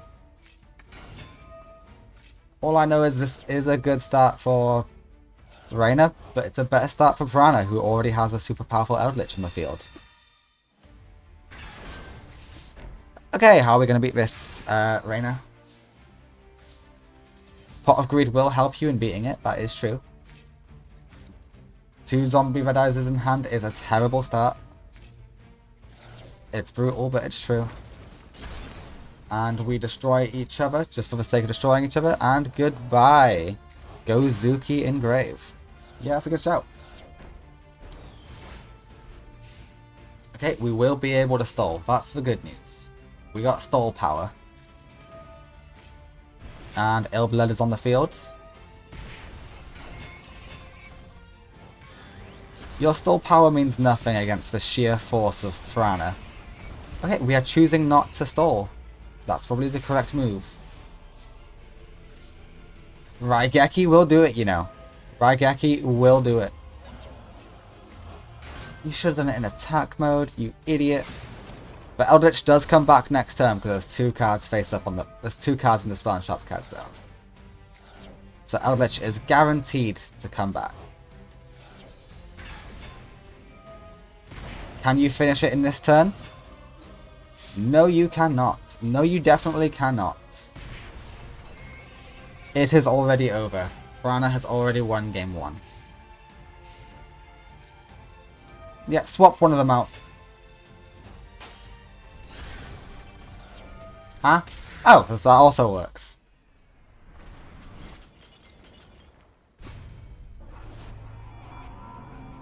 The winner is Piranha in game 1, and if it wasn't for the self-sacrifice play, she would have got a perfect victory.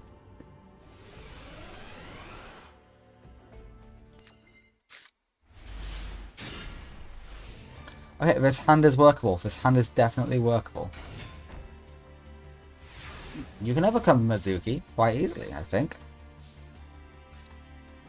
Yeah, you can even do it the fun way with Pyramid Turtle. It'll cost you, but then you get Mizuki on your side of the field. Okay, we are choosing to lose 2,400 life points instead. Okay, I do think the winner is going to be Piranha, guys.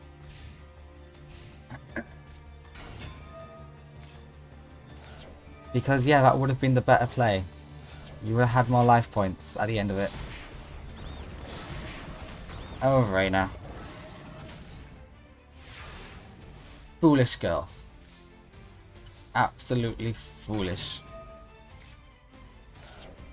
Yep, Mizuki will throw himself away and he will summon you. Yeah, now it's fine to have you out. But beforehand it was dumb. Don't crash. If you crash, you lose.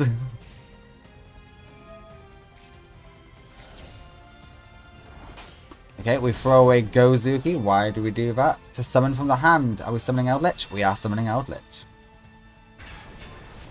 Yeah, and Eldritch does easily overcome that.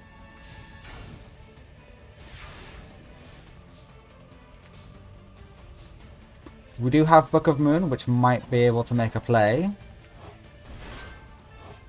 Okay, that will be 800 burn. We throw away Mizuki. And leaving Gozuki in attack mode is a choice. Illblood is in hand. And we set Pyramid Turtle.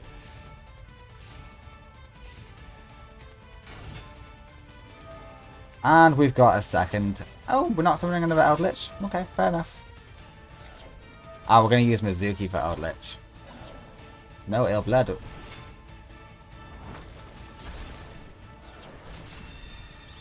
I think you're still in it. Thanks to Pyramid Turtle. Pyramid Turtle will go out. You can summon in defense mode there with Pyramid Turtle. Or just something that's stronger. That is also an option. I bet that's going to be a Magic Cylinder. Something just tells me it's Magic Cylinder.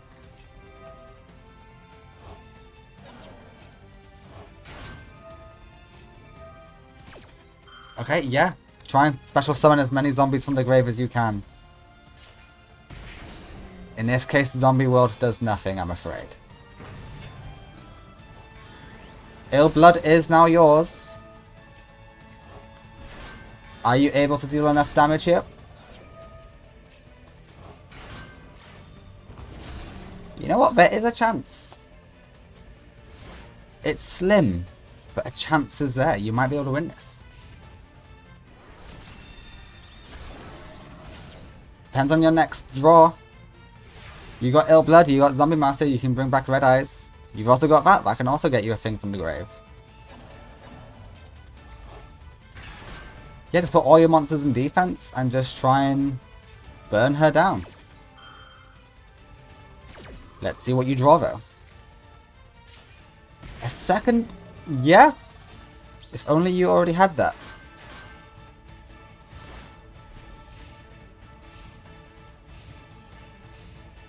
No Zoma. Okay, the winner is Reina, actually. Reina finds a way to destroy Piranha through revival.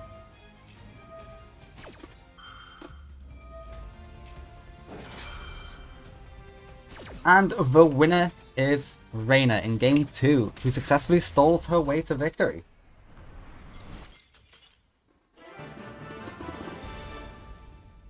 She won. She barely won. She barely won. She had to scrape and claw her way for that victory, but she did win. So congrats.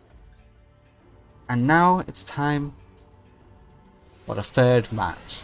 The last game. The last duel of the tournament. Round 3, let's go. You better hold on to that Raigeki for a good time, that's all I'm saying. Mizuki is in field. He's ready to die. Just how you want him. Eldritch will throw himself away. He'll send Mizuki to the graveyard, exactly where he wants to be. Gozuki throws himself away, and he special summons from the hand an Eldritch. One Eldritch is banished, so that is great news. There's no Mezukis in Piranha's grave, so there's a good chance you can win this. Giant Rat's a bit, no, Giant Rat could be useful. Gozuki throws away... Okay, that's 2 Eldritches banished. You have a lot less to worry about now, Reina. There's always the Zoma play, that's terrifying, but otherwise you're good. Mizuki throws away himself and he summons Gozuki. Okay, this is getting terrifying. You're lucky for the rat. The rat has saved you. Pyramid Turtle can get out Red Eyes. This is amazing. Or the mech. Malevolent Mech also works. I would have gone Red Eyes, because then when you can steal monsters and then attack. And we got a Pyramid Turtle. And TT. That's perfectly timed for you. No, why didn't you special summon? You could have used Zombie Master's effect. Hello? Yeah, why didn't you special summon? Summon the mech. Special summon the mech from your graveyard. Summon Red Eyes. Steal that monster. And then you're golden. Piranha, this is your one time, but you can win this. What are you doing? Piranha. Reina. Wait, Red Eyes. Red Eyes. Okay, yeah, you can't steal it anyway. The field's too full, but come on. Actually, is this enough damage? My maths is bad, but I think this is enough damage. The winner is Reina. The first ever 2-time winner of the tournament is going to be Reina. Oh my god, she overcame all odds, and Reina did it. She did it a weird way. She could have done it a much better way, but Reina wins the tournament. She wins the God's Awakening tournament. The winner in a 2-1 is Reina. Beautiful. So our winner is Reina, who took first place, who helped save the day. Then we have Piranha, who did amazing in today's tournament. She did. But she normally, she's only appeared 3 times. And 2 of those times, she's got to grand finals. So, you know, big congrats to Piranha. She's an amazing duelist, and Reina should be proud that she was able to beat her. Asuka took 3rd place. Amazing performance from Asuka. I'm impressed that she got so far. She did absolutely amazing. She even beat Ribbon, who is been quite the MVP lately. And Ribbon, yeah, as I just said, she is an MVP. She did fantastic in today's tournament. She didn't defeat any of the villains, but she did really great. Who did defeat the villains? Let's give honorable mentions to anyone who defeated a villain. Yami Bakura, taken down by Piranha. Yes, great. Congratulations. Arcana, taken down by Asuka, who took 3rd place. Amazing. Helped save the day. Who else do we have? Yami Pegasus was taken down by Ishizu. Brilliant, we love that. Loomis and Umbra was taken down by Mako Tsunami. Mako, you are one of the heroes of the day. Who else was there? Anubis was taken down by Marek. Marek, you got to top 8 as well. That's amazing for you. Marek is still one of the most consistent and better duelists of the Millennium era. Strings was taken down by Eliza, who is now known as the Slifer Slayer, because she was live at the time of doing it. So congratulations to you, Eliza. That will be really relevant to the story. Haley defeated Seeker. She was able to overcome Exodia. Congratulations to Haley. And Yami Marek was topped by Sarah. Congratulations to Sarah. And that will be it for the tournament, guys. Thank you very much for watching, and I hope you enjoyed. And next week, I wish I could say there's a more cheerful tournament, but we will see how the tournament ends, and we will see if it does end on a happy note, just like this one. We shall have to wait and see. Thank you.